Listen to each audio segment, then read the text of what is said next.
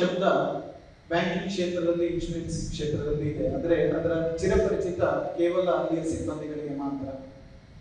ಬಹುಶಃ ಇವತ್ತು ಕರ್ನಾಟಕ ರಾಜ್ಯದ ಗ್ರಾಮದ ಒಂದು ಹಳ್ಳಿ ಮಹಿಳೆ ಇಡಿ ಅಂದ್ರೆ ಏನಂತ ಫುಲ್ ಫಾರ್ಮ್ ಗೊತ್ತಿಲ್ಲ, ಆದ್ರೆ ಹೃದಯದಲ್ಲಿ ಇಡಿ ಅಂತ ಹೇಳ್ತಾರೆ. ಅಂದ್ರೆ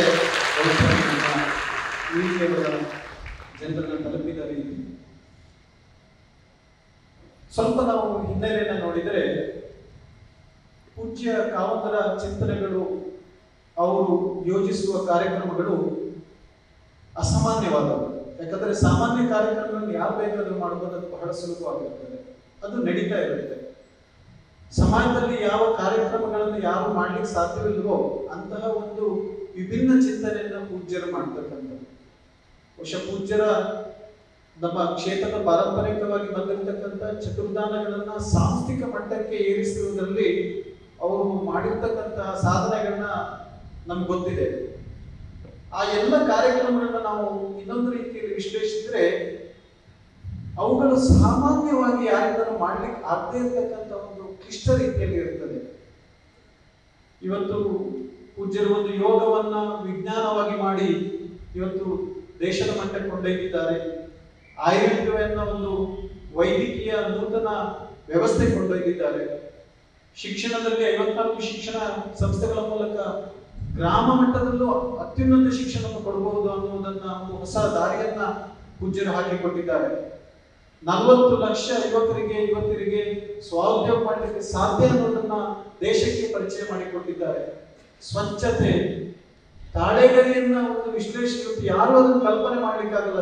1000-2000 ವರ್ಷದ ಹಿಂದಿನ ತಾಳೆಗರಿಯನ್ನ ಸಂಸ್ಕರಿಸಿ ಮುಂದೆ ಎಷ್ಟೋ ಶತಮಾನಕ್ಕೆ ಒಂದು ಆಸ್ತಿಯನ್ನು ಮಾಡಿದ್ದಾರೆ. ಕಾರಿನ ಇತಿಹಾಸ ಯಾರಿಗೂ ಗೊತ್ತಿಲ್ಲ, ಆದ್ರೆ ಪ್ರಾತ್ಯಕ್ಷಿತವಾಗಿ ಕಾರಿನ ಇತಿಹಾಸ, ವಸ್ತು ಸಂಗ್ರಹದ ಇತಿಹಾಸ, ಹೀಗೆ ಹಲವಾರು ಕಾರ್ಯಕ್ರಮ ನಾವು ಹೇಳ್ತಾ ಹೋಗ್ಬೋದು. ಆದ್ರೆ ಇದರಲ್ಲಿರುವ ಕ್ಲಿಷ್ಟತೆಯನ್ನು ನಾವು ಅಧ್ಯಯನ ಮಾಡಿದ್ರೆ ಬಹಳ ಅಗಾಧವಾಗುತ್ತೆ. ಬಹುಶಃ ಈ ಎಲ್ಲ ಆಯಾಮಗಳನ್ನು ನೋಡಿದ್ರೆ, ಈ ಎಲ್ಲ ಆಯಾಮಗಳಿಂದ ಅತ್ಯಂತ ಕ್ಲಿಷ್ಟಕರವಾಗಿರ್ತಕ್ಕಂಥದ್ದು ಶ್ರೀ ಕ್ಷೇತ್ರ ಧರ್ಮಸ್ಥಳ ಗ್ರಾಮಾಭಿವೃದ್ಧಿ ಯೋಜನೆ. ಅವರ ಕಾರ್ಯಕ್ರಮಗಳು ಸಮಾಜದಲ್ಲಿ ವಲ್ನರೇಬಲ್ ಸೆಕ್ಟರ್ ಅಂತ ಹೇಳ್ತಕ್ಕಂಥದ್ದು, ಅತ್ಯಂತ ಅಸಹಾಯಕ ವ್ಯಕ್ತಿಗಳು, ಮುಖ್ಯವಾಹಿನಿಯಿಂದ ಹೊರಗೆ ಉಳಿದಿರ್ತಕ್ಕಂಥ ವ್ಯಕ್ತಿಗಳು, ಅವರನ್ನ ಹೇಗೆ ಒಂದು ಸಬಲೀಕರಣ ಮಾಡ್ತಕ್ಕಂಥದ್ದು ಅನ್ನುವುದು ಬಹಳ ಸಮಗ್ರವಾದ ವಿಷಯ. ಆದರೆ ಸೂಕ್ಷ್ಮತೆಯಲ್ಲಿ ತೆಗೆದುಕೊಳ್ಳುವಂತ ವಿಚಾರ. ಸೂಕ್ಷ್ಮತೆ ಹಾಗೂ ಸಮಗ್ರತೆ ಎರಡನ್ನೂ ಒಂದೇ ದಿಶೆಯಲ್ಲಿ, ಒಂದೇ ಫೇಸ್ ನಲ್ಲಿ ತೆಗೆದುಕೊಂಡು ಹೋಗ್ಬೇಕಂದ್ರೆ ಆ ಕಾರ್ಯಕ್ರಮಗಳು ಬಹಳ ಒಂದು ವಿಶಿಷ್ಟವಾಗಿರ್ಬೇಕು. ಪೂಜ್ಯರ ಆ ಚಿಂತನೆಗಳನ್ನ, ಮಾರ್ಗದರ್ಶನಗಳನ್ನ ಕಾರ್ಯಕ್ಷೇತ್ರದಲ್ಲಿ ಅನುಷ್ಠಾನ ಮಾಡಬೇಕಂದ್ರೆ ಅದಕ್ಕಿಂತ ದೊಡ್ಡ ಸವಾಲು ಇನ್ನೊಂದು ಇರಲಿಕ್ಕೆ ಸಾಧ್ಯ ಇಲ್ಲ. ಇವತ್ತು ಮಾನ್ಯ ಇಡಿ ಸರ್ ಆ ಎಲ್ಲ ಅದ್ಭುತ ಕಾರ್ಯಕ್ರಮಗಳನ್ನ ಅತ್ಯಂತ ಯಶಸ್ವಿ ಕಾರ್ಯಕ್ರಮವಾಗಿ ಇವತ್ತು ಅನುಷ್ಠಾನ ಮಾಡಿದ್ದಾರೆ. ಅಂದ್ರೆ ಆ ಎಲ್ಲ ಸವಾಲುಗಳನ್ನು ಅವರು ಅತ್ಯಂತ ಸಮರ್ಥವಾಗಿ ಎದುರಿಸಿ ಯಶಸ್ಸನ್ನು ಸಾಧಿಸಲಿಕ್ಕೆ ಸಾಧ್ಯವಾಗಿದೆ. ಇವತ್ತು 6,49,000 ಸ್ವಸಹಾಯ ಸಂಘಗಳು ಕರ್ನಾಟಕ ರಾಜ್ಯದಲ್ಲಿ ಗ್ರಾಮಾಭಿವೃದ್ಧಿ ಯೋಜನೆ ಮೂಲಕ ಜೋಡಣೆ ಆಗಿದೆ. ಎಲ್ಲ ಬ್ಯಾಂಕ್ಗಳಿಗೆ ಜೋಡಣೆ ಆಗಿದೆ. ಅಂದ್ರೆ ಇವತ್ತು ನಮ್ಮ ಅಂತಾರಾಷ್ಟ್ರೀಯ ಅಥವಾ ರಾಷ್ಟ್ರೀಯ ಮಟ್ಟದ ಸ್ಟ್ಯಾಟಿಸ್ಟಿಕ್ಸ್ ಅನ್ನು ನಾವು ಅನಾಲಿಸಿಸ್ ಮಾಡಿದ್ರೆ, ಕರ್ನಾಟಕ ರಾಜ್ಯ ಒಂದು ಕಡೆ ನಿಂತರೆ ಉಳಿದ ಎಲ್ಲ ರಾಜ್ಯಗಳ ಒಂದು ಪರ್ಫಾರ್ಮೆನ್ಸ್ ಸಾಧಾರಣ ಹೆಚ್ಚು ಕಡಿಮೆ ಒಂದಾಗುತ್ತೆ. ನಮ್ಮ ದೊಡ್ಡ ದೊಡ್ಡ ಕಾನ್ಫರೆನ್ಸ್ ನಲ್ಲಿ ಹೇಳ್ತಾರೆ, ಇಷ್ಟು ಒಂದು ರಾಜ್ಯದಲ್ಲೇ ಈ ಒಂದು ಚಟುವಟಿಕೆಗಳನ್ನು ಇಟ್ಕೊಂಡು ಬೇರೆ ಎಲ್ಲ ಸಾಧನೆಗಳನ್ನು ನಾವು ನೋಡುವಾಗ ಇತರೆ ಸಂಸ್ಥೆಗಳು ಅನೇಕ ರಾಜ್ಯದಲ್ಲಿ ತನ್ನ ಕಾರ್ಯನಿರ್ವಹಿಸಿದ್ರು ಕೂಡ ಅದಕ್ಕಿಂತ ನೀವೇ ಮೊದಲಾಗಿದ್ದೀರಿ, ಇದು ಹೇಗೆ ಸಾಧ್ಯ ಅಂತ ಆಶ್ಚರ್ಯ ಪಡ್ತಾರೆ. ಇದಕ್ಕೆಲ್ಲ ಕಾರಣ ಪೂಜ್ಯರ ಚಿಂತನೆಗಳು, ಅಮ್ಮನವರ ಚಿಂತನೆಗಳು, ಅದನ್ನ ಅಷ್ಟೊಂದು ಯಶಸ್ವಿಯಾಗಿ ಕಾರ್ಯರೂಪಕ್ಕೆ ಇಳಿಸಿರ್ತಕ್ಕಂಥ ಮಾನ್ಯ ಕಾರ್ಯನಿರ್ವಾಹಕ ನಿರ್ದೇಶಕರು 1982ರಲ್ಲಿ ಹುಟ್ಟಿಕೊಂಡು 40 ದಶಕಗಳ ಈ ಒಂದು ಐತಿಹಾಸಿಕ ಸಾಧನೆಯಲ್ಲಿ ಕಳೆದ 23 ವರ್ಷಗಳಿಂದ ಮಾನ್ಯ ಇಡಿ ಸರ್ ಬಹಳ ಅಮೂಲ್ಯವಾದ ಸೇವೆಯನ್ನು ಸಲ್ಲಿಸಿದ್ದಾರೆ. ಇವತ್ತು ರಾಜ್ಯಾದ್ಯಂತ ಪೂಜ್ಯರ ಕಾರ್ಯಕ್ರಮ ವಿಸ್ತರಣೆ ಆಗಿದ್ದಾರೆ ಅಂದ್ರೆ ಅದಕ್ಕೆ ಧೀಮಂತ ಒಂದು key personality and key leader, that's our executive director. ಎಲ್ಲ ನಮ್ಮ ಕಾರ್ಯಕ್ಷೇತ್ರದ ಕಾರ್ಯಕರ್ತರು ನನಗೆ ಬಹಳಷ್ಟು ಫೋನ್ ಮಾಡಿದ್ದಾರೆ. ಅವರು ಅವರ ಭಾವನಾತ್ಮಕ ಸಂದೇಶವನ್ನ ಕಳಿಸಿದ್ದಾರೆ. ಈ ಎಲ್ಲ ಕಾರ್ಯಕರ್ತರ ಪ್ರತೀಕವಾಗಿ ನಮ್ಮ ಯೋಜನಾಧಿಕಾರಿಗಳು, ನಿರ್ದೇಶಕರು ಹಾಗೂ ಪ್ರಾದೇಶಿಕ ನಿರ್ದೇಶಕರು ಇವತ್ತು ರಾಜ್ಯಾದ್ಯಂತ ಬಂದಿದ್ದಾರೆ. ಬಹುಶಃ ಇದರ ಸಂಖ್ಯೆಯಿಂದ ಇಡೀ ರಾಜ್ಯದಿಂದ ನಮ್ಮ ಕಾರ್ಯಕರ್ತರು ಹಾಗೂ ನಮ್ಮ ಪ್ರಗತಿಯ ಪಾಲುದಾರ ಬಂಧುಗಳು ಈ ಕಾರ್ಯಕ್ರಮದಲ್ಲಿ ಭಾಗವಹಿಸಿದ್ದಾರೆ ಅಂತ ನಾನು ಹೆಮ್ಮೆಯಿಂದ ಭಾವಿಸ್ತೇನೆ. ಮಾನ್ಯರ ಕೊಡುಗೆಗಳು ಅಪಾರವಿದೆ. ನಾನು ಅದನ್ನ ಈ ಸಂದರ್ಭದಲ್ಲಿ ಹೇಳಲಿಕ್ಕೆ ಸಮಯದ ಅಭಾವ ಇದೆ. ಈ ಕಾರ್ಯಕ್ರಮ ಮುಗಿದ ನಂತರ ನಾವು 2 ಗಂಟೆಗಳ ಕಾಲ ಕಾರ್ಯಕರ್ತರು ತಮ್ಮ ಭಾವನೆಯನ್ನು ವ್ಯಕ್ತಪಡಿಸುವಂತ ಕಾರ್ಯಕ್ರಮ ಇಟ್ಕೊಂಡಿದ್ದೇವೆ. ಅಲ್ಲಿ ನಾವು ವಿಸ್ತೃತವಾಗಿ ಅದನ್ನ ಚರ್ಚೆ ಮಾಡ್ತೇವೆ. ಆದರೆ ಒಂದು ಬಹಳ ಮುಖ್ಯವಾದ ವಿಚಾರವನ್ನು ನಾವು ಹೇಳಬೇಕಂದ್ರೆ, ಪೂಜ್ಯರು ಈ ಒಂದು ಗ್ರಾಮಾಭಿವೃದ್ಧಿ ಯೋಜನೆ ಪರಿಕಲ್ಪನೆ ಮಾಡಿರ್ತಕ್ಕಂಥದ್ದು ನಾನು ಹೇಳಿದ ಹಾಗೆ ದೇಶದಲ್ಲಿ 2 ರೀತಿಯ ಸಂಸ್ಥೆಗಳು ಇರುತ್ತೆ. ಇವತ್ತು ಮೈಕ್ರೋ ಫೈನಾನ್ಸ್ ಇನ್ಸ್ಟಿಟ್ಯೂಷನ್ಗಳು, NBFC ಅಥವಾ ಇತರ ಹಣಕಾಸು ವ್ಯವಹಾರಗಳನ್ನು ಮಾಡ್ತಕ್ಕಂಥ ಸಂಸ್ಥೆಗಳು ಪಾಲಿಸಿ ಹಾಗೂ ಅನೇಕ ಕಾನೂನಾತ್ಮಕ ವಿಷಯಗಳು, ಕಂಪ್ಲೈನ್ಸಸ್ಗಳು, ರೆಗ್ಯುಲೇಟರಿ ಆಸ್ಪೆಕ್ಟ್ಸ್ ಗಳನ್ನು ನೋಡಿಕೊಂಡು ಒಂದು ವ್ಯವಹಾರಿಕ ದೃಷ್ಟಿಕೋನದಲ್ಲಿ ಅದು ತನ್ನ ಕಾರ್ಯನಿರ್ವಹಿಸುತ್ತದೆ. ಆದರೆ ಪೂಜ್ಯರು ಸಂಸ್ಥೆಯನ್ನ ಚಾರಿಟೇಬಲ್ ಟ್ರಸ್ಟ್ ಆಕ್ಟ್ ನ ಪ್ರಕಾರ ನೋಂದಾವಣೆ ಮಾಡಿದ್ದು, ಇದರ ಸಂಪೂರ್ಣ ರೂಪುರೇಷೆಗಳು ಚಾರಿಟೇಬಲ್ ಟ್ರಸ್ಟ್ ಆಕ್ಟ್ ಅಂದ್ರೆ ಒಂದು NGO ಆಗಿ, ಒಂದು not for profit making institution ಆಗಿ, ಒಂದು ಚಾರಿಟೇಬಲ್ ಟ್ರಸ್ಟ್ ಆಗಿ ಕಾರ್ಯನಿರ್ವಹಿಸಬೇಕು. ಆದರೆ ಆರ್ಥಿಕ ಚಟುವಟಿಕೆಗಳನ್ನು ನಡೆಸಬೇಕು. ಇದು ಈ ರೀತಿಯ ಹೈಬ್ರಿಡ್ ಇನ್ಸ್ಟಿಟ್ಯೂಷನ್ಸ್ ಬೇರೆ ಎಲ್ಲೂ ಇರಲಿಕ್ಕೆ ಸಾಧ್ಯ ಇಲ್ಲ. ಒಂದು ವೇಳೆ ಇರಬಹುದು, ಸಾಂಕೇತಿಕವಾಗಿ ಒಂದಿಷ್ಟು ಕಾರ್ಯವನ್ನು ನಿರ್ವಹಿಸಬಹುದು. ಆದರೆ ಇಷ್ಟು ವಿಶಾಲವಾದ ಕಾರ್ಯವನ್ನ, ಇಷ್ಟು ದೊಡ್ಡ ಪ್ರಮಾಣದ ಕಾರ್ಯಕ್ರಮಗಳನ್ನ, ಇಷ್ಟು ದೊಡ್ಡ ಪ್ರಮಾಣದ ವ್ಯವಹಾರ ನಡೆಸಿಕೊಂಡು 2 ವಿಚಾರದಲ್ಲಿ ಚಾರಿಟಿಯಲ್ಲೂ ಹಾಗೂ ವ್ಯವಹಾರಿಕ ಸೇವೆಯಲ್ಲೂ ಕೂಡ ಉತ್ಕೃಷ್ಟ ಸೇವೆಯನ್ನು ಸಲ್ಲಿಸತಕ್ಕಂತಹ ಒಂದೇ ಒಂದು ಸಂಸ್ಥೆ ಇದ್ದರೂ ಶ್ರೀ ಕ್ಷೇತ್ರ ಧರ್ಮಸ್ಥಳ ಗ್ರಾಮಾಭಿವೃದ್ಧಿ ಯೋಜನೆ. ಆ ಎಲ್ಲ ಕಾರ್ಯಕ್ರಮಗಳ ಅನುಷ್ಠಾನ ಮಾಡಬೇಕಾದ್ರೆ ಒಂದು ಸಾಂಸ್ಥಿಕ ರೂಪುರೇಷೆ ಕೊಡುವಂಥದ್ದು ಇರ್ಬೋದು, ಒಂದು HR ಹೈರಾರ್ಕಿಯನ್ನ ಮಾಡ್ತಕ್ಕಂಥದ್ದು ಇರ್ಬೋದು, ಒಂದು ಪಾಲಿಸಿಯನ್ನ ಮಾಡ್ತಕ್ಕಂಥದ್ದು ಇರ್ಬೋದು, ಸರ್ಕ್ಯುಲರ್ಸ್ ಕೊಡ್ತಕ್ಕಂಥದ್ದು ಇರ್ಬೋದು. ಆ ಎಲ್ಲ ಕಾರ್ಯಕ್ರಮಗಳನ್ನ ರೂಪುರೇಷೆ ಮಾಡೋದಷ್ಟೇ ಅಲ್ಲ, ಕೊನೆಯ ಕಾರ್ಯಕರ್ತರು ಹೇಗೆ ಅದನ್ನ ಕಾರ್ಯಕ್ಷೇತ್ರದಲ್ಲಿ ಅನುಷ್ಠಾನ ಮಾಡಬೇಕು ಅನ್ನೋದನ್ನ ಮಾರ್ಗದರ್ಶನ ಕೊಡುವವರೆಗೆ ಮಾನ್ಯರು ಎಲ್ಲ ವಿಚಾರವನ್ನು ಪರಿಪೂರ್ಣವಾದ ಒಂದು ಸೇವೆಯನ್ನು ಯೋಜನೆಗೆ ಸಲ್ಲಿಸಿದ್ದಾರೆ ಅಂತ ಹೇಳಿ ನಾನು ಅತ್ಯಂತ ಹೆಮ್ಮೆಯಿಂದ, ಅತ್ಯಂತ ಆತ್ಮವಿಶ್ವಾಸದಿಂದ ಹೇಳ್ತೇನೆ. ಇವತ್ತು ಯಾವುದೇ ಒಂದು ಕಾರ್ಯಕ್ರಮ ನಾವು ಯೋಜನೆ ತೆಗೆದುಕೊಂಡ್ರೆ ಅದರ ಹುಟ್ಟಿನಿಂದ ಕೊನೆಯವರೆಗೂ ಮಾನ್ಯರಲ್ಲಿ ಪಿನ್ ಟು ಪಿನ್ ಗೊತ್ತಿದೆ. ಯಾಕಂದ್ರೆ ಅದನ್ನು ರೂಪಿಸಿದವರು ಅಥವಾ ಅದರ ಅನುಷ್ಠಾನಕ್ಕೆ ಮಾರ್ಗದರ್ಶನ ಕೊಡುವ ಎಲ್ಲ ಹಂತದಲ್ಲೂ ತನ್ನಂತ ತೊಡಗಿಸಿಕೊಂಡಿದ್ದಾರೆ. ಈ ಯೋಜನೆಯಲ್ಲಿ ವಿಶಾಲವಾದ ಹೃದಯವಂತಿಕೆ ಬೇಕು, ತೀಕ್ಷ್ಣವಾದ ಬುದ್ಧಿವಂತಿಕೆ ಬೇಕು, ದೊಡ್ಡ ದೊಡ್ಡ ಕಾನೂನು ಕಾಯ್ದೆಗಳ ಅರಿವಿರಬೇಕು. ಆದ್ರೆ ಕಾನೂನು ಗೊತ್ತಿಲ್ಲದೆ ಇರತಕ್ಕಂತ ಜನರಿಗೆ ಆ ಎಲ್ಲ ಕಾನೂನುಗಳ ಚೌಕಟ್ಟನ್ನು ಮೀರಿ ಸೇವೆಯನ್ನು ಕೊಡ್ಬೇಕಂತ ಅಂತ ಸಂದರ್ಭ ಇರ್ತದೆ. ಅಂದ್ರೆ ನಾನು ಹೇಳ್ತಕ್ಕಂಥದ್ದು 2 ವಿಭಿನ್ನವಾದ ಬಹಳ ದೂರ ಇರ್ತಕ್ಕಂಥ ವಿಷಯಗಳನ್ನ ಇಟ್ಟುಕೊಂಡು ನಾವು ಮಧ್ಯಂತರದಲ್ಲಿ ಉತ್ಕೃಷ್ಟ ಸೇವೆಯನ್ನು ಕೊಡಬೇಕು. ಅದನ್ನ ವಿಶೇಷವಾಗಿ ಒಂದು ಮಾಡೆಲ್ ಆಗಿ ಮಾನ್ಯ ಸರ್ ಮಾಡಿದ್ದಾರೆ. ಈ ಒಂದು ಕಾರ್ಯಕ್ರಮಕ್ಕೆ ಮೂಲ ಕಾರಣ ಪೂಜ್ಯರು ಅಮ್ಮನವರ ಆಶಯ. ಮಾನ್ಯರು ತಮ್ಮ ಸುದೀರ್ಘ ಸೇವೆಯನ್ನು ಸಲ್ಲಿಸಿದ ನಂತರವೂ ನಮ್ಮ ಆಡಳಿತ ಮಂಡಳಿ ಪೂಜ್ಯರ ಅಮ್ಮನವರ ಆಶಯದಂತೆ 2 ಬಾರಿ ಹೆಚ್ಚುವರಿ ಸೇವೆಗಾಗಿ ಅವರನ್ನ ನಿಯೋಜಿಸಿಕೊಂಡಿದ್ರು. ಕಳೆದ 2019 ಮೇನಲ್ಲಿ ಮುಂದಿನ 5 ವರ್ಷಗಳ ಸೇವೆಗಾಗಿ ಆಡಳಿತ ಮಂಡಳಿ ಪೂಜ್ಯರ ಆಶಯದಂತೆ ಅವರು ಹೆಚ್ಚುವರಾಗಿ ನೇಮಿಸಿಕೊಂಡಿದ್ದು, ಅದು ಈ ತಿಂಗಳಲ್ಲಿ 5 ವರ್ಷ ಮುಕ್ತಾಯವಾಗುವಂತ ಸಂದರ್ಭ ಬಂದಿದೆ. ಈ ಸಂದರ್ಭವನ್ನ ಅತ್ಯಂತ ಅವಿಸ್ಮರಣೀಯವಾಗಿರಬೇಕು ಅನ್ನುವ ಒಂದು ದೃಷ್ಟಿಕೋನದಲ್ಲಿ ಪೂಜ್ಯರು ಮತ್ತು ಶ್ರೀಮನವರು ಈ ಕಾರ್ಯಕ್ರಮವನ್ನು ಆಯೋಜಿಸಬೇಕೆಂದು ನಮ್ಮೆಲ್ಲರಿಗೂ ಮಾರ್ಗದರ್ಶನ ನೀಡಿದ್ದಾರೆ. ಹಾಗಾಗಿ ಇಂತಹ ಒಂದು ಅವಿಸ್ಮರಣೀಯ ಕಾರ್ಯಕ್ರಮದಲ್ಲಿ ನಾವಿದ್ದೇವೆ.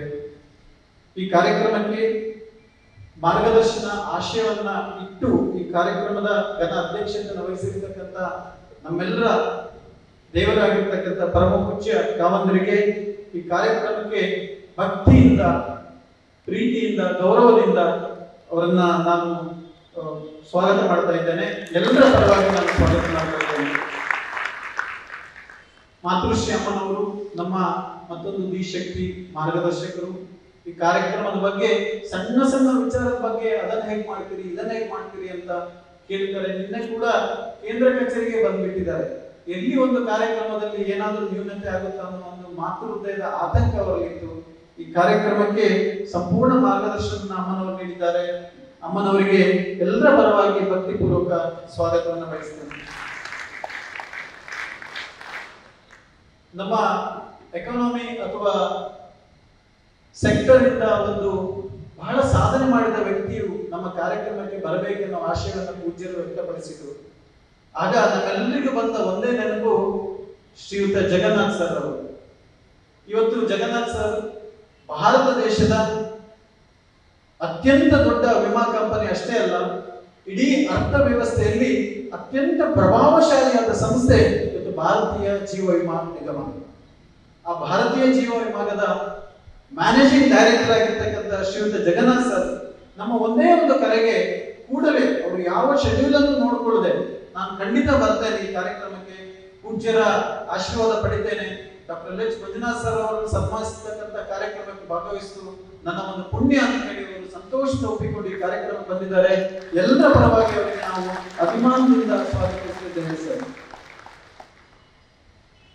ಶ್ರೀಯುತ ಸುರೇಂದ್ರ ಕುಮಾರ್ ಸರ್ ನಮ್ಮ ಟ್ರಸ್ಟಿಗಳು, ಯೋಜನೆ ಎಲ್ಲ ಕಾರ್ಯಕ್ರಮಕ್ಕೆ ಮಾರ್ಗದರ್ಶನ ಕೊಡ್ತಕ್ಕಂತಹ ಮಾನ್ಯರು ಇವತ್ತು ಈ ಕಾರ್ಯಕ್ರಮಕ್ಕೆ ಮುಖ್ಯ ಅತಿಥಿಗಳಾಗಿ ಆಹ್ವಾನಿಸಿದ್ದಾರೆ. ಅವರನ್ನು ನಾನು ಈ ಸಂದರ್ಭದಲ್ಲಿ ಪ್ರೀತಿಯಿಂದ ಸ್ವಾಗತಿಸ್ತೇನೆ. ಶ್ರೀ ಡಿ ಹರ್ಷೇಂದ್ರ ಕುಮಾರ್ ಸರ್ ಅವರು ನಮ್ಮ ಕಾರ್ಯಕ್ರಮಕ್ಕೆ ಇವತ್ತು ಎಲ್ಲ ಮಾರ್ಗದರ್ಶನ ಕೊಡ್ತಾ ಇದ್ದಾರೆ. ಇವತ್ತು ನಮ್ಮ ಕೇಂದ್ರ ಕಚೇರಿಯಲ್ಲಿ ನಾವು ಇಷ್ಟು ಚೆನ್ನಾಗಿ ಕೆಲಸ ಮಾಡ್ತಿದ್ದೇವೆ ಅಂದ್ರೆ ಅವರು ರಚಿಸಿಕೊಟ್ಟ ಒಂದು ಕಟ್ಟಡ ಕಾರಣ ಅಂತ ನಾನು ಈ ಸಂದರ್ಭದಲ್ಲಿ ನೆನೆಸಿಕೊಳ್ತೇನೆ. ಸರ್ ಅವರಿಗೂ ನಾನು ಅತ್ಯಂತ ಪ್ರೀತಿಪೂರ್ವಕವಾಗಿ ಸ್ವಾಗತವನ್ನು ಬಯಸ್ತೇನೆ. ಇವತ್ತು ಈ ಕಾರ್ಯಕ್ರಮದ ಕೇಂದ್ರ ಬಿಂದು ನಮ್ಮ ಯೋಜನೆಯ ಎಲ್ಲರ ಹೃದಯದ ಕಣ್ಮಣಿ ಅಂತಲೇ ನಾನು ಹೇಳ್ಬೋದು, ಡಾಕ್ಟರ್ ಎಲ್.ಎಚ್. ಮಂಜುನಾಥ್ ಸರ್.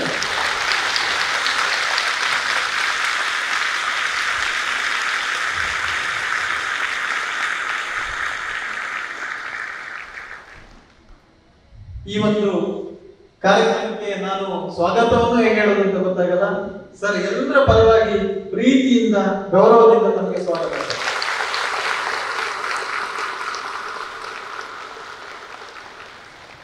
ಮೇಡಮ್ ಬಗ್ಗೆ ಹೇಳಬೇಕಂದ್ರೆ ಬೇರೆ ಎಲ್ಲ ಸಂಸ್ಥೆಗಳಲ್ಲಿ ನಮ್ಗೆ ಒಂದು ಸಿಇಒ ಅಥವಾ ಅಲ್ಲಿ ಇಡಿಯವರ ಮಿಸಸ್ ಯಾರಿಗೂ ಗೊತ್ತಿರೋದಿಲ್ಲ. ಆದ್ರೆ ಇವತ್ತು ನನ್ನ ಪ್ರಕಾರ ಸಾಧಾರಣ ಒಂದು 25% ನಮ್ಮಲ್ಲಿರುವವರಿಗೆ ಮೇಡಮ್ ಬಗ್ಗೆ ಪರಿಚಯತೆ ಮಾತಾಡಿದ್ದೀರಿ. ಅಷ್ಟು ನಮ್ಮ ಯೋಜನೆ ಜೊತೆಗೆ ಅವರು ಹೊಂದಿಕೊಂಡಿದ್ದಾರೆ. ನಮ್ಮ ಯೋಜನೆ ಎಲ್ಲ ಯಶಸ್ಸುಗಳನ್ನು ಸಂತೋಷ ಪಡುವ ಮೇಡಮ್ ಅವರಿಗೆ ನಾನು ಹೃದಯಪೂರ್ವಕ ಸ್ವಾಗತವನ್ನು ಬಯಸ್ತೇನೆ.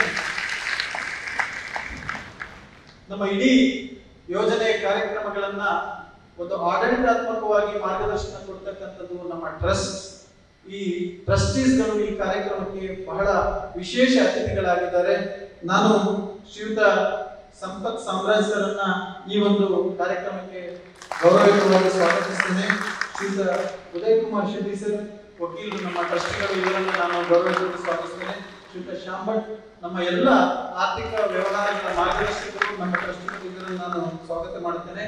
ಶ್ರೀಯುತ ಡಾಕ್ಟರ್ ಮೋಹನ್ ಸರ್ ಇಡಿ ಸರ್ನ ಏಕೈಕ ಸುಪುತ್ರ, ಇವರನ್ನು ನಾನು ಸ್ವಾಗತ ಮಾಡುತ್ತೇನೆ. ಶ್ರೀಯುತ ಶಾಂತರಾಮ್ ಪೈ ಸರ್ ಸಿಎಫ್ಒ, ಇವರನ್ನು ಕೂಡ ನಾನು ಈ ಕಾರ್ಯಕ್ರಮಕ್ಕೆ ಸ್ವಾಗತ ಮಾಡ್ತೇನೆ. ಪೂಜ್ಯರ ಕುಟುಂಬಸ್ಥರು, ಮುಖ್ಯವಾಗಿ ಸುಪ್ರಿಯಮ್ಮ ನಮ್ಮ ಕಾರ್ಯಕ್ರಮಕ್ಕೆ ನಿನ್ನೆ ಕೂಡ ಒಂದಿಷ್ಟು ಮಾರ್ಗದರ್ಶನಗಳನ್ನ ನೀಡಿದ್ದಾರೆ. ಹಾಗೆ ಶ್ರದ್ಧಮ್ಮನವರು ನಮ್ಮ ಯೋಜನೆ ಎಲ್ಲ ಕಾರ್ಯಕ್ರಮಗಳಿಗೆ ಮಾರ್ಗದರ್ಶನ ಹಾಗೂ ಈ ಕಾರ್ಯಕ್ರಮ ಕೂಡ ತುಂಬಾ ಚೆನ್ನಾಗಿ ಆಗ್ಬೇಕೆಂಬ ಆಶಯವನ್ನ ಮಾರ್ಗದರ್ಶನ ನೀಡಿದ್ದಾರೆ. ಹಾಗೆ ಸೋನಿಯಮ್ಮ ಅವರು ಕೂಡ ನಮಗೆ ನಿನ್ನೆಯಿಂದಲೂ ಕೆಲವೊಂದು ಮಾರ್ಗದರ್ಶನ ಕೊಟ್ಟಿದ್ದಾರೆ. ಅವರನ್ನ ನಾನು ಪ್ರೀತಿಪೂರ್ವಕವಾಗಿ ಗೌರವಯುತವಾಗಿ ಸ್ವಾಗತಿಸ್ತಾ ಇದ್ದೇನೆ. ಹಾಗೆ ಅನೇಕ ನಮ್ಮ ಜನಜಾಗೃತಿಯ ರಾಜ್ಯಾಧ್ಯಕ್ಷರು ಶ್ರೀಯುತ ಕೊರವಿಯವರು, ಹಾಗೆ ನಮ್ಮ ಕ್ಷೇತ್ರದ ನಾನಾ ವಿಭಾಗಗಳಲ್ಲಿ ಸೇವೆ ಸಲ್ಲಿಸತಕ್ಕಂಥ ಮುಖ್ಯಸ್ಥರು, ಹಾಗೆ ನಮ್ಮ ಶ್ರೀ ಎಂ.ಡಿ ಅವರು, ಶಿಕ್ಷಣ ಸಂಸ್ಥೆಯ ಮುಖ್ಯಸ್ಥರು, ನಮ್ಮ ಎಲ್ಲ ಅನೇಕ ಸಂಘ ಸಂಸ್ಥೆಗಳ ಪದಾಧಿಕಾರಿಗಳಿಗೆ ನಾನು ಸ್ವಾಗತವನ್ನು ಬಯಸ್ತೇನೆ. ಜನಜಾಗೃತಿಯ ವೇದಿಕೆಯ ಎಲ್ಲ ಪದಾಧಿಕಾರಿಗಳಿಗೆ ಸ್ವಾಗತ ಬಯಸ್ತೇನೆ. ನನ್ನ ಕಾರ್ಯಕರ್ತ ಮಿತ್ರರು, ಕ್ಷೇತ್ರದ ಸಮಸ್ತ ಕಾರ್ಯಕರ್ತರ ಪರವಾಗಿ ಇವತ್ತು ಬಂದಿದ್ದೀರಿ, ನಿಮ್ಮೆಲ್ಲರಿಗೂ ಸ್ವಾಗತವನ್ನು ಬಯಸ್ತೇನೆ. ಹಾಗೆ ನಮ್ಮ ಮಾಧ್ಯಮ ಮಿತ್ರರು, ನಮ್ಮ ಗ್ರಾಮಾಭಿವೃದ್ಧಿ ಯೋಜನೆಯ ಎಲ್ಲ ಕಾರ್ಯಕ್ರಮಗಳನ್ನ ಜನರಿಗೆ ವಿಶೇಷವಾಗಿ ಪರಿಚಯಿಸತಕ್ಕಂತಹ ಮಾಧ್ಯಮ ಮಿತ್ರರಿಗೂ ನಾನು ಸ್ವಾಗತವನ್ನು ಬಯಸ್ತೇನೆ. ಈ ಕಾರ್ಯಕ್ರಮಕ್ಕೆ ಪ್ರತ್ಯಕ್ಷ ಪರೋಕ್ಷವಾಗಿ ಭಾಗವಹಿಸ್ತಾ ಸಹಕರಿಸುವ ಎಲ್ಲರಿಗೂ ಒಂದೇ ಮಾತಲ್ಲಿ ನಾನು ಸ್ವಾಗತವನ್ನು ಬಯಸ್ತೇನೆ. ಧನ್ಯವಾದ.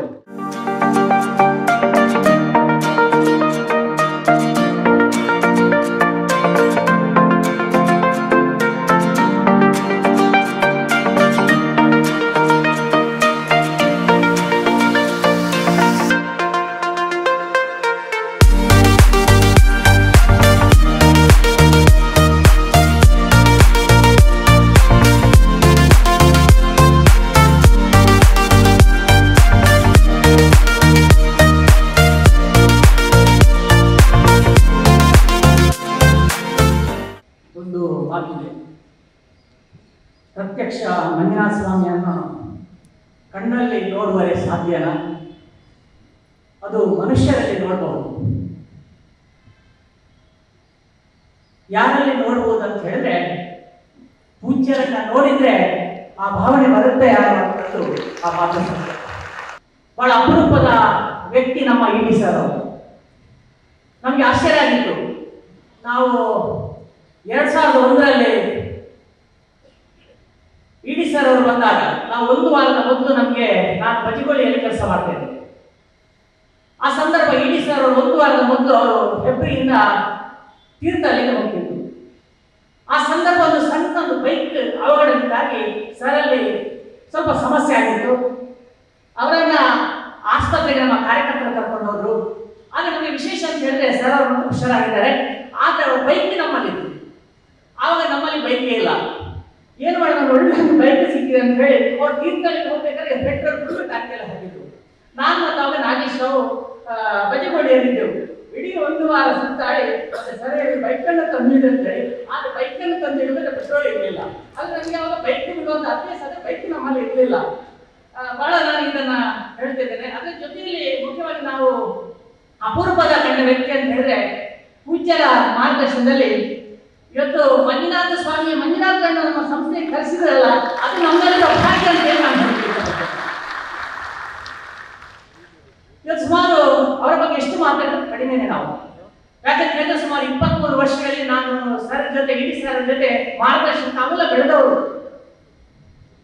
ಒಂದು ಮಾತು ಹೇಳಬೇಕಾಗಿದ್ರೆ, ಪಾರದರ್ಶಕದಂತೆ ಚುರುಕು, ವಜ್ರದಂತೆ ಹೊಳಪು. ಪಾರದರ್ಶಕ ಚುರುಕು ಯಾಕೆ ಹೇಳ್ತೀನಿ ಅಂತ ಹೇಳಿದ್ರೆ, ಇವತ್ತು ಸರ್ ಧರ್ಮಸ್ಥಳದಲ್ಲಿದ್ರೆ ನಾಳೆ ಬೆಂಗಳೂರಲ್ಲಿದ್ರೆ, ನಾಳೆ ಧಾರವಾಡದಲ್ಲಿ, ನಾಳೆ ಹುಬ್ಬಳ್ಳಿಯಲ್ಲಿದ್ರೆ, ನಾಳೆ ಕಲಬುರಗಿಗೆ ಹೋಗ್ತಾರೆ. ಇಡೀ ದಿವಸ 4-5 ದಿವಸ ಜರ್ನಿಯಲ್ಲಿ ನಾವು ನೋಡಿದ್ದೇವೆ. ಬೆಳಿಗ್ಗಿಂದ ಸಂಜೆವರೆಗೆ ಮೀಟಿಂಗ್ ಮಾಡ್ತಾರೆ. ನಾವು ಎಲ್ಲಾದ್ರೂ ಹೋಗಿ ಬೆಳಿಗ್ಗೆ ಸಂಜೆವರೆಗೆ ಮೀಟಿಂಗ್ ಮಾಡಿ ಬಹಳ ಸುಸ್ತಾಗುತ್ತೆ. ಈ ಮೀಟಿಂಗ್ ಅನ್ನು 1 ದಿವಸ ಮುಂಚೆ ಅಂತ ಹೇಳ್ತಾರೆ.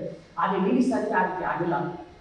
ಆ ಒಂದು ಅವರಲ್ಲಿರುವಂತಹ ಒಂದು ಪಾರದರ್ಶನ ಇರುವಂತಹ ಚುರುಕನ್ನು ನಾನು ಇವತ್ತು ಬಹಳ ವಿಶೇಷವಾಗಿ ನಾನು ಇಡಿ ಸರ್ ಅಭಿನಂದಿಸ್ತೇನೆ.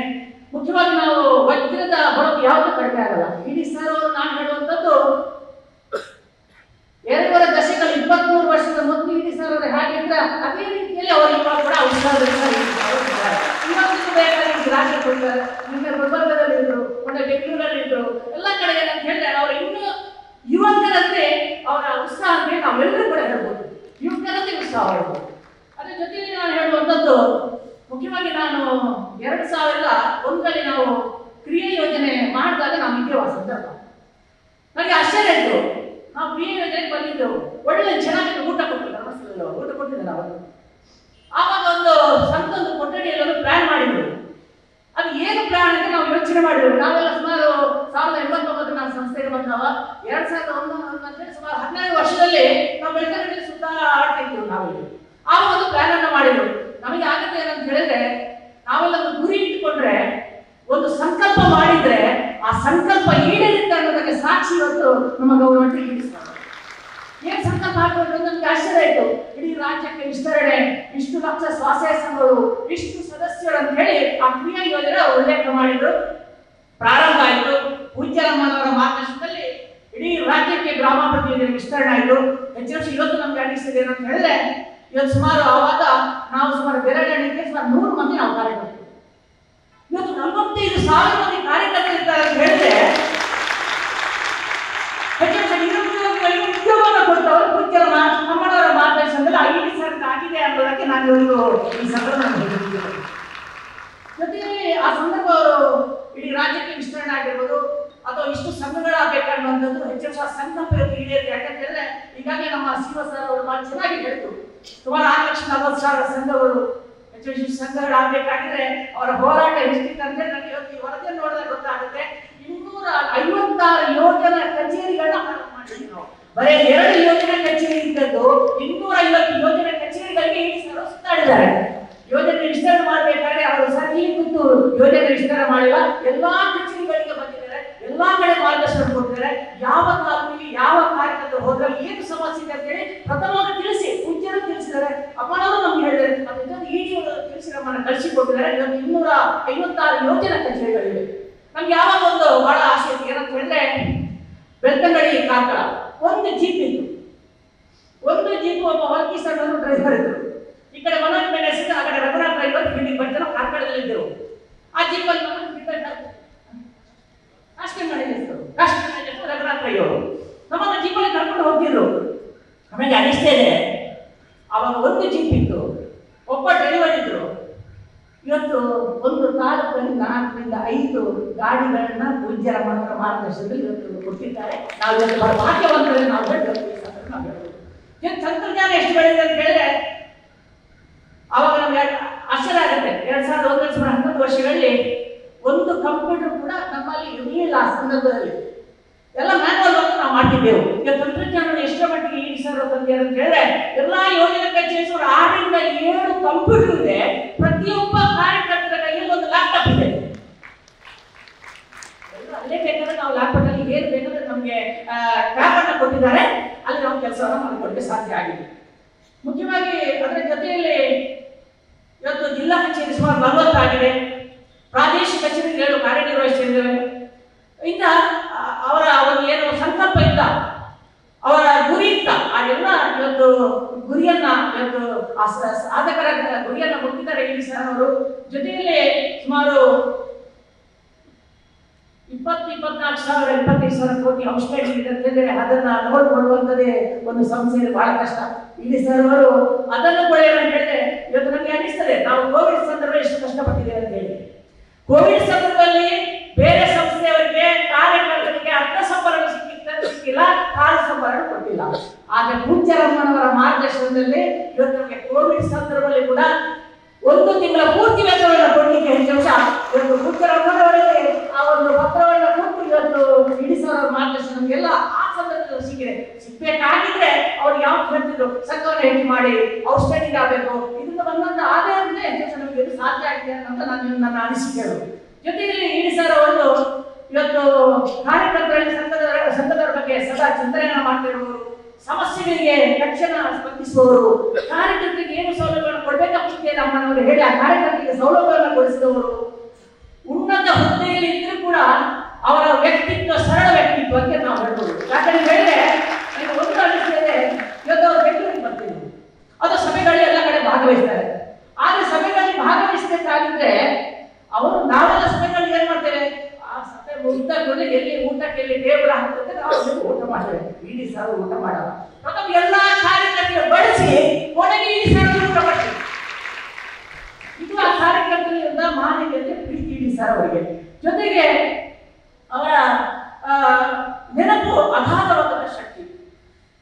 ಎಷ್ಟೋ ಸಮಸ್ಯೆಗಳು ಇವತ್ತು ಗ್ರಾಮಾಭಿವೃದ್ಧಿ ವಿಸ್ತರಣಾ ಸಂದರ್ಭದಲ್ಲಿ ಇವತ್ತು ನಾವು ಕೊಪ್ಪ ಶಿಕ್ಷಕರ ಯಜ್ಞಾಪುರ ತಾಲೂಕಲ್ಲಿದ್ದೆವು. ಆ ಸಂದರ್ಭ ನಕ್ಸಲೈಟ್ಗಳ ಬಹಳಷ್ಟು ಸಮಸ್ಯೆಗಳಿದ್ದು ಆ ಬಹಳಷ್ಟು ಸಮಸ್ಯೆಗಳನ್ನ ನಾವು ಎದುರಿಸಿದ್ದೇವೆ. ಅಂತ ಸಂದರ್ಭದಲ್ಲಿ ಕೂಡ ಇಡಿ ಸರ್ ಅವರು ನಮಗೆ ಧೈರ್ಯವನ್ನ ಕೊಟ್ಟವರು ಮಾನ್ಯ ಗೌರವಾನ್ವಿತ ಇಡಿ ಸರ್ ಅವರ ಹೇಳುವುದು ಅವರ ನೆನಪಿನ ಅಗಾಧವಾದ ಶಕ್ತಿ ಅಂತ ಹೇಳಿದ್ರೆ, ಇಲ್ಲೇ ಕೂತು ಇಡೀ ರಾಜ್ಯದಲ್ಲಿ ಕಾರ್ಯಕರ್ತರು ಯಾವ ಕಾರ್ಯಕರ್ತರು ಹೇಗಿದ್ದಾರೆ ಅನ್ನೋದಕ್ಕೆ ಇಡಿ ಅವರಿಗೆ ಪರಿಚಯ ಇದೆ. ಎಲ್ಲ ಕಾರ್ಯಕರ್ತರು ಪರಿಚಯ ಇಡಿ ಸರ್ ಅವರು. ಜೊತೆಯಲ್ಲಿ ಸಮಯ ಪಾಲನೆ ಬಹಳ ವಿಶೇಷ ಅಂತ ಹೇಳಿದ್ರೆ, ನಾನು ಇನ್ನೊಂದು ಹೇಳಿಕೆ ಮರ್ತೋದೆ, ಅವರ ಬೇರೆಯವರಿಗೆ ಯಾರಿಗೂ ಕೂಡ ಅವರ ಭಾರವನ್ನು ಕೊಟ್ಟಿಲ್ಲ. ಇನ್ನು ಒಂದೇ ಒಂದು ಉದಾಹರಣೆ ಅಂತ ಹೇಳಿದ್ರೆ, ನಾವು ಗಾಡಿಯಲ್ಲಿ ಎಷ್ಟು ದೊಡ್ಡ ಬ್ಯಾಗ್ ಅಂದ್ರೆ 5 ದಿವಸ ಜರ್ನಿ ಮಾಡಬೇಕಾದ್ರೆ ಒಂದು ಎಷ್ಟು ದೊಡ್ಡ ಬ್ಯಾಗ್ ಇರೋದು, ಒಂದೇ ಬ್ಯಾಗ್ ಅಲ್ಲಿ ತುಂಬಿಸಿಕೊಂಡು ಬೆನ್ನಲ್ಲಿ ಹಾಕಿಕೊಂಡು ಏರ್ಪೋರ್ಟ್ಗೆ ಬಂದ್ರೆ ಆ ಪೈ ಕೊಡಿ ಇಲ್ಲ, ಬೆನ್ನಲ್ಲಿ ಹಾಕಿಕೊಂಡು ಸರ್ ಯಾರಿಗೂ ಭಾರ ಕೊಟ್ಟಿಲ್ಲ. ಅಂತ ಸರಳವಾದಂತಹ ವ್ಯಕ್ತಿ ನಮ್ಮ ಇಡಿ ಸರ್ ಅವರು.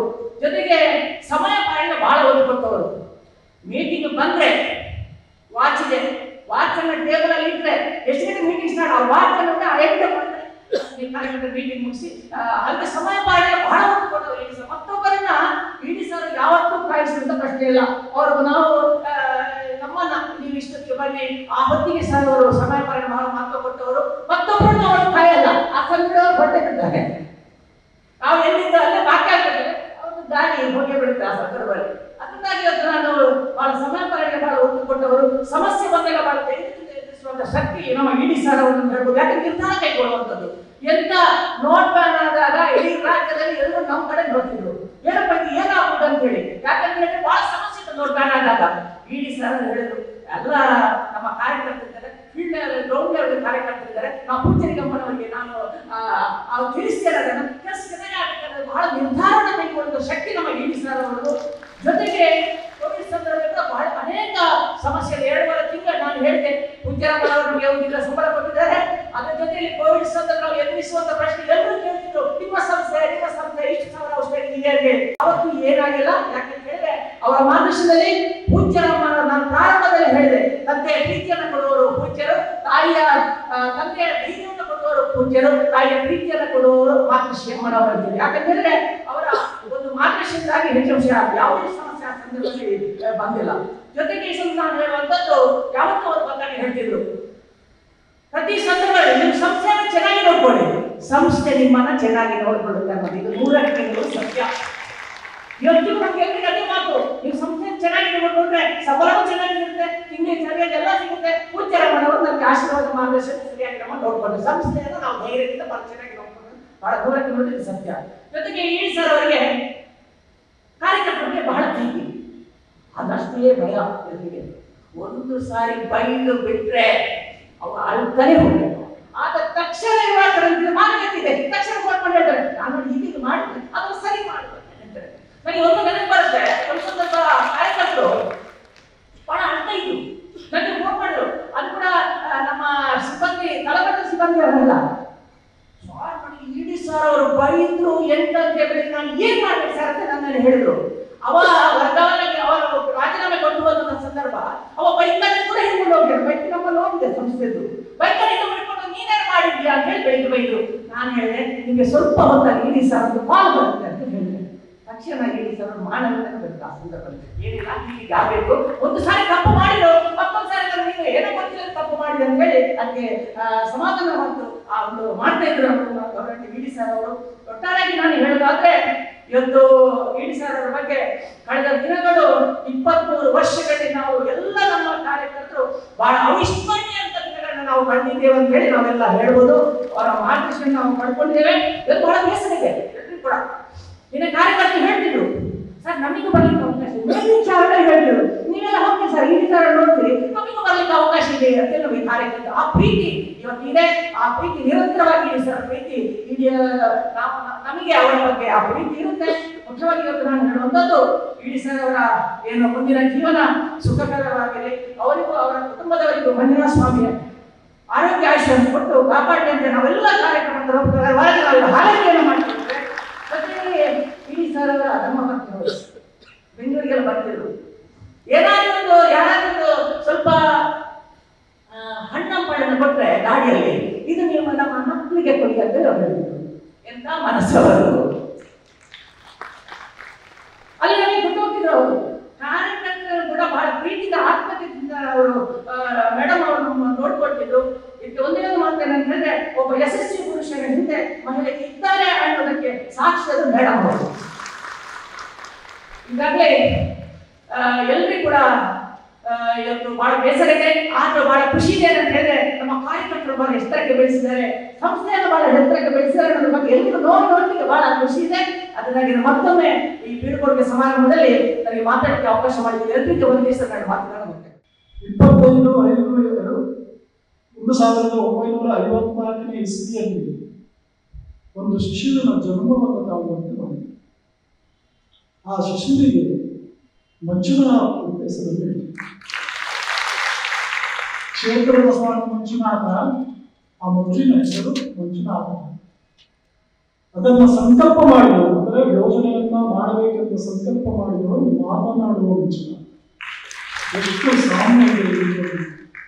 ಮಂಜುನಾಥ ಸ್ವಾಮಿ ಮಾತನಾಡುವ, ಮಂಜುನಾಥ ಮಾಡಿದ ಸಂಕಲ್ಪವನ್ನ ಸಾಕಾರಗೊಳಿಸುವಂತಹ ಜವಾಬ್ದಾರಿಯನ್ನ ಮಂಜುನಾಥ ಹೊಂದಿದ್ದಾರೆ.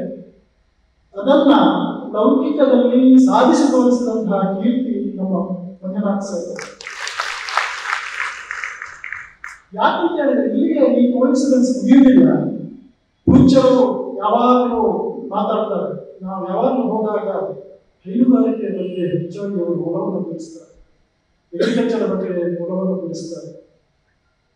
ಒಂದು ದನ ಇದ್ರೆ ಆ ಮನೆಗೆ ನಿರಂತರವಾದ ಆದಾಯ ಇರುವಂತಹ ಒಂದು ಮೂಲ ಆಗ್ತದೆ ಅಂತ ತಿಳಿಸ್ತಾರೆ. ಅದಕ್ಕೋಸ್ಕರ ಮಂಜುನಾಥ್ ಸರ್ ಅವರು ಪಶುವೈದ್ಯರಾದರು ಅಂತ ನಾವು ಭಾವಿಸ್ತೀವಿ. ಮುಂದೆ ಗ್ರಾಮಾಭಿವೃದ್ಧಿ ಮೂಲಕ ಹಣಕಾಸಿನ ಲೇವಾದೇವಿಯನ್ನ ಮಾಡಬೇಕಾಗ್ತದೆ. ಅದಕ್ಕೆ ಮಂಜುನಾಥ್ ಸರ್ನ ಬ್ಯಾಂಕರನ್ನಾಗಿ ಮಾಡ್ತಾರೆ, ಬ್ಯಾಂಕಿಗೆ ಜಾಯಿನ್ ಆಗ್ತಾರೆ. ಬ್ಯಾಂಕಿನಿಂದ ಜಾಯಿನ್ ಆಗ್ಬೇಕಂದ್ರೆ ಈ ಮೈಕ್ರೋ ಫೈನಾನ್ಸ್ ಆಕ್ಟಿವಿಟಿ ಅಥವಾ ಹಣಕಾಸಿನ ಲೇವಾದೇವಿಯ ಬಗ್ಗೆ ಸಾಕಷ್ಟು ನಾಲೆಜ್ ಅನ್ನು ಪಡೆದುಕೊಂಡ ಮೇಲೆ ಈಗ ಮುಖ್ಯವಾದ ಒಂದು ಘಟನೆ ನಡೆಯಬೇಕಾಗಿತ್ತು. ಅದಕ್ಕೆ ಮಂಜುನಾಥ ಸ್ವಾಮಿ ಏನು ಮಾಡಿದ್ರು ಅಂತ ಹೇಳಿದ್ರೆ, ನಮ್ಮ ಮಂಜುನಾಥರನ್ನ ರೂಟ್ ಸೇಫ್ಟಿಯ ನಿರ್ದೇಶಕರನ್ನಾಗಿ ಮಾಡಿದ್ರು. ರೂಟ್ ಸೇಫ್ಟಿಯ ನಿರ್ದೇಶಕರನ್ನು ಮಾಡಿದಾಗ ನಮ್ಮ ಪೂಜ್ಯರ ಹತ್ರ ಒಂದು ಅವರ ಬಾಂಧವ್ಯ ಬೆಳೆಯಿತು. ಪೂಜ್ಯರ ಇವರ ಒಂದು ಏನು ಕರ್ತೃತ್ವ ಶಕ್ತಿಯನ್ನ ನೋಡಿ ಯೋಜನೆಗೆ ಇವರು ಒಬ್ಬ ಅರ್ಹ ವ್ಯಕ್ತಿ ಅಂತ ಪರಿಗಣಿಸಿ ಅವರನ್ನ ನಮ್ಮ ಯೋಜನೆಗೆ ತಂದರು. ಆಮೇಲೆ ನಾನು ನಿಮಗೆ ಹೇಳಬೇಕಾಗಿಲ್ಲ, ಇದೊಂದು ಇತಿಹಾಸ ನಿರ್ಮಾಣ.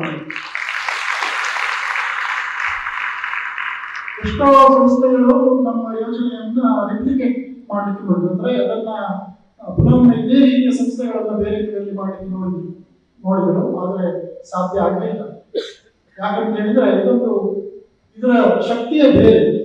ಒಂದು ಪೂಜ್ಯರ ಸಂಕಲ್ಪ ಇದರ ಹಿಂದಿರುವುದರಿಂದ ಈ ಯೋಜನೆಯನ್ನ ಇನ್ನೊಂದು ಕಡೆಯಲ್ಲಿ ರಿಪ್ಲಿಕೇಟ್ ಮಾಡಲಿಕ್ಕೆ ಅಸಾಧ್ಯ ಅನ್ನೋ ಒಂದು ಮಾತು ನಾವು ಹೇಳಬೇಕಾಗ್ತದೆ. ಪಶುವೈದ್ಯರ ಅವರು ಒಂದು ಹಾಲಿನ ಕ್ರಾಂತಿಯನ್ನ ಮಾಡಿದರು. ಮಾನ್ಯ ಅಥವಾ ಪೂಜ್ಯರ MP ಫಂಡ್ ಇದೆ, ಅದು ಬೀದರ್ನಲ್ಲಿ ಒಳ್ಳೆಯ ರೀತಿ ಉಪಯೋಗ ಆಗಿ 18,000 ಲೀಟರ್ ಇದ್ದ ಹಾಲಿನ ಉತ್ಪಾದನೆಯನ್ನ ಒಂದು ಸಮಯದಲ್ಲಿ 52,000 ಲೀಟರ್ಗೆ ಏರಿಸಿದಂತಹ ಕೀರ್ತಿ ಯೋಜನೆಗೆ ಮಾನ್ಯ ಕಾರ್ಯನಿರ್ವಹಣಾ ನಿರ್ದೇಶಕರು. ಬ್ಯಾಂಕ್ಗಳಾಗಿ ಯೋಜನೆಯ ಮೈಕ್ರೋ ಫೈನಾನ್ಸ್ ಆಕ್ಟಿವಿಟಿಯನ್ನ ರಾಷ್ಟ್ರ ಮಟ್ಟದಲ್ಲಿ ಗುರುತಿಸುವಂತೆ ಮಾಡಿದಂತಹ ಕೀರ್ತಿ ಮಾನ್ಯ ಅಷ್ಟು ಮಾತ್ರ ಅಲ್ಲ, ಅವರೊಂದು ವಿಶೇಷ ಸಾಧನೆ ಏನಂತ ಹೇಳ್ಬೇಕಂತ ಹೇಳಿದ್ರೆ, ಪೂಜ್ಯರು ಹಾಗೂ ಪೂಜ್ಯರ ಕುಟುಂಬದವರಲ್ಲಿ ಅವರು ಗಳಿಸಿಕೊಂಡಂತಹ ವಿಶೇಷವಾದ ವಿಶ್ವಾಸ ಹಾಗೂ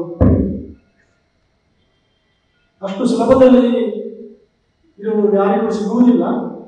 ಆದರೆ ಅವರ ಒಂದು ಕರ್ತವ್ಯ ಶಕ್ತಿಯಿಂದ, ಅವರ ಒಂದು ಪ್ರಾಮಾಣಿಕ ನಡವಳಿಕೆಯಿಂದ, ಪೂಜ್ಯರ ಮೇಲೆ ಮಂಜುನಾಥ ಸ್ವಾಮಿಯ ಮೇಲೆ ವಿಶ್ವಾಸದಿಂದ ಈ ಒಂದು ಅಭಿಮಾನವನ್ನ, ಪ್ರೀತಿಯನ್ನ ಮಾನ್ಯರು ಗಳಿಸಿಕೊಂಡಿದ್ದಾರೆ.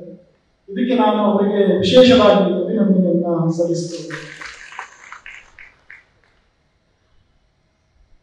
ಮುಖ್ಯವಾಗಿ ನನಗೆ ಅಂದ್ರೆ ಈಗ ಇಷ್ಟೆಲ್ಲ ಹೇಳಿ ಆದ್ಮೇಲೆ ನನಗೆ ಏನಾಗಿದೆ ಅಂತ, ನಾವು ಅವರ ಹತ್ರ ಹೋದಾಗ ಅವರು ಮಂಡಿಸುವ ವಾದಗಳಿಗೆ ಆನ್ಸರ್ ಮಾಡಲಿಕ್ಕೆ ಕಷ್ಟ. ಈಗ ನಾನು ಕೆಲವೊಂದು ಸಮಸ್ಯೆಗಳನ್ನು ಅವರ ಹತ್ರ ಇಟ್ಟವರು ಹೋಗ್ತೇನೆ, ಈ ಸಮಸ್ಯೆಗೆ ಏನು ಪರಿಹಾರ, ನನ್ನಲ್ಲಿ ಒಂದು ಪರಿಹಾರ ಇರ್ತದೆ, ಆದರೆ ಅವರು ಕೊಡುವಂತಹ ಪರಿಹಾರ ಬೇರೆ ಇರ್ತದೆ. ನಾನು ಏನು ಆಲೋಚನೆ ಮಾಡಿ ಹೋದ್ರು ಅವರು ಹೀಗೆ ಮಾಡಿದ್ರೆ ಹೇಗೆ ಅಂದ್ರೆ ಅಷ್ಟು ಆಳವಾದ ಅಧ್ಯಯನವನ್ನು ಅವರು ಮಾಡ್ತಾರೆ. ಮತ್ತೊಬ್ಬರಿಗೆ ಅಷ್ಟು ಎಕ್ಸ್ಪೀರಿಯನ್ಸ್ ಇದೆ. ನಾವು ಯಾವುದೇ ಒಂದು ವಿಷಯದ ಬಗ್ಗೆ ಅವರನ್ನು ಕೇಳಿದರೆ ಅವರಲ್ಲಿ ಯಾವುದೇ ಒಂದು ಬೇರೆ ರೀತಿಯ ಒಂದು ವಾದವನ್ನು ಇರ್ತದೆ.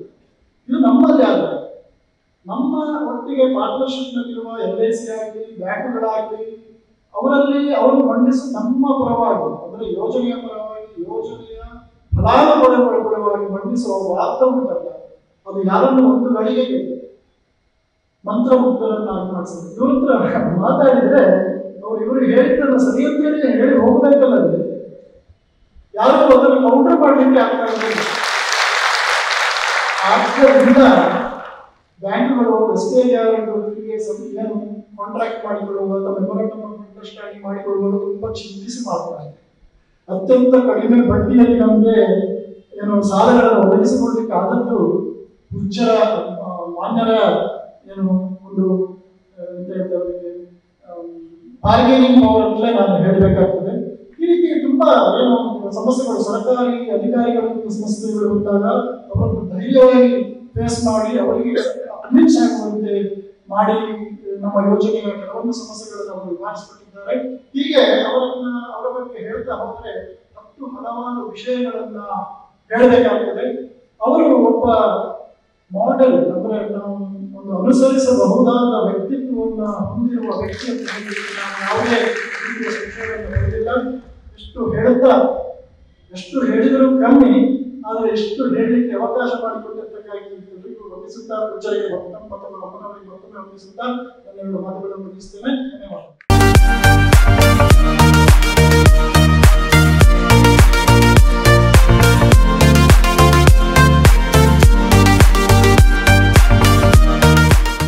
ಡಾಕ್ಟರ್ ಮಂಜುನಾಥ್ ಅವರು ಫಸ್ಟ್ ಟೈಮ್ ನಾನು ಭೇಟಿ ಮಾಡಲಿಕ್ಕೆ ಪ್ರಯತ್ನ ಪಟ್ಟಿದ್ದೆ.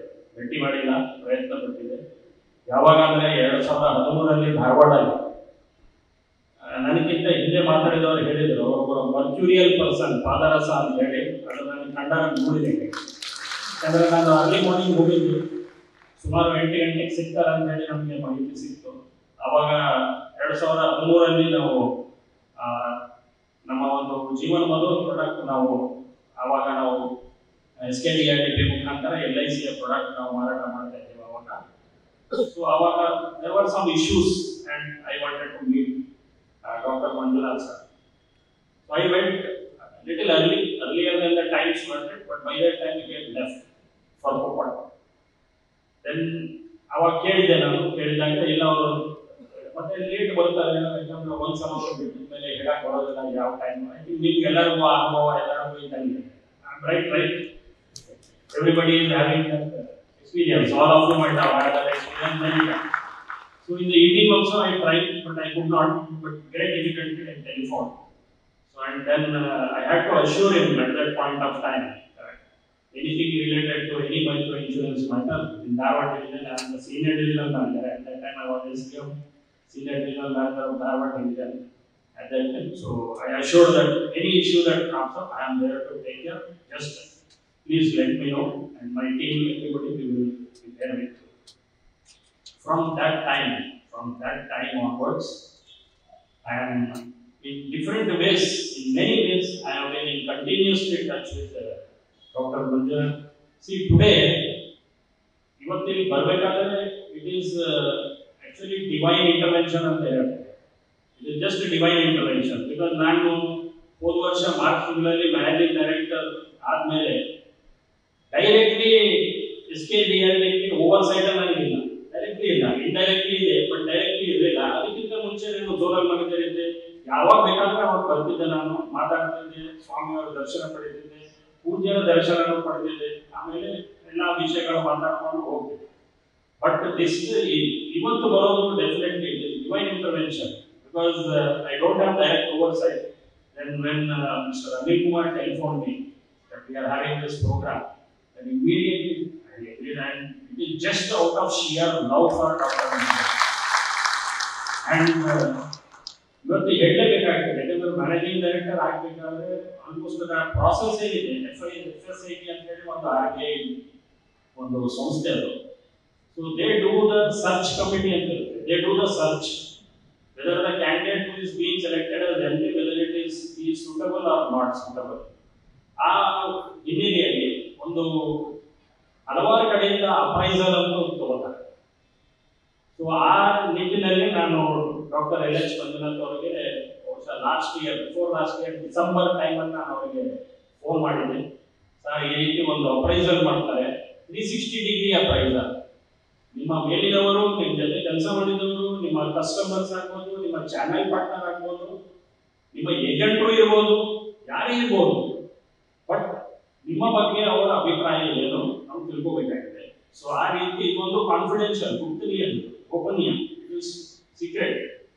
ಸೊ ಆ ಒಂದು ಅಪ್ರೈಸಲ್ ಮಾಡಬೇಕಾದ್ರೆ ನಾನು ಫೋನ್ ಮಾಡಿದ್ದಾಗ ಖಂಡಿತ ಅಂತೇಳಿ ಒಪ್ಕೊಂಡು, ಅವತ್ತು ಹೆಸರು, ಇಮೇಲ್, ಒಂದು ವಿಸಿಟಿಂಗ್ ಕಾರ್ಡ್ ನನ್ನ ಕಡೆ ಯಾವಾಗಲೂ ಇರುತ್ತೆ. ಸೊ ಎಲ್ಲ ಡೀಟೇಲ್ಸ್ ಕೊಟ್ಟಿದೆ. Sir, thank you very much sir for the kind help that you have done. You wrote a few good things about me and which have helped me to occupy this position. Thank you so much, Dr. Manjunath. So now ನಮ್ಮ mainly ನಮ್ಮ marketing ವಿಷಯ ಆಗಲಿ ಅಥವಾ ನಮ್ಮ ಒಂದು ಈ process, ನಮ್ಮ LIC products ಅನ್ನು ನಾವು ವಿಸ್ತಾರವಾಗಿ ಮಾತಾಡಬೇಕಾದ್ರೆ ಮೆನಿ ಟೈಮ್ಸ್ ಎಷ್ಟೋ ಸಲ ನಾನು ಅಪಾಯಿಂಟ್ಮೆಂಟ್ ತಗೊಂಡು ಧರ್ಮಸ್ಥಳ ಬರ್ತಾ ಇದ್ದೆ. ಬರಬೇಕಾದ್ರೆ ನಾವೆಲ್ಲ ಒಂದು ಪ್ರೀ ಮೀಟಿಂಗ್ ಮಾಡಿದ್ವಿ. ಇಲ್ಲಿ ಬರೋಕ್ಕಿಂತ ಮುಂಚೆ ನಮ್ಮದೇ ಆದಂಥ ಒಂದು ಇಂಟರ್ನಲ್, ನಮ್ಮ ಸೀನಿಯರ್ ಡಿವಿಷನಲ್ ಮ್ಯಾನೇಜರ್, ಆಮೇಲೆ ನಮ್ಮ ಮೈಕ್ರೋ ಇನ್ಸೂರೆನ್ಸ್ ಮ್ಯಾನೇಜರ್, ನಮ್ಮ ಮಾರ್ಕೆಟಿಂಗ್ ಕೆಲವು ಸತಿ ನಮ್ಮ ಸೆಂಟ್ರಲ್ ಆಫೀಸಿಂದ ಎಕ್ಸಿಕ್ಯೂಟಿವ್ ಡೈರೆಕ್ಟರ್ ಅವರು ಸಹ ಮಾಡ್ತಿದ್ರು. ಸೊ ನಾವು ಎಲ್ಲ ಮಾತಾಡ್ಕೋಬೇಕಾದ್ರೆ ಜನರಲಿ ಒಂದು ವಿಷಯ ಬರುತ್ತೆ ಅಲ್ಲಿ, SKDRDB ಎಕ್ಸ್ಪೆಕ್ಟೇಷನ್ಸ್ ಏನು ಅಂತ. Expectation of SKDRDB, what are their expectation? So ಆ ಎಕ್ಸ್ಪೆಕ್ಟೇಷನ್ಸ್ ತುಂಬಾ ಕ್ಲೀನ್ ಆಗಿ, ನೀಟ್ ಆಗಿ, ಅಚ್ಚುಕಟ್ಟಾಗಿ ಡಾಕ್ಟರ್ ಮಂಜುನಾಥ್ ಅವರು ನಮಗೆ, we want a win-win situation, we want a win-win solution, and our members must be happy to have taken your product. They should find extreme happiness, comfort, and then will. So ಎಷ್ಟೋ ಸಲ ನಾನು ನಮ್ಮ ಟೀಮ್ದವರಿಗೆ ನಾನು ಒಂಥರ ಒಂದು ಎಚ್ಚರಿಕೆಯನ್ನು ನೀಡ್ತಾ ಇದ್ದೆ ಅವರಿಗೆ. ಮಂಜುನಾಥ್ ಅವರ ಹತ್ರ ನೀವು ಮಾತಾಡಬೇಕಾದ್ರೆ don't over promise and under deliver. Better under promise and over deliver. Maybe all your colleagues also might have experienced whenever you went to his chamber. ನೀವು ಯಾರಾದ್ರೂ ಅವರ ಚೇಂಬರ್ಗೆ ಹೋದಾಗ ಬಹುಶಃ ನೀವು ಇದನ್ನು ಎಕ್ಸ್ಪೀರಿಯನ್ಸ್ ಮಾಡಬೇಕು. ನಿಮ್ಗೆ ಏನು ಸಾಧ್ಯ ಆಗ್ತದೆ that you spell out very clearly. ಸಾಹೇಬರು ತಮ್ಮ ಎಕ್ಸ್ಪೆಕ್ಟೇಷನ್ಸ್ ಕ್ಲಿಯರ್ ಆಗಿ ಹೇಳ್ತಾರೆ. ತುಂಬಾ ಒಂದು ಅವ್ರ ಮಾತಲ್ಲಿ ಇಷ್ಟು ಕ್ಲಾರಿಟಿ ಇರ್ತದೆ ಯಾವಾಗಲೂ. It is very important to run. ಈ ತರ ಒಂದು ಈ ಸಂಸ್ಥೆ ಈ ಮಟ್ಟಕ್ಕೆ ಬೆಳೆದಿದೆ ಅಂದ್ರೆ ಬಹುಶಃ ನನಗೆ ಅನಿಸ್ತದೆ ಒಂದು ಸಿಂಗಲ್ ಒಂದು ಕ್ಯಾರೆಕ್ಟರಿಸ್ಟಿಕ್ ನಾನು ಹೇಳ್ಬೇಕಂದ್ರೆ ಡಾಕ್ಟರ್ LH ಮಂಜುನಾಥ್ ಅವರ ಕ್ಲಾರಿಟಿ. ಕ್ಲಾರಿಟಿ ಇದೆ ಅವರು ಮಾತಾಡೋದ್ರಲ್ಲಿ. ನಾವು ಎಷ್ಟೋ ಸಲ ನೋಡಿದ್ವಿ, ಒಂದು ನೀವು ಏನಾದರೂ ಒಂದು ಹೊಸ ಸ್ಕೀಮ್ ತರಬೇಕಾದ್ರೂ ಫಸ್ಟ್ ಅದರ ಬಗ್ಗೆ ಕಂಪ್ಲೀಟ್ ಮಾಹಿತಿ ತಗೋತಿದ್ರು. ಆ ಮಾಹಿತಿ ತಗೊಂಡ ಮೇಲೆ ದೆನ್ ಕೆಲವೊಂದು ಇನ್ಸ್ಟ್ರಕ್ಷನ್ಸ್ ಅವರ ಟೀಮ್ದವ್ರು ಕೊಡ್ತಿದ್ರು.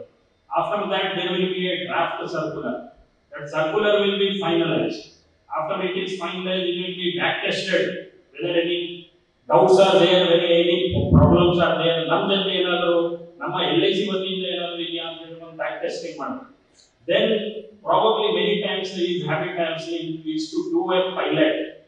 ಫಸ್ಟ್ ಒಂದು ಕಡೆ ಅದನ್ನ ಟೆಸ್ಟ್ ಮಾಡೋಣ ಒಂದು ಪ್ಲೇಸ್ ಅಲ್ಲಿ, ದೆನ್ ನೋಡೋಣ ಅದರ ಅನಿಸಿಕೆ ಯಾವ ರೀತಿ ಬರುತ್ತೆ, ಅದರ ಫೀಡ್ಬ್ಯಾಕ್ ಯಾವ ರೀತಿ ಬರುತ್ತೆ, ಮತ್ತೇನಾದರೂ ಕುಂದುಕೊರತೆಗಳಾದ್ರೆ ಇದ್ರೆ ನಮ್ಗೆ ಗೊತ್ತಾಗುತ್ತೆ. Then we will roll it out across.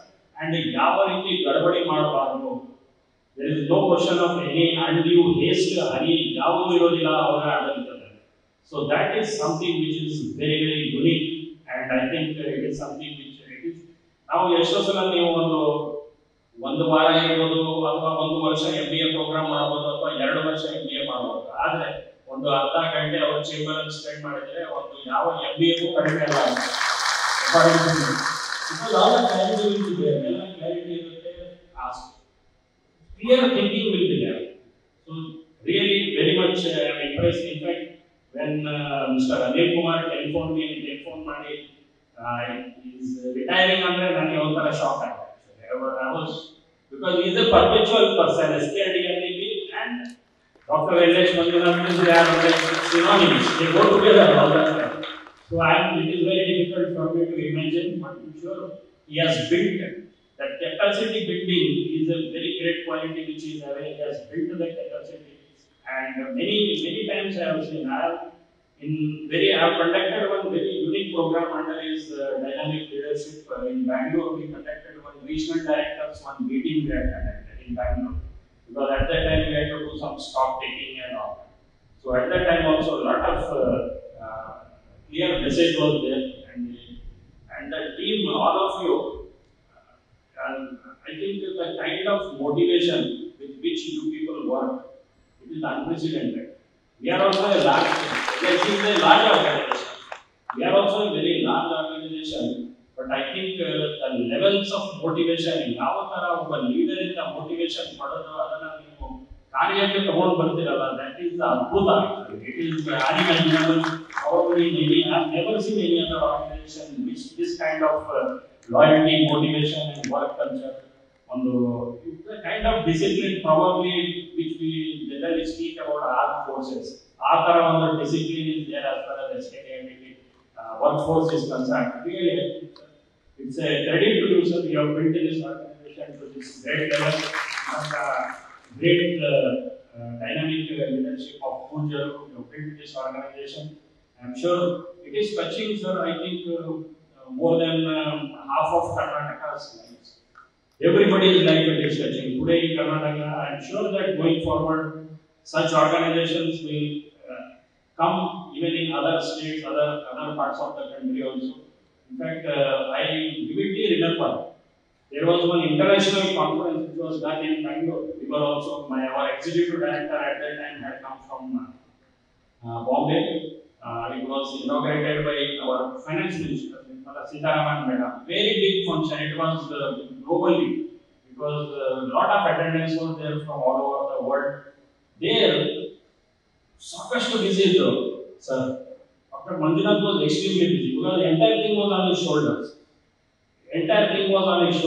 But even in that, he introduced me to one gentleman from one organization called Cashwork from Uttar Pradesh.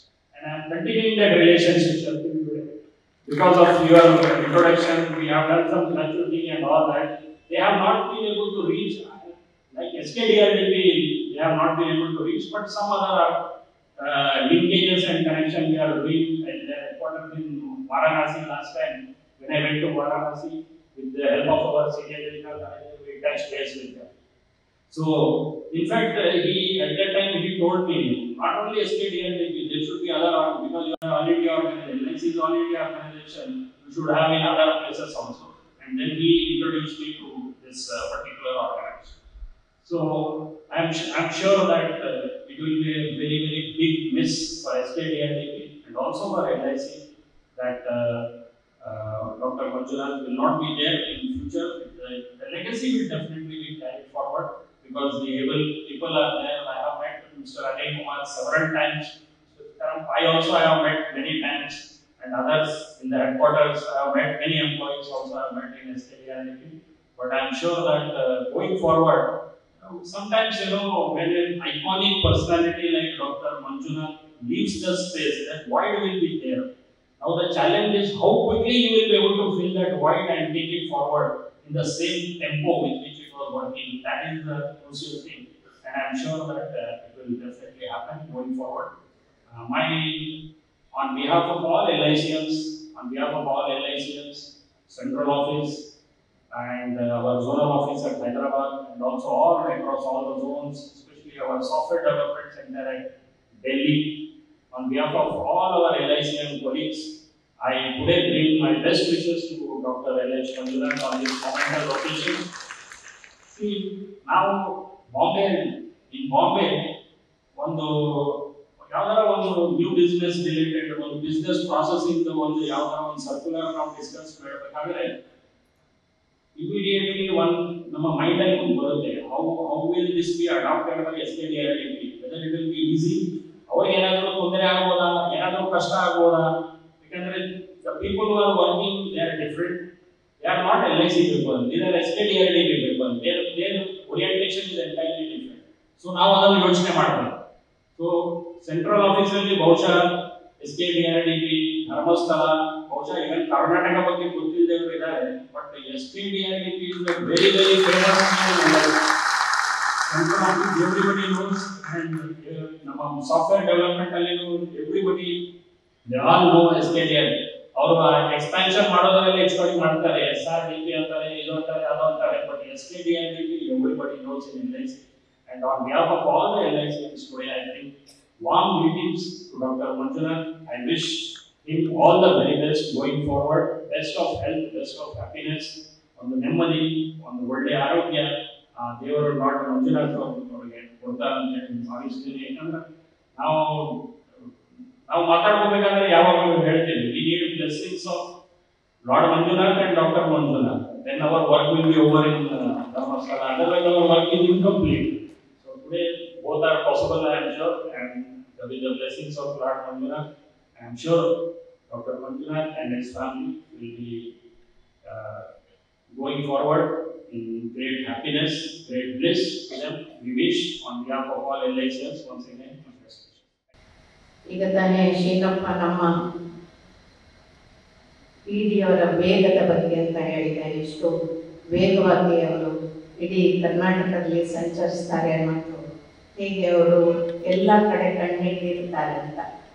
ಬಹುಶಃ ಮಂಜುನಾಥ್ ಅವರು SKBRDPಗೆ ಸೇರಲಿಕ್ಕೆ ಬರುವಾಗ ಎಲ್ಲೋ ಹೋಗಿ ಆಕ್ಸಿಡೆಂಟ್ ಆಗಿ ಒಂದು ಕೈ ಕಟ್ಟಿಕೊಂಡೇ ಬಂದದ್ದು. ಹಾಗೆ ಒಂದು ಕೈ ಕಟ್ಟಿಕೊಂಡೇ ಬಂದು ಅವರು ಯೋಜನೆ ಕೆಲಸಕ್ಕೆ ಸೇರಿದ್ರು. ನನಗೆ ರೆಸ್ಟ್ ಬೇಕು, ನಾನು ಗುಣ ಆದ್ಮೇಲೆ ಬರ್ತೇನೆ ಅಂತ ಹೇಳಲಿಲ್ಲ, ಹಾಗೆ ಬಂದು ಕೆಲಸಕ್ಕೆ ಸೇರಿದ್ರು. ಹಾಗೆ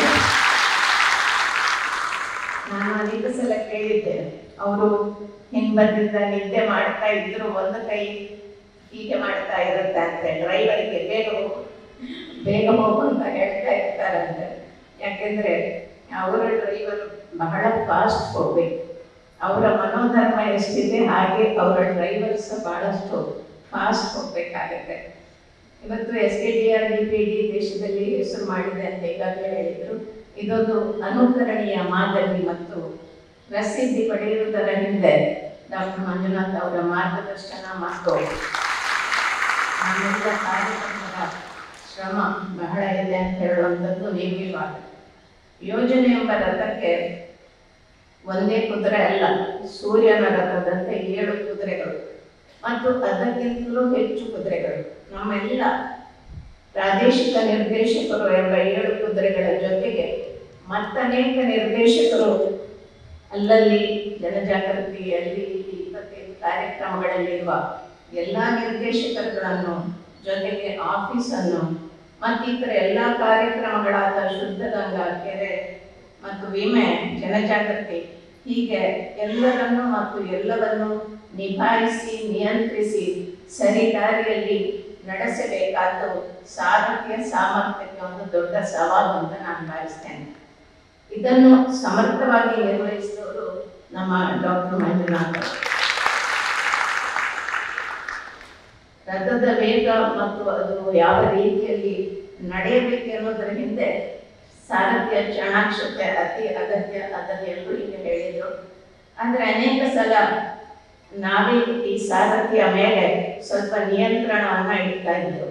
ಇಲ್ಲದೇ ಇದ್ರೆ ಬಹುಶಃ ಇಷ್ಟೊತ್ತಿಗೆ ಕರ್ನಾಟಕ ಬಿಟ್ಟು ಬೇರೆ ರಾಜ್ಯಗಳಿಗೂ ನಮ್ಮ ರಥ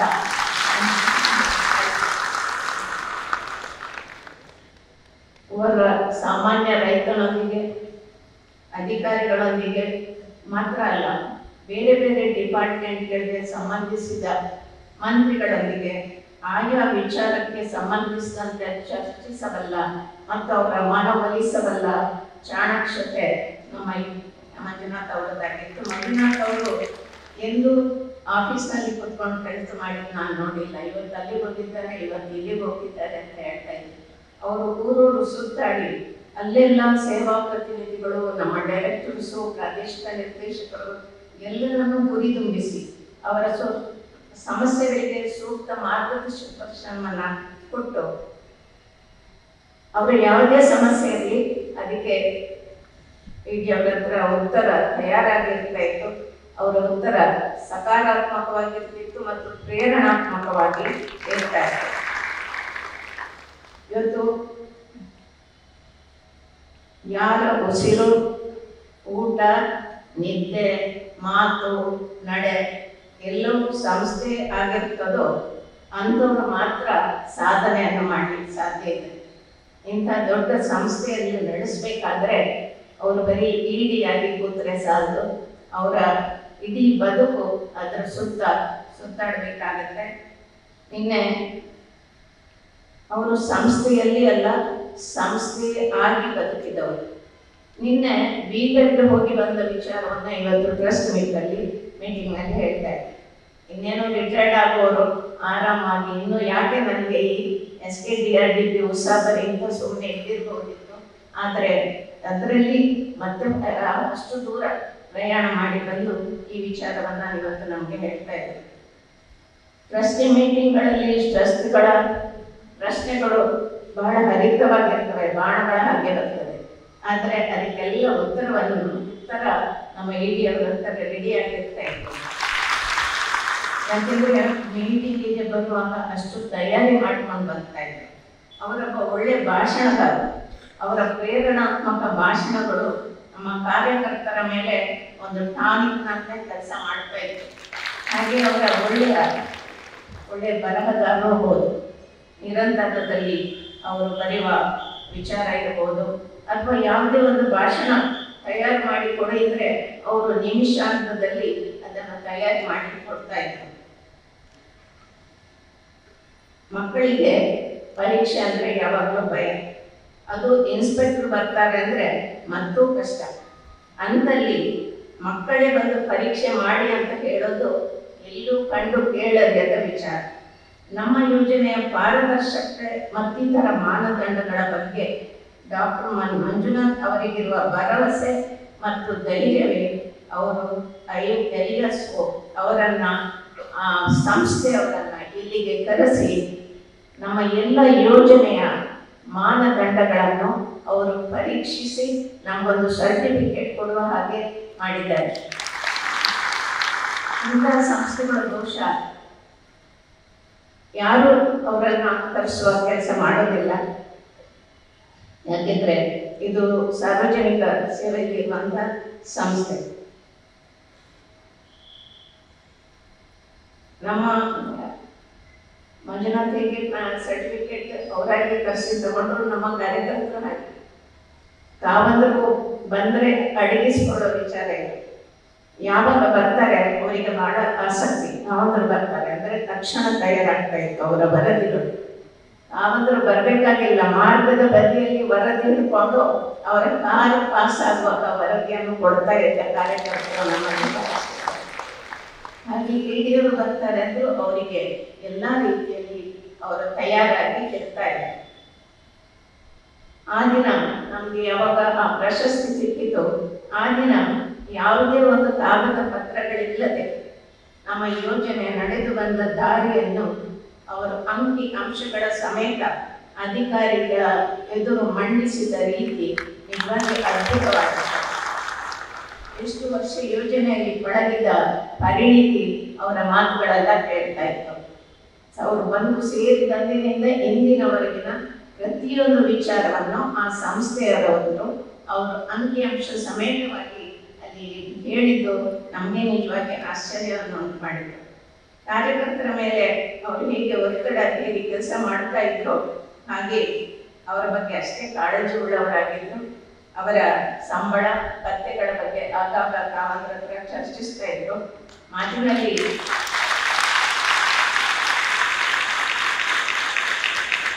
ಅವರ ಕಾಟಿನ ಓದಿದ್ರು, ಅದಕ್ಕೆ ಬಹಳಷ್ಟು ಜಾಸ್ತಿ ಆಯ್ತು ಚಪ್ಪಾಳೆ.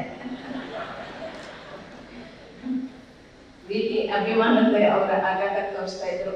ಅವರಿಗೆ ಸಂಬಳ ಜಾಸ್ತಿ ಮಾಡಬೇಕು, ಭತ್ಯೆ ಜಾಸ್ತಿ ಮಾಡಬೇಕು, ಕಾರ್ ಟ್ಯಾಕ್ಸ್ ಕೊಡಬೇಕು, ಬೈಕ್ ಟ್ಯಾಕ್ಸ್ ಕೊಡಬೇಕು, ಈ ಬಗ್ಗೆ ಎಲ್ಲ ಹೇಳ್ತಾ ಇದ್ರು. ನಮ್ಮ ಹಿರಿಯರು ಒಂದು ಮಾತು ಹೇಳ್ತಾರೆ, ಆಡಳಿತ ನಡೆಸುವವರು ಕೋಲನ್ನು ಒಮ್ಮೆ ಎತ್ತಲೂ ಬೇಕಂತೆ, ಹಾಗೆ ನಿಧಾನವಾಗಿ ಕೆಳಗೆ ಇಳಿಸಲೂ ಬೇಕಂತೆ. ಹಾಗೆ ಈಗ ನಮ್ಮ ಕಾರ್ಯಕರ್ತರು ಹೇಳಿದಾಗೆ ಅವರು ಬೈಲಿಗೂ ಬೈತಾ ಇದ್ರು, ಮತ್ತೆ ತಕ್ಷಣಕ್ಕೆ ಸಮಾಧಾನದ ಮಾತುಗಳನ್ನು ಅವ್ರು ಹೇಳಿದ್ದಾರೆ. 45,000ಕ್ಕಿಂತಲೂ ಅಧಿಕ ಕಾರ್ಯಕರ್ತರಿರುವ ಅಲ್ಲಿ ಮಂಜುನಾಥ್ ಅವರಲ್ಲಿ ಯಾವುದೇ ಹೊತ್ತಿನಲ್ಲಿ ಮಾತಾಡಲು ಯಾವುದೇ ಅಡಚಣೆ ಇರಲಿಲ್ಲ.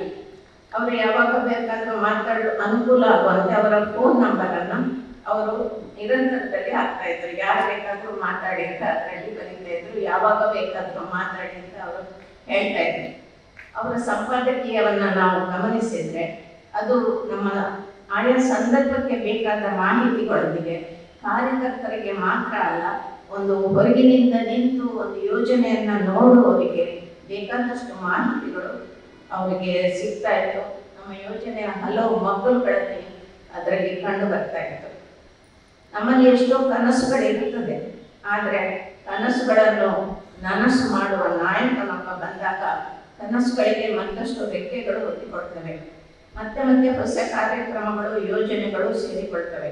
ಎಷ್ಟೇ ಕಾರ್ಯಕ್ರಮಗಳನ್ನು ಬರಲಿ ಅದನ್ನು ಪೂರ್ಣ ರೀತಿಯಲ್ಲಿ ವಿಮರ್ಶಿಸಿ ಚಿಂತಿಸಿ ಹೇಗೆ ಕಾರ್ಯಗತ ಮಾಡಿಕೊಳ್ಬೇಕು ಅಂತ ಹೇಳಿ ಯೋಜಿಸುವವರು ಅದಕ್ಕೆ ಬೇಕಾದ ಕಾರ್ಯಕರ್ತರನ್ನು ಆಯ್ಕೆ ಮಾಡಿ ಕಾರ್ಯಕ್ರಮ ಅದು ಕಾರ್ಯಗತಗೊಳ್ಳುವಂತೆ ಮಾಡುವುದು ಮಂಜುನಾಥ್ ಅವರು.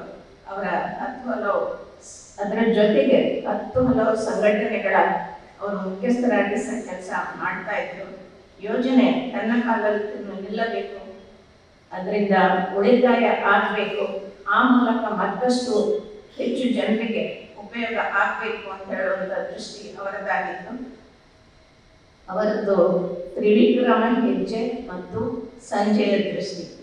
ಈಗ ತಾನೇ ಹೇಳಿದಾಗೆ ಇಲ್ಲೇ ಕೂತು ಎಲ್ಲ ರೀತಿಯ ವಿಚಾರಗಳು ಅವರಿಗೆ ಅರ್ಥ ಆಗ್ತಾ ಇತ್ತು, ತಿಳಿತಾ ಇತ್ತು. ನಿಜವಾಗಿ ನಮ್ಮ 2001ರಿಂದ ಆರಂಭವಾದ ಮಂಜುನಾಥ್ ಅವರ ಯೋಜನೆಯಲ್ಲಿನ ಪಯಣದಲ್ಲಿ ಅವರು ಬರೆಯ ಯೋಜನೆಗಷ್ಟೇ ಅಲ್ಲ, ನಮಗೂ ಒಂದು ಮನೆಯವರಂತೆ ಆಗಿ ಹೋಗಿದ್ರು. ಅವರ ಕೆಲಸದ ವ್ಯಾಪ್ತಿಯನ್ನು ಮೀರಿ ಮತ್ತು ನಮ್ಮ ಎಲ್ಲ ರೀತಿಯ ಕಷ್ಟ ಸುಖಗಳನ್ನು ಹೇಳಿಕೊಳ್ಳಬಲ್ಲಂತ ಒಂದು ಸಜ್ಜನ ನಂಬಿಕಸ್ಥ ವ್ಯಕ್ತಿಯಾಗಿದ್ದರು. ನಮ್ಮ ಈ ಗಲಾಟೆಯ ಸಂದರ್ಭದಲ್ಲೂ ಹೆಚ್ಚಿನ ಹೊಣೆ ಹೊತ್ತು ನಿಭಾಯಿಸಿದ್ರು. ಧೈರ್ಯವಾಗಿ ತಮ್ಮ ಪರವಾಗಿ ನಿಂತು ಮಾತಾಡಿದ್ರು. ಕ್ಷೇತ್ರದ ಎಲ್ಲ ಕೆಲಸಗಳಿಗೆ ಬೇಕಾದ ಸಿಬ್ಬಂದಿಗಳು ನಮಗೆ ಸಿಗ್ತಾರೆ, ಆಫೀಸ್ಗಳಿಗೆ ಎಷ್ಟು ಬೇಕಾದರೂ ಸಿಗುತ್ತಾರೆ. ಎಲ್ಲರೂ ಅವರವರ ಡ್ಯೂಟಿ ಮಾಡೋದ್ರಲ್ಲಿ ಹೆಚ್ಚು ಪರಿಣಿತರಿರ್ತಾರೆ, ನಿಸ್ಸೀಮರಾಗಿರ್ತಾರೆ. ಆದರೂ ಅವರು ಆಪ್ತನಾಗಿ ಒಂದು ಒಳ್ಳೆಯ ಸಲಹೆಗಾರನಾಗಿ ಒಟ್ಟಿಗೆ ನಿಲ್ಲಬಲ್ಲ ಅಂತ ವ್ಯಕ್ತಿಗಳು ಸಿಗುವುದು ಕಡಿಮೆ. ನಮಗಷ್ಟೇ ಅಲ್ಲ, ಇಡೀ ಊರಿಗೆ ಅವರು ಬೇಕಾದ ವ್ಯಕ್ತಿಯಾಗಿತ್ತು. ಯಾವುದೇ ಸಾರ್ವಜನಿಕ ಕಾರ್ಯಕ್ರಮ ಇದ್ರೆ ಮೊದಲು ಯಾರನ್ನಮ್ಮ ಮಂಜುನಾಥ್ ಅವರನ್ನು ಹೆಡ್ ಮಾಡಿಬಿಡು, ಮತ್ತೆಲ್ಲ ಕಾರ್ಯಕ್ರಮಗಳು ಸಾಂಗವಾಗಿ ನಡ್ಕೊಂಡು ಹೋಗ್ತದೆ ಅಂತ ಹೇಳುವಂಥದ್ದು ನಮ್ಮ ಊರಿನವರ ಅಭಿಪ್ರಾಯ ಆಗಿತ್ತು. ನಮ್ಮ ಎಲ್ಲ ದೇವಸ್ಥಾನಗಳಲ್ಲಿ ನೋಡ್ಲಿ, ಧಾರ್ಮಿಕ ಗ್ರಂಥಗಳಲ್ಲಿ ನೋಡ್ಲಿ, ಸ್ವರ್ಗ ನರಕದ ಮ್ಯಾಪ್ ಮಾಡಿರ್ತಾರೆ. ಎಷ್ಟು ಮಾಡಿದ್ರೆ ಸ್ವರ್ಗ, ಹೀಗೆ ಮಾಡಿದ್ರೆ ನರಕ. ಹಾಗಾದ್ರೆ ಭೂಮಿಯಲ್ಲಿ ಹೇಗೆ ಬದುಕಬೇಕು ಅದರ ಬಗ್ಗೆ ಯಾರೂ ತಿಳಿಸಿಕೊಡುವುದಿಲ್ಲ. ಅದನ್ನು ರೂಪರೇಷೆಗಳನ್ನು ತಯಾರಿಸಿ ಜನ ಕೇಳುವ ಮೊದಲೇ ಅವರ ಅಗತ್ಯಗಳಿಗೆ ಸ್ಪಂದಿಸಿ ಚಿಂತಿಸಿ ಪರಿಹಾರದ ಮಾರ್ಗಗಳನ್ನು ಪ್ರಸ್ತಾವಕ್ಕೆ ತರುತ್ತಿದ್ದವರು ಮಂಜುನಾಥ್ ಅವರು. ಅವರು ತಂದ ಯಾವುದೇ ಐಡಿಯಾಗಳನ್ನು ಬಹುಶಃ ತಾವಂತರೂ ನಿರಾಕರಿಸಿದ್ದು ಕಡಿಮೆ. ನಾವು ಡಾಕ್ಟರ್ ಮಂಜುನಾಥ್ ಅವರ ಬದುಕಿನ ಒಂದು ಧನ್ಯತೆಯ ಕ್ಷಣ ಅಂತ ನಾನು ಭಾವಿಸ್ತೇನೆ. ನಾವು ಅದನ್ನು ಬೇಸರದ ಕ್ಷಣ ಅಂತ ಯಾವತ್ತೂ ತಿಳ್ಕೊಳ್ಬಾರ್ದು. ಯಾಕೆಂದ್ರೆ ಏನು ಕೆಲಸ ಇಲ್ಲದೆ ಸುಮ್ಮನೆ ಕಾಲ ಕಳೆದ್ರೆ ಅದು ಬೇಸರವೇ. ಆದ್ರೆ ಒಳ್ಳೆ ಕೆಲಸ ಮಾಡಿ ಅದರ ಧನ್ಯತೆಯನ್ನ ಅನುಭವಿಸ್ಬೇಕಾದ್ರೆ ಇಂಥ ಕ್ಷಣಗಳು ನಮ್ಗೆ ಸಿಗುವುದು ಅಪರೂಪ. ಯಾಕೆಂದ್ರೆ ನಾವು ಯಾವಾಗಲೂ ಸ್ಪೀಡ್ನಲ್ಲಿ ಇರ್ತೇವೆ, ಯಾವಾಗಲೂ ಕಾಲಿಗೆ ಚಕ್ರ ಕಟ್ಟಿಕೊಂಡು ತಿರುಗಾಡ್ತಾ ಇರ್ತೇವೆ, ಓಡಾಡ್ಕೊಂಡಿರ್ತಾವೆ, ಸಮಸ್ಯೆಗಳನ್ನು ಚಾಲೆಂಜ್ಗಳನ್ನು ಎದುರಿಸ್ತಾ ಇರ್ತೇವೆ. ಆದ್ರೆ ಒಮ್ಮೆ ನಿಂತು ಹಿಂದಿರುಗಿ ನೋಡುವ ಒಂದು ಕ್ಷಣ ನಮ್ಮ ಬದುಕಿನಲ್ಲಿ ಬರಬೇಕಾದ್ರೆ ಅದು ಇಂಥ ಕ್ಷಣದಲ್ಲಿ ಮಾತ್ರ ಅಂತ ನಾನು ಭಾವಿಸ್ತೇನೆ. ತಾನು ಮುಟ್ಟಿದ ಜನರನ್ನು ಮತ್ತು ನಮ್ಮ ಮನಸ್ಸುಗಳನ್ನು, ಅವರ ಬದುಕುಗಳನ್ನು, ಅವರ ಬಗ್ಗೆ ಮತ್ತೆ ಚಿಂತಿಸುವ ಈ ಕ್ಷಣ ನಿಜವಾಗಿ ಒಂದು ಧನ್ಯತೆ ಕ್ಷಣ ಅಂತ ನಾನು ಭಾವಿಸ್ತೇನೆ. ಜೈನರಲ್ಲಿ ಪ್ರತಿಕ್ರಮಣ ಅಂತ ಒಂದು ವಿಧಿ ಇದೆ. ದೈನಂದಿನ ಬದುಕಿನ ವಿಚಾರಗಳನ್ನ ಆಗುಹೋಗುಗಳ ಬಗ್ಗೆ ಸಾಯಂಕಾಲ ಕೂತ್ಕೊಂಡು ಪ್ರತಿಕ್ರಮಣದಲ್ಲಿ ಚಿಂತಿಸಿ ಅದಕ್ಕೆ ಪರಿಹಾರವನ್ನ ಅಥವಾ ಮಾಡಿದ ತಪ್ಪಿಗೆ ಪ್ರಾಯಶ್ಚಿತ್ತವನ್ನು ಮಾಡಿಕೊಳ್ಳುವಂಥದ್ದು. ಈಗ ತನಗೆ ಬಹಳಷ್ಟು ಜನ ಶುಭಾಶಯ ಕಳಿಸ್ತಿದ್ದಾರೆ ಅಂತ ಹೇಳಿದ್ರು. ಅವರನ್ನು ಪ್ರೀತಿಸುವ, ಅಭಿಮಾನದಿಂದ ಕಾಣುವ ಮತ್ತು ಗುರುವೆಂದು ಮನ್ನಿಸುವ ದೊಡ್ಡ ಬಳಗವೇ ಅವರದ್ದಾಗಿದೆ. ಅವರೆಲ್ಲರ ಹಾರೈಕೆ ಮಂಜುನಾಥ್ ಅವರ ಮೇಲೆ ನಿರಂತರವಾಗಿ ಇದೆ. ಇದು ಅವರ ಇಡೀ ಜೀವನದ ಪ್ರತಿಕ್ರಮಣ ಅಂತ ನಾನು ಭಾವಿಸ್ತೇನೆ. ಅವರ ಜೊತೆಗೆ ಅವರ ಧರ್ಮಪತ್ನಿ ನೋಡುವಾಗ ಯಾವಾಗಲೂ ನಗುಮುಖದಲ್ಲಿ ಇರ್ತಾರೆ. ಅವರು ಸಹ ಇವತ್ತು ಬಂದಿದ್ದಾರೆ. ಅವರು ಯೋಜನೆಗಷ್ಟು ಬಹಳಷ್ಟು ತ್ಯಾಗವನ್ನು ಮಾಡಿದ್ದಾರೆ. ಗಂಡ ಎಷ್ಟೊತ್ತಿಗೆ ಬರ್ತಾರೆ, ಎಲ್ಲಿಗೆ ಹೋಗ್ತಾರೆ ಅಂತ ಅವರಿಗೆ ಗೊತ್ತಿರೋದಿಲ್ಲ. ಆದರೂ ಅದು ಅವರನ್ನು ಅನುಸರಿಸಿಕೊಂಡು ಯೋಜನೆಯ ಪ್ರಗತಿಗೆ ಬಗ್ಗೆ ಸದಾ ಹೆಮ್ಮೆ ಪಡುವ ಗೃಹಿಣಿಯವರು.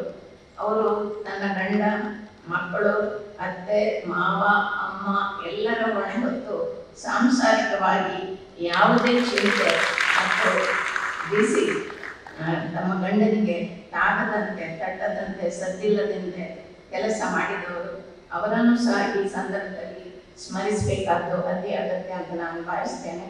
ಮಗ ಈಗಾಗಲೇ ಡಾಕ್ಟರ್ ಆಗಿದ್ದು ಅವನು ನಮ್ಮದೇ ಹಾಸ್ಪಿಟಲ್ನಲ್ಲಿ ಸರ್ಜನ್ ಆಗಿ ಕೆಲಸ ಮಾಡ್ತಾ ಇದ್ದಾನೆ. ಈಗಾಗಲೇ ಮದುವೆ ತಯಾರಿಯನ್ನು ನಡೀತಾ ಇದೆ. ಮಗಳು ವಿದೇಶದಲ್ಲಿದ್ದಾರೆ.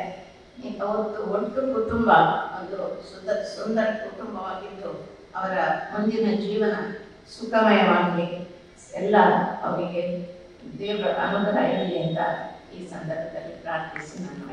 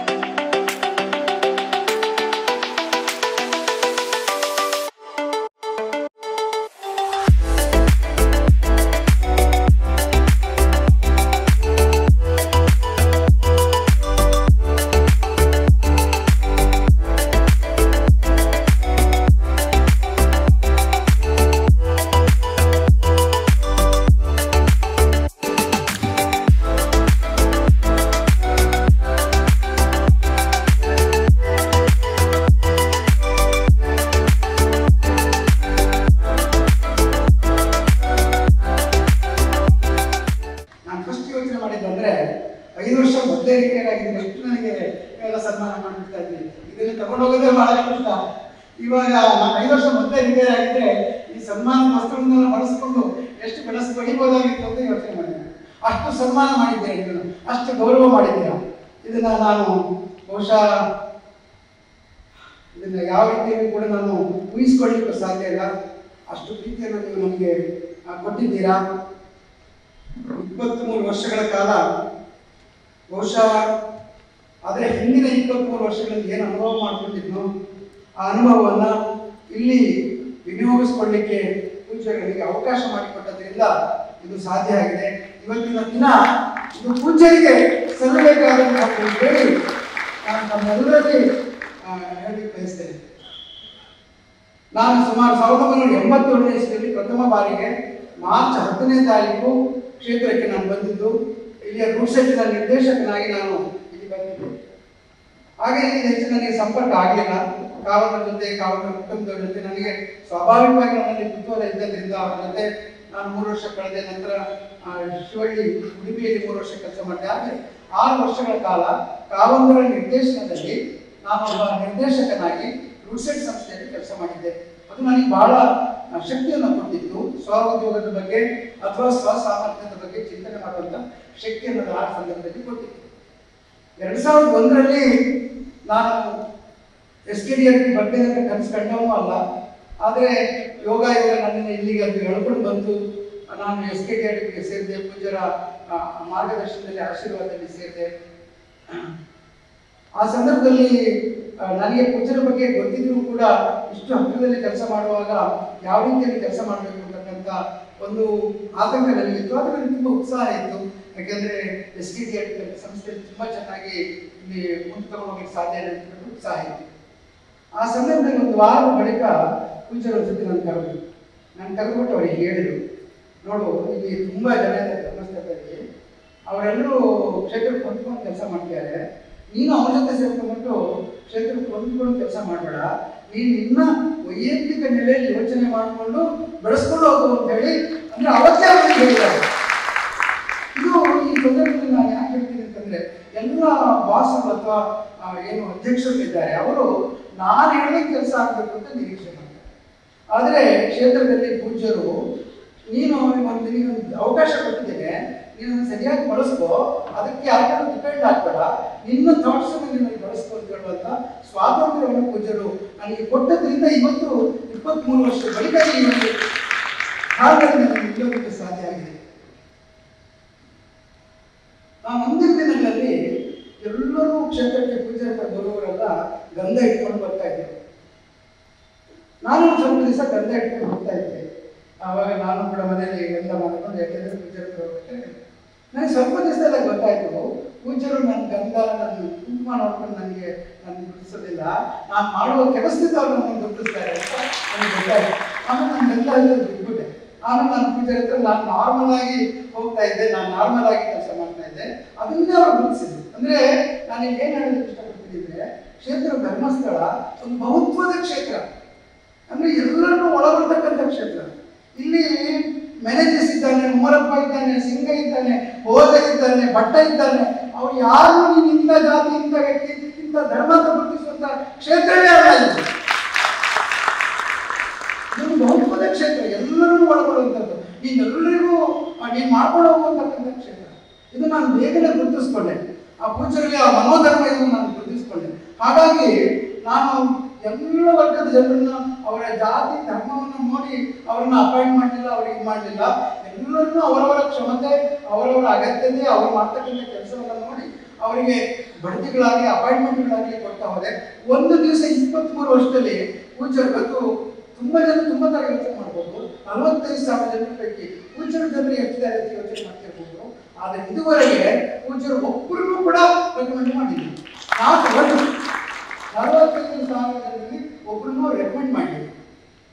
ಹರ್ಷಣ್ಣನವರು ಕೂಡ ಅಷ್ಟೇ, ಯಾವ ಕ್ಷೇತ್ರದ ಎಷ್ಟು ಜನ ಅವ್ರು ಬರ್ತಾರೆ, ಅವ್ರು ಬಂದಾಗ ಒಂದು ಫೋನ್ ಮಾಡ್ತಾರೆ, ಇದು ನೋಡಪ್ಪ ಈಗ ಒಂದು ಬರ್ತಾ ಇದ್ದಾರೆ, ಅದು ನಂದು ರೆಕಮೆಂಡೇಶನ್ ನೀವು ತಿಳ್ಕೊಬೇಡ, ನೀನು ನೋಡು, ನಿಮಗೆ ಅನುಕೂಲ ಆದರೆ ಅವ್ರಿಗೆ ಬೇಕು ಅಂತಂದ್ರೆ ಮಾಡ್ಬಾ. ಅದು ಕೆಲಸ ಇರ್ಬೋದು, ಅವ್ರು ಯಾವುದೋ ಒಂದು ವರ್ಕ್ ತಗೊಂಡು ಬಂದಿರ್ಬೋದು, ಅವ್ರಿಗೇನಾದ್ರು ಪ್ರಾಡಕ್ಟ್ ಮಾಡುವಂತಿರ್ಬೋದು. ಇಲ್ಲಿ ಏನಪ್ಪ ಅಂತಂದ್ರೆ ನೀನು ಕೆಲಸ ಮಾಡುವಾಗ ನಿಮ್ಗೆ ಫುಲ್ ಸ್ವಾತಂತ್ರ್ಯ ಇದೆ, ನೀನು ಮಾಡ್ಕೊಂಡು ಹೋಗು, ಕರೆಕ್ಟಾಗಿ ಮಾಡು, ಕ್ಷೇತ್ರದಲ್ಲಿ ತಪ್ಪು ಬೇಡ, ಅಷ್ಟೇ ಇಲ್ಲಿ ಇರುವಂತಹದ್ದು. ಆದ್ರಿಂದ ಎಲ್ಲ ರೀತಿಯಲ್ಲಿ ನನಗೆ ಸ್ವಾತಂತ್ರ್ಯ ಸಿಕ್ತು. ಆ ಸ್ವಾತಂತ್ರ್ಯನ ಬಳಕೆ ಮಾಡೋದಕ್ಕೆ ನನಗೆ ಅವಕಾಶ ಕೊಟ್ಟರು. ಅದನ್ನ ಮತ್ತೆ ಅವರಿಗೆ ರಿಪೋರ್ಟ್ಗಳನ್ನು ಕೊಟ್ಟಾಗ ಅವ್ರು ತುಂಬಾ ಸಂತೋಷ ಪಡ್ತಾರೆ. ನಾನು ಪೂಜೆ ವಿಷಯ ಹೇಳ್ಬೇಕಂತಂದ್ರೆ ಒಂದು ಸಣ್ಣ ವಿಚಾರ ಹೇಳಿದಾಗ ತುಂಬಾ ಸಂತೋಷ ಪಡ್ತಾರೆ. ಎಲ್ಲರೂ ಬಾಲ್ಯದ ಸಣ್ಣ ನಾಲ್ಕು ಎಂತ ತರ್ತೀವಿ, ನಮ್ಗೆ ಏನ್ ಯೋಗ್ಯತೆ ಇದೆ, ಒಂದು ಸಣ್ಣ ಐಟಮ್ ಅಂತ ತಗೊಂಡು ಬರ್ತೀವಿ, ಅದನ್ನು ಬಹಳ ತುಂಬಾ ಸಂಭ್ರಮದಿಂದ ಅದನ್ನ ಸ್ವೀಕಾರ ಮಾಡ್ತಾರೆ. ಇಷ್ಟು ದೊಡ್ಡತನ ಅವರಿಗೆ ಇರೋದಿಲ್ಲ. ಅವ್ರ ಜೊತೆ ಕೆಲಸ ಮಾಡ್ಕೊಂಡು ಬಹಳ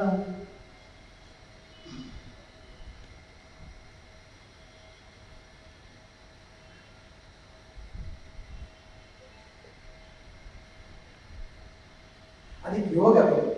ಆ ಯೋಗ ನನಗೆ ಸಿಕ್ಕಿದೆ, ನನ್ನ ಮುಖಾಂತರ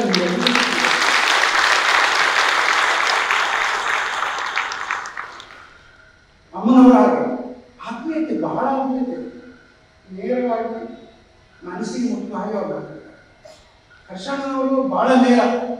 ಅವರನ್ನ ಬಳಸ್ಕೊಳ್ಬೇಕಾದ್ರೆ ನಾವು ಮಾಡೋದು 5 ವರ್ಷ ಕಷ್ಟಪಟ್ಟಿದ್ದೀವಿ, ಸುಲಭ ಆಗಿಲ್ಲ. ಅವರಿಗೆ ಯೋಜನೆಗಳನ್ನ ಡೈರೆಕ್ಟ್ ಕಾಮಂತ್ರ ಹೋಗ್ತಾರೆ ಅಂತ. ಅವರು ಪಾಪ ಹರ್ಷಣ್ಣನವರು ವೆಯ್ಟ್ ಮಾಡ್ತಾ ಇದ್ರು, ನಾವು ಮುಖ್ಯ ಹೋಗಿ ಮಾತಾಡುವಾಗ ಅವರಿಗೆ ಏನು ಯೋಜನೆ, ಅವ್ರು ಇಷ್ಟು ತಲೆ ಹಾಕಿ ಮಾಡ್ತಾರಲ್ಲ ಅಂತ ಅವ್ರನ್ನ ಮನಸ್ಕೊಳಕ್ಕೆ ನಾವು ತುಂಬಾ ಕಷ್ಟಪಟ್ಟಿದ್ದೀವಿ. ಅವ್ರು ತುಂಬಾ ಪ್ರೀತಿ ಕೊಡ್ತಾರೆ, ಹರ್ಷಣ್ಣನವರು ತುಂಬಾ ಪ್ರೀತಿ ಕೊಡ್ತಾರೆ. ಸುರೇಂದ್ರಣ್ಣನವರು ಆಲ್ವೇಸ್ ಅಶ್ಯೂರೆನ್ಸ್ ಕೊಡ್ತಾರೆ, ಏನಾಗಲ್ಲ ಮಂಜುನಾಥ್ ವಿಚಾರಿದ್ದೀವಿ ಎಂತ ಕಷ್ಟ ಸಮಯ ಆದ್ರೂ ಕೂಡ ಈಸ್ ನೆವರ್ ನೆಗೆಟಿವ್. ಸುರೇಂದ್ರಣ್ಣ ಆಲ್ವೇಸ್ ಮಾಡು ವಿಚಾರಿದ್ದೀವಿ. ನಾನು 4 ಜನ ನಾನು ಅವತ್ತು ಟ್ರಸ್ಟಿಗಳನ್ನು ಮುಗಿಸ್ಕೊಳ್ಬೇಕು. 2001ರಲ್ಲಿ ನಾನು ಜಾಯಿನ್ ಆದಾಗ ಸನ್ಮಾನ್ಯ ಡಾಕ್ಟರ್ DM ನಂಜುಂಡಪ್ಪನವರು ಅತ್ಯಂತ ಗ್ರಾಮೀಣಾಭಿವೃದ್ಧಿ ದೊಡ್ಡ ಮೇಧಾವಿ ವ್ಯಕ್ತಿ, ಅಂಥವ್ರನ್ನ ಪೂಜ್ಯರು ಟ್ರಸ್ಟಿಗಳಾಗಿ ಮಾಡ್ಕೊಂಡಿದ್ರು. ಅವರು ನಮ್ಮ ಟ್ರಸ್ಟಿ ಮೀಟಿಂಗ್ ಬಂದ್ರೆ ಪೂಜ್ಯರು ಅವ್ರಿಗೆ ಎಷ್ಟು ಭಕ್ತಿಯಿಂದ ನೋಡ್ಕೊಳ್ತಿದ್ರು ಅಂತಂದ್ರೆ ನನಗೆ ಅದನ್ನೆಲ್ಲ ಕಲ್ತಿರೋದ್ರಿಂದ ನಾನು ಇವತ್ತು ಈ ಸ್ಥಿತಿಗೆ ಬರೋಕ್ಕೆ ಸಾಧ್ಯ ಆಗಿದೆ. ಪೂಜ್ಯರು DM ನಂಜುಂಡಪ್ಪನವ್ರನ್ನ ಗುರುಗಳ ತರ ಕಂಡುಬಿಟ್ಟು ಅವ್ರನ್ನ ಕೂರಿಸಿ ಫಸ್ಟ್ ಅವ್ರ ತರ ಕೇಳ್ತಾರೆ, ನೀವು ಮಾತಾಡಿ ಸರ್, ನೀವು ಇವಾಗ ಏನು ಡೆವಲಪ್ಮೆಂಟ್ ಏನು, ಇವತ್ತಿನ ಪ್ರೆಸೆಂಟ್ ಪೊಸಿಷನ್ ಹೇಗಿದೆ, ಅದ್ರ ಬಗ್ಗೆ ಫಸ್ಟ್ ನಂಜುಂಡಪ್ಪನವ್ರು ಮಾತಾಡ್ಬೇಕು. ಒಂದು 20 ನಿಮಿಷ ಎವ್ರಿ ಟ್ರಸ್ಟ್ ಮೀಟಿಂಗ್ ನಲ್ಲಿ ನಂಜುಂಡಪ್ಪನವ್ರು ಫಸ್ಟ್ 20 ನಿಮಿಷ ಮಾತಾಡ್ತಾರೆ. ಆಮೇಲೆ ಟ್ರಸ್ಟ್ ಮೀಟಿಂಗ್ ಸ್ಟಾರ್ಟ್ ಆಗಿದೆ. ಅಷ್ಟು ಗೌರವವನ್ನ ನಂಜುಂಡಪ್ಪ ಅವರಿಗೆ ಕೊಡ್ತಾ ಇದ್ರು. ಅವರು ಬೆಂಗಳೂರು ಯೂನಿವರ್ಸಿಟಿ ವೈಸ್ ಚಾನ್ಸಲರು, ನಮ್ಮ ಕರ್ನಾಟಕ ಪ್ರಾದೇಶಿಕ ಅಸಮತೋಲನ ಸಮಿತಿಯ ಅಧ್ಯಕ್ಷರಾಗಿದ್ದರು. ಬಹಳ ದೊಡ್ಡ ಒಂದು ವರದಿಯನ್ನು ಅವರು ತಯಾರಿಸಿದವರು. ನಮ್ಮ ಕರ್ನಾಟಕದಲ್ಲಿ ಆರ್ಥಿಕ ಕ್ಷೇತ್ರದಲ್ಲಿ ಬಹಳ ದೊಡ್ಡ ಹೆಸರು. ಅವರ ಹೆಸರಿನಲ್ಲಿ ನಾನು ಟ್ರಸ್ಟಿಗಳಿಂದ ನಾನು ಕೆಲಸ ಮಾಡಿದ್ದೇನೆ. ಆಮೇಲೆ ಅವರು ಕೇಬಲ್ ಕಾರ್ಕಳ ಮಂಜುನಾಥ್ ಸಿಂಡಿಕೇಟ್ ಬ್ಯಾಂಕಿಂದ ನನ್ನ ಗುರುಗಳು, ಅವರು ಮೊದಲಿಗೆ ಇಲ್ಲಿ ಟ್ರಸ್ಟಿಗಳಾಗಿದ್ದವರು. ಅವ್ರ ಜೊತೆಯಲ್ಲಿ ನಾನು ಕೆಲಸ ಮಾಡಿದ್ದೇನೆ. ಆಮೇಲೆ ನಂತರದಲ್ಲಿ ಬಿ ಶಾನು ಅವರು chartered accountant, first time chartered accountant ಟ್ರಸ್ಟಿಯಾಗಿ ತೆಗೆದುಕೊಂಡಿದ್ದು, ಅವ್ರ ಜೊತೆಯಲ್ಲಿ ನಾನು ಕೆಲಸ ಮಾಡಿದ್ದೇನೆ. ಆಮೇಲೆ ಆರ್ ವಿ ಶಾಸ್ತ್ರಿಗಳು ಅದೇನಪ್ಪ ಕಾವತ್ತು ಮನಸ್ಸನ್ನು ತಿಳ್ಕೊಂಡು ಅವರೇ ಮಾತಾಡ್ತಾರೆ. ನಾನು ಏನು ಐಡಿಯಾ ತಗೊಂಡ್ರು, ಇದು ನೀನು ಮಾಡಬೇಡ, ಇದು ಸರಿ ಇಲ್ಲ, ಇದು ನೀನು ತುಂಬ ಇದು ಮಾಡಬೇಡ ಅಂದರೆ ಅವರು ಗೊತ್ತಿತ್ತು ಯಾವಾಗ ಎಷ್ಟು ಸ್ಪೀಡಲ್ಲಿ ಹೋಗಬೇಕು, ಅದನ್ನ ಅಷ್ಟು ಚೆನ್ನಾಗಿ ತಿಳ್ಕೊಂಡಿದ್ರು. ನಾನು ಪ್ರತಿ ಟ್ರಸ್ಟಿ ಮೀಟಿಂಗ್ ಅಲ್ಲಿ ನಾನು ಕಾವಲಿಗಿಂತ ಹೆಚ್ಚಾಗಿ ಆರ್ ವಿ ಶಾಸ್ತ್ರಿಗಳಿಂದ ಹೆಂಗೆ ಸಮಾಧಾನ ಮಾಡಬೇಕು ಅಂತ ನಾನು ಮಾಡ್ತಾ ಇದ್ದೆ. ಅಷ್ಟು ಕಾವಲನ್ನು ತಿಳ್ಕೊಂಡಿದ್ರು ಆರ್ ವಿ ಶಾಸ್ತ್ರಿ. ಅವರು 10 ವರ್ಷ ಕಾಲ ಅವರು ಕೆನರಾ ಬ್ಯಾಂಕ್ ಚೇರ್ಮನ್ ಆಗಿದ್ರು, ಇಂಡಿಯನ್ ಓವರ್ಸೀಸ್ ಬ್ಯಾಂಕ್ ಚೇರ್ಮನ್ ಆಗಿದ್ರು. ಅವರು ನಮಗೆ ಟ್ರಸ್ಟಿಗಳಾಗಿದ್ದರು. ಅವರಿಂದ ನಾನು ತುಂಬ ಪಾಠ ಮಾಡಬೇಕಂತೆ. ಹೀಗೆ ಆ ನಂತರ ಬಂದಂಥ ಟ್ರಸ್ಟಿಗಳು ಇವತ್ತು ಸನ್ಮಾನ್ಯ ಉದಯ್ ಕುಮಾರ್ ಶೆಟ್ಟಿ ಇದ್ದಾರೆ. ನೋಡ್ತಾ 14 ವರ್ಷ ಆಗಬೇಕು. ಅವರು 39 ವರ್ಷದ ಕರುಣ ಆಗಿದ್ರು. ಅವರು ಟ್ರಸ್ಟಿಗಳಾಗಿ ಬಂದಾಗ ನಾನು ಯೋಚನೆ ಮಾಡಿದೆ, ಇಷ್ಟು ಎಪಿಸೋಡ್ ತಗೊಂಡಿರಲ್ಲ, ಇವರು ನಮ್ಮಂತ ದೊಡ್ಡ ಟ್ರಸ್ಟಿಗೆ ಆಗ್ಬೋದ ಅಂತ. ಎಷ್ಟು ಸೈಲೆಂಟ್ ಆಗಿ ಮೀಟಿಂಗ್ ಅಲ್ಲಿ ಕೂತ್ಕೊಂಡು ಒಂದು ಪಾಯಿಂಟ್ ಎತ್ತಿದ್ದಾರೆ ಅಷ್ಟೇ, ಅದಕ್ಕೆ ಉತ್ತರ ಕೊಡೋಕೆ ತಡಬಡಾಯಿಸಿ ಹೋಗ್ತೀವಿ ನಾವು. ಅಷ್ಟು ಚೆನ್ನಾಗಿ ಅವರು ಅಂದ್ರೆ ವಕೀಲರೇ ಲಾ ಪಾಯಿಂಟ್ ಎತ್ಬಿಡ್ತಾರೆ ಅವರು. ಅಷ್ಟು ಚೆನ್ನಾಗಿ ನಮಗೆ 14 ವರ್ಷದಿಂದ ಅವರು ಟ್ರಸ್ಟಿಗಳಾಗಿದ್ದಾರೆ. ಸಂಪತ್ ಸಾಮ್ರಾಜ್ಯರು ಕೃಷಿ ವಿಷಯದಲ್ಲಿ ಮತ್ತೆ HR ವಿಷಯಕ್ಕೆ ಬಂದ್ರೆ ಸಂಪತ್ ಸಾಮ್ರಾಜ್ಯರು ಟ್ರಸ್ಟಿಗಳನ್ನು ಕೇಳ್ತಾರೆ. ಅದಕ್ಕೆ ನಾನು ಅವ್ರ ಜೊತೆ ಪ್ರಶ್ನೆ ಬರುತ್ತೆ ಅಂತ ನನಗೆ ಗೊತ್ತು. ಅದಕ್ಕೆ ತಯಾರಾಗಿ ಇಟ್ಕೊಂಡಿರ್ಬೇಕು. ಅವರು ಕೂಡ ನಮ್ಗೆ ಒಳ್ಳೆ ಮಾರ್ಗದರ್ಶನ ಕಳೆದ 8-9 ವರ್ಷನೇ ಕೊಡ್ತಾ ಇದ್ದಾರೆ. ಶಾಂಬಳ್ಳು ಚಾರ್ಟರ್ಡ್ ಅಕೌಂಟೆಂಟು ಜಾನ್ಬಾಬು ಬದಲಿಗೆ ಸುಮಾರು 6-7 ವರ್ಷದಿಂದ ಅವರು ಬಂದಿದ್ದಾರೆ. ಅವರು ಅಷ್ಟೇ ಸೈಲೆಂಟ್ ಆಗಿ ಏನು ನಿರೀಕ್ಷೆ ಇಟ್ಕೊಂಡಿದ್ದೇನೆ ನಮ್ಮ ಮಾಡುವಂತ ಕೆಲಸದಲ್ಲಿ ಇವತ್ತಿನ ಸರ್ಕಾರದ ಕಾನೂನುಗಳ ಬಗ್ಗೆ ಹೇಗೆ ನಮಗೆ ಅಪ್ಲೈ ಆಗುತ್ತೆ ಅಂತ ಹೇಳಿ ತುಂಬಾ ಸೈಲೆಂಟ್ ಆಗಿ ತಿಳಿಸುವಂತ ಕೆಲಸ ಮಾಡ್ತಾರೆ. ನಾಗೇಶ್ವರ ಅವರು ಇತ್ತೀಚೆಗೆ ನಮಗೆ ಟ್ರಸ್ಟಿಗಳಾಗಿ ಸೇರ್ಕೊಂಡಿದ್ದಾರೆ. ಅವರು ಅಷ್ಟು ಬಹಳ ಬೆಂಬಲವನ್ನು ಕೊಡ್ತಾರೆ. ಈ ಎಲ್ಲ ಟ್ರಸ್ಟಿಗಳ ಮತ್ತು ಪೂಜ್ಯರ ಮತ್ತು ಅಮ್ಮನವರು ಅಷ್ಟು ಟ್ರಸ್ಟಿಗಳು, ಸುರೇಂದ್ರನವರು ಟ್ರಸ್ಟಿಗಳು. ಈ ಟ್ರಸ್ಟಿಗಳು ನಮಗೆ ಅಷ್ಟು ಶಕ್ತಿಯನ್ನು ಕೊಟ್ಟದ್ರಿಂದ ಈ ಎಲ್ಲ ಕೆಲಸಗಳನ್ನ ನಮಗೆ ಮಾಡೋದಕ್ಕೆ ಸಾಧ್ಯ ಆಗುತ್ತೆ ಅಂತ ನಾನು ಭಾವಿಸ್ತೇನೆ. ನಾನು ಯಾಕೆ ಸಕ್ಸಸ್ ಆದೆ ಅದನ್ನು 4-5 ಶಬ್ದಗಳಲ್ಲಿ ನಾನು ಹೇಳೋದಕ್ಕೆ ಬಯಸ್ತೇನೆ. ಒಂದು, ನಾನು ಎಲ್ಲ ಏನೇ ಕೆಲಸ ಮಾಡ್ಕೊಂಡ್ರು ಕೂಡ ಅದಕ್ಕೊಂದು ಪ್ಲಾನಿಂಗ್ ಮಾಡ್ಕೊಳ್ತೇನೆ. ಅಂದರೆ ಇದರದ್ದು ಎಕನಾಮಿಕ್ಸ್ ಏನು, ಫೀಸಿಬಿಲಿಟಿ, ವಯಬಿಲಿಟಿ, ಇದು ಯಶಸ್ಸಾಗ್ತದ, ಇದು ಸೋಲ್ತದ, ಇದರಿಂದ ಸಂಸ್ಥೆಗೆ ಲಾಭ ಬರ್ತದ, ಆರ್ಥಿಕ ಲಾಭ ಬರ್ತದ, ಹೆಸರು ಬರುತ್ತಾ, ಜನರಿಗೆ ಉಪಯೋಗ ಆಗುತ್ತಾ, ಕಾವಲಿಗೆ ಹೆಸರು ಬರುತ್ತಾ, ಈ 4 ವಿಚಾರಗಳನ್ನ ನಾನು ನೋಡ್ತೀನಿ. ಇದು ಇಟ್ಕೊಂಡು ನಾನು ಬಿಸ್ನೆಸ್ ಪ್ಲಾನ್ ಮಾಡ್ತೀನಿ. ಬಿಸ್ನೆಸ್ ಪ್ಲಾನ್ ಮಾಡಿದ್ಮೇಲೆ ಅದು ಅನುಷ್ಠಾನ ಆಗಬೇಕು. ಪ್ರತಿ ಫೆಬ್ರವರಿಯಲ್ಲಿ ನಮ್ದು ಬಿಸ್ನೆಸ್ ಪ್ಲಾನ್ ರೆಡಿ ಆಗ್ತಿತ್ತು. ಮೊದಲಿಗೆ ನಾನು ಕಾರ್ಯಕರ್ತರನ್ನು ಕರೆದು ಬಿಸ್ನೆಸ್ ಪ್ಲಾನ್ ಮಾಡ್ತಾ ಇದ್ದೆ. ಅಂತೂ ಬಾಟಮ್ ಅಪ್ ಅಪ್ರೋಚ್ ನಮ್ದೆಲ್ಲ ಸಂಘದ ವತಿಯಿಂದ ಬರಬೇಕು ಬೇಡಿಕೆಗಳು. ಅಲ್ಲಿಂದ ನಮ್ದು ಪ್ರತಿ ವರ್ಷ 23 ವರ್ಷದಲ್ಲಿ ಸುಮಾರು 14 ವರ್ಷಗಳ ಕಾಲ every annual business plan target ನಾವು ಅಚೀವ್ ಮಾಡಿದ್ದೀವಿ. ನಿಮಗೆ ದೊಡ್ಡ ಚಪ್ಪಾಳೆ. ಯಾಕಂದ್ರೆ ಅಷ್ಟು ಬಾಟಮ್ ಅಪ್ ಅಪ್ರೋಚ್. ಒಂದು ಈ never failed in reaching our target. ಅದು ಸಂಘಟನೆ ಇರ್ಬೋದು, ಅದು ಪ್ರಗತಿ ನಿಧಿ ವಿತರಣೆ ಇರ್ಬೋದು, ಔಷಧಿ ಇರ್ಬೋದು, ಅಥವಾ ಏನು ಕೆರೆ ಕೆಲಸ ಇತ್ತೀಚೆಗೆ ನಾವು ನಮ್ಮ ದೇವಸ್ಥಾನದ ಸ್ವಚ್ಛತಾ ಕಾರ್ಯಕ್ರಮ ಎಲ್ಲವೂ ಆಸ್ ಪರ್ ಟಾರ್ಗೆಟೆಡ್. ಅದು ಟಾರ್ಗೆಟ್ಗಿಂತ ಜಾಸ್ತಿ ಆಗಬೇಕು ಅಂತ ಕಡಿಮೆ ಆಗಿದೆ. ಯಾಕಂದ್ರೆ ಬಾಟಮ್ ಅಪ್ ಅಪ್ರೋಚ್ ಇತ್ತು. ಆಮೇಲೆ ನಾನು ಸಿಬ್ಬಂದಿಗಳನ್ನ ಮೌಲ್ಡ್ ಮಾಡ್ತಿದ್ದೆ. ಅವರಿಗೆ ಪ್ರೇರಣೆ ತುಂಬಾ ಕಷ್ಟಪಟ್ಟಿದ್ದೇನೆ. ಎಷ್ಟು ಸುತ್ತೋಲೆಗಳು ಕೆಲವರು ಹೇಳ್ತಾರೆ ಸುತ್ತೋಲೆಗಳು ಸಂಸ್ಥೆ ನಡೆಸಬಾರ್ದು ಅಂತ ಹೇಳುತ್ತಿದ್ದಾರೆ. ಆದ್ರೆ ನನ್ನ ಸುತ್ತೋಲೆಗಳು ತಿಳುವಳಿಕೆಗಳಾಗ್ತಿತ್ತು. ಅತ್ಯಂತ ಅಚ್ಚ ಕನ್ನಡದಲ್ಲಿ ನಾನು ಸುತ್ತೋಲೆಗಳನ್ನ ಮಾಡ್ತಾ ಇದ್ದೆ. ಅದು ಪೂರ್ತಿ ಎಲ್ರಿಗೂ ಅರ್ಥ ಆಗುತ್ತೆ. ಹೋದ್ರಪ್ಪ ಅಂತ ತುಂಬಾ ಹೇಳ್ತಾ ಇದ್ದೆ. ಅವರು ಓದಿಲ್ಲ ಅಂತ ನನಗೆ ಗೊತ್ತು. ಆದ್ರಿಂದ ನಾನು ಕಷ್ಟಪಟ್ಟು ಅವ್ರ ಹತ್ರ ಹೋಗಿ ಮತ್ತೆ ಅದನ್ನು ನನ್ನ ಮೀಟಿಂಗ್ ನಲ್ಲಿ ಫಸ್ಟ್ ಅಜೆಂಡಾ ಏನಂತಂದ್ರೆ ರಿವ್ಯೂ ಆಫ್ ದಿ ಸರ್ಕ್ಯುಲರ್ಸ್ ಅಂತ. ಹಿಂದಿನ ಸುತ್ತೋಲೆಗಳನ್ನ ಪುನಃ ಓದಿ ಮನನ ಮಾಡ್ಕೊಳ್ಳೋದೇ ಒಂದು ಫಸ್ಟ್ ಅಜೆಂಡಾ. ಆದ್ರಿಂದ ನಾನು ಎಲ್ಲ ನನ್ನ ಫೀಲ್ಡಿಗೆ ಹೋದಾಗ ನನ್ನ ಅರ್ಧ ಕ್ಲಾಸ್ ಅರ್ಧ ದಿವಸದ ಮಾತುಕತೆಲ್ಲ ಅವರಿಗೆ ಪ್ರೇರಣೆ ಕೊಡುವಂಥದ್ದು. ಮುಖ್ಯವಾಗಿ ಕ್ಷೇತ್ರದ ಅಣ್ಣಪ್ಪ ಸ್ವಾಮಿಯ, ಮಂಜುನಾಥ ಸ್ವಾಮಿಯ ಮತ್ತು ಪೂಜ್ಯರ, ಅಮ್ಮನವರ ಆಶಯಗಳು, ಅವರ ಆಶೀರ್ವಾದಗಳು, ಅವರು ನಮ್ಮ ಬೆನ್ನಾರೆ ಇರ್ತಕ್ಕಂಥದ್ದು. ನಾವು ಯಾವ ರೀತಿ ನಡ್ಕೊಳ್ಬೇಕು ಅನ್ನೋ ರೀತಿಯಲ್ಲಿ ನಾವು ಅದ್ರ ಬಗ್ಗೆನೇ ಹಂಚಿಕೊಳ್ತಾ ಇದ್ದೆ. ಹಾಗಾಗಿ ನನ್ನ ಸಿಬ್ಬಂದಿ ಇವತ್ತು ನಾನು ಬಹಳ ಹೆಮ್ಮೆ ಅಂತ ಹೇಳ್ತೇನೆ. ಇವತ್ತು ಇಲ್ಲಿ ಎಕ್ಸಿಕ್ಯೂಟಿವ್ ಡೈರೆಕ್ಟರ್ ಇರಬೇಕಾಗಿಲ್ಲ, ಇಲ್ಲಿ ಇವತ್ತು ಹೆಡ್ ಆಫೀಸ್ ನಲ್ಲಿ ಯಾರು ಇರಬೇಕಾಗಿಲ್ಲ. ಆದ್ರೆ ನನ್ನ ಫೀಲ್ಡ್ನಲ್ಲಿ ಎಲ್ಲರ 110% ನಾನು ಯಾವ ಉದ್ದೇಶವನ್ನು ಬರಬೇಕಾಗಿಲ್ಲ. ನಾನು 3 ತಿಂಗಳ ರಜೆ ಹೋದ್ರೆ ಏನೇನು ಪ್ರಾಬ್ಲಮ್ ಇಲ್ಲ. ಯಾಕೆ ಅಂದ್ರೆ ಪ್ರತಿಯೊಬ್ಬ ರೀಜನಲ್ ಡೈರೆಕ್ಟರ್, ಪ್ರತಿಯೊಬ್ಬ ಡೈರೆಕ್ಟರ್, ಪ್ರತಿಯೊಬ್ಬ ಪ್ರಾಜೆಕ್ಟ್ ಆಫೀಸರ್ ಅಷ್ಟು ಕಮಿಟೆಡ್ ಆಗಿ they want to solve the problem, they want to give the result.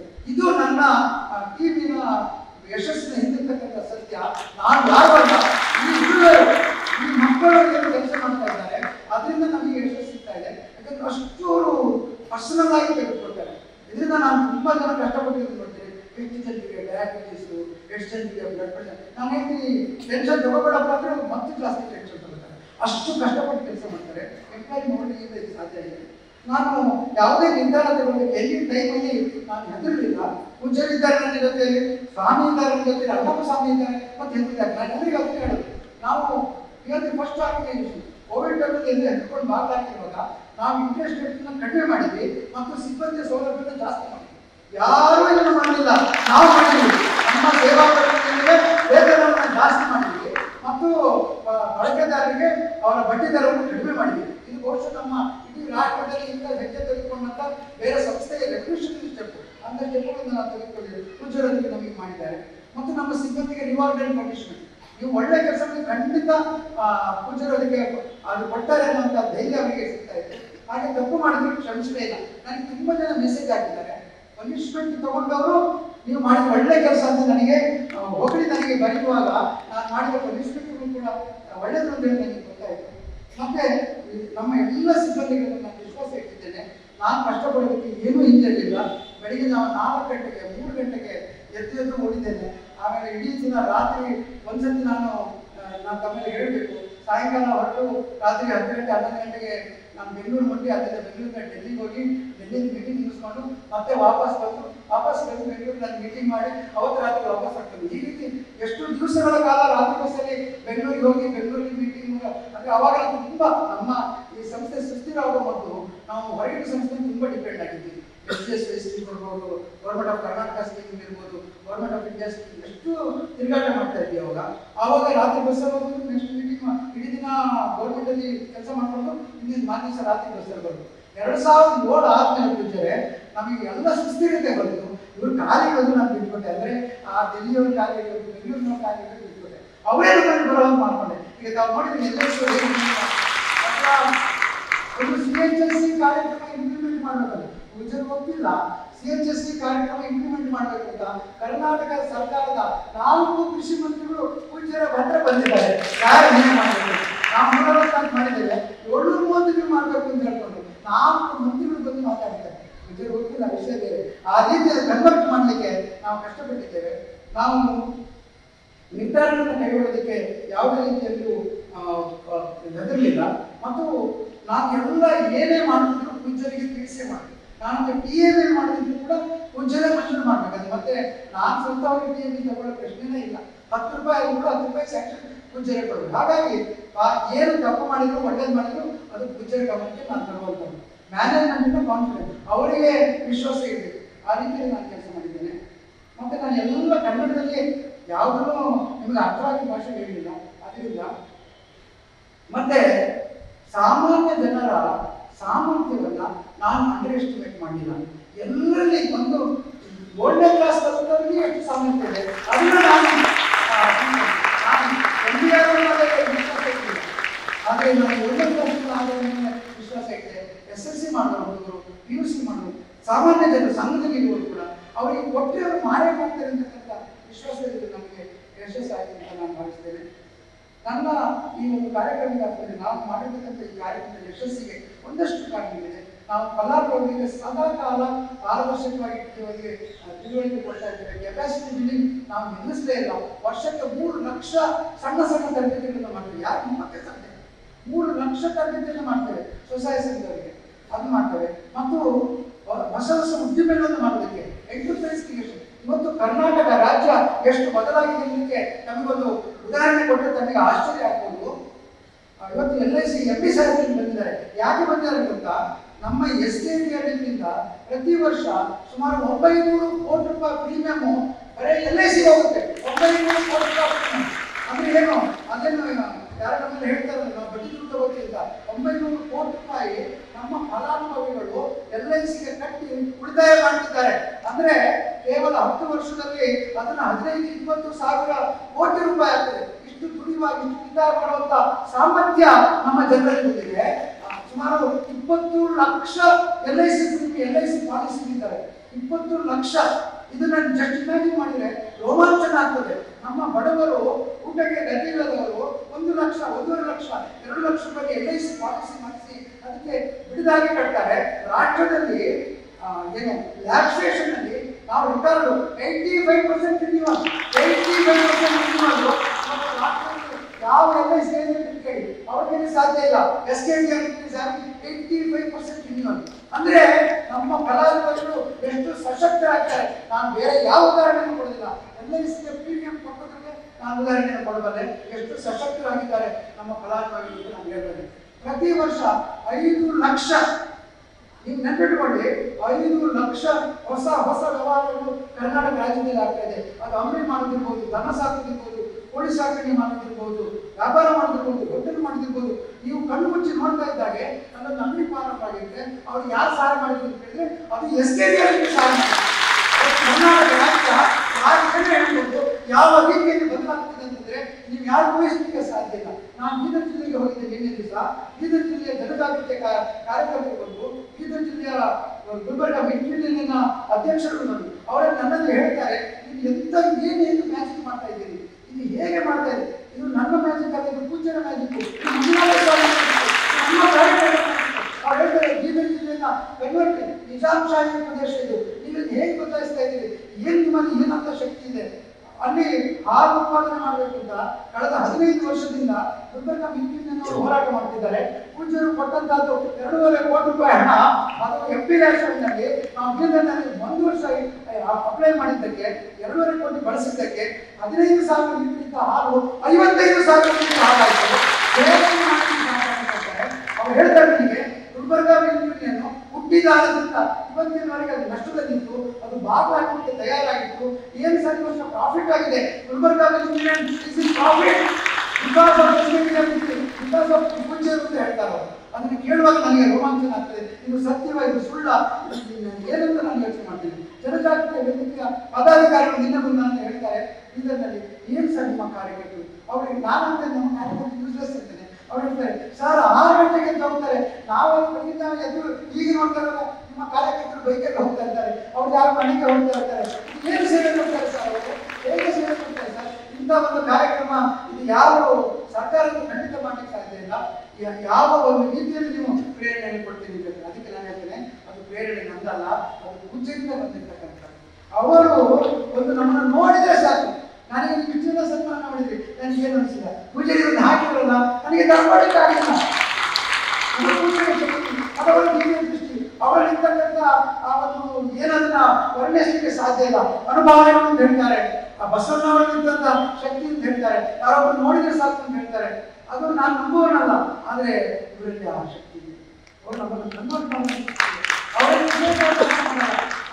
ನಿಂತ್ಕೊಂಡು ಇನ್ನೊಂದ್ಸತಿ ಹೇಳಿದ್ರೆ ಸಾಕಾಗ್ತದೆ. ಜನಜಾಗೃತಿ ನಾನು ಎಲ್ಲ ಟೈಮ್ ಹೇಳ್ತೇನೆ.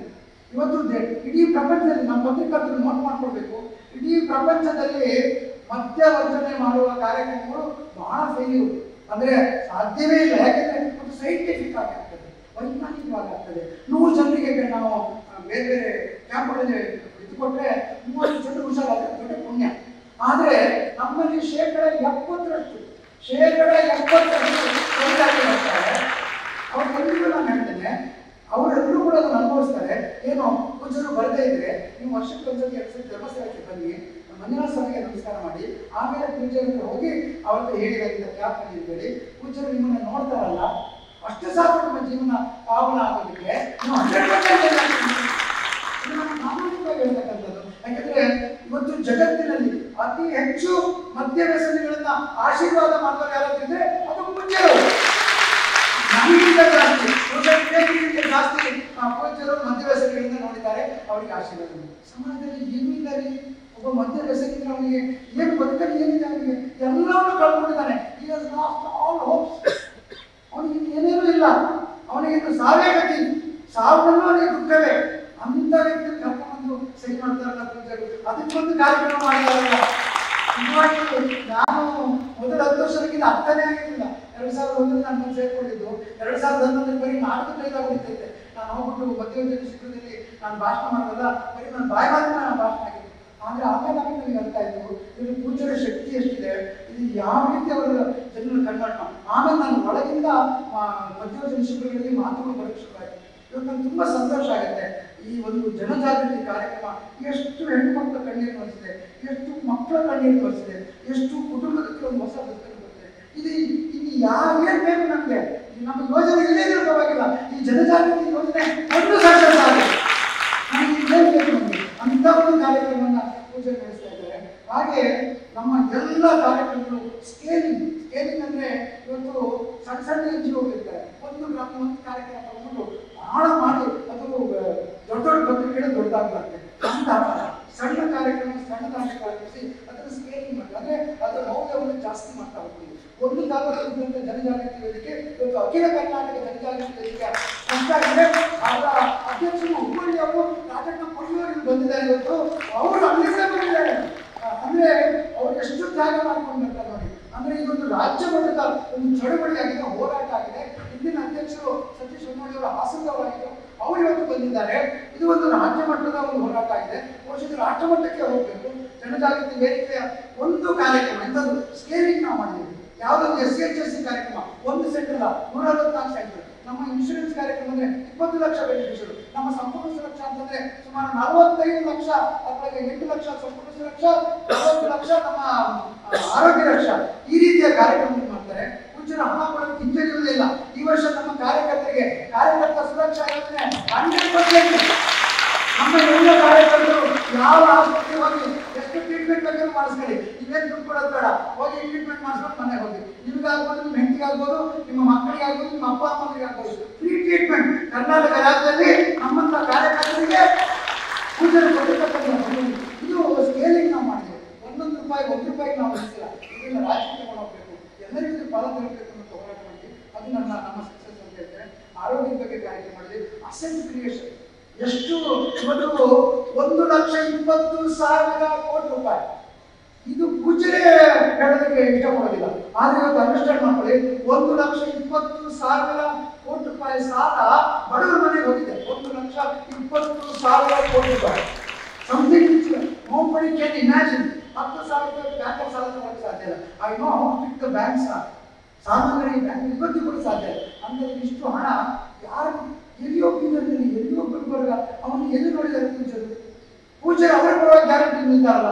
ಇವನು ಕಟ್ಟದೇ ಇದ್ರೆ, ಅವಳ ಸಾಲ ಕಟ್ಟದಿದ್ರೆ ನಾವು ಕಟ್ತೀವಿ. ಯಾರು ಹೇಳ್ತಾರೆ ನಾವು ಬಡ್ಡಿ ಕೆಲಸ ಮಾಡ್ತೀವಿ ಅಂತೇಳಿ ಯೋಚನೆ ಮಾಡ್ಕೊಳ್ಳಿ. ಎಲ್ಲೋ ಗುಲ್ಬರ್ಗದಲ್ಲಿ ಬೀದರ್ನಲ್ಲಿ ಇರುವವರು ಅವನ ಪೂಜೆರು ನೋಡಿಲ್ಲ, ಪೂಜೆರು ಅವರ ಪರವಾಗಿ ಗ್ಯಾರಂಟಿ ನಿಲ್ತಾರೆ ಅಂತಂದ್ರೆ ಈ ಒಂದು ಕಾರ್ಯಕ್ರಮ ಅರ್ಥ ಮಾಡ್ಕೊಳ್ಬೇಕು. ನಾವು ಅದಕ್ಕೆ ಎಷ್ಟು ಯಶಸ್ಸಾಗಿದೆ ಅನ್ನುವಂಥದ್ದು, ಅದಕ್ಕೆ ಎಷ್ಟು ಅಸೆಟ್ ಕ್ರಿಯೇಷನ್ ಆಗಿದೆ. ಸರ್, ಸಿದ್ಧಿ ಸಂಸ್ಥೆ ನಮ್ಮ ದೇಶದ ಅತ್ಯಂತ ಕಟ್ಟುನಿಟ್ಟಿನ ಸಂಸ್ಥೆ. Smart industry development bank of India ಅವರು ರಿಟೇಲ್ ಲೆಂಡಿಂಗೇ ಮಾಡಲ್ಲ. ರಿಟೇಲ್ ಲೆಂಡಿಂಗ್ ಅಂದ್ರೆ ಒಂದೊಂದು ಸಣ್ಣ ಉದ್ಯೋಗಗಳಿಗೆ ಕೊಡೋದೇ ಇಲ್ಲ. ಅವರು ಏನಿದ್ರು ಕಾರ್ಪೊರೇಟ್ಸ್ಗೆ ದೊಡ್ಡ ದೊಡ್ಡ ಏಜೆನ್ಸಿ ಅವರು ನಮ್ಮ ಹತ್ರ ಬಂದ್ಬಿಟ್ಟು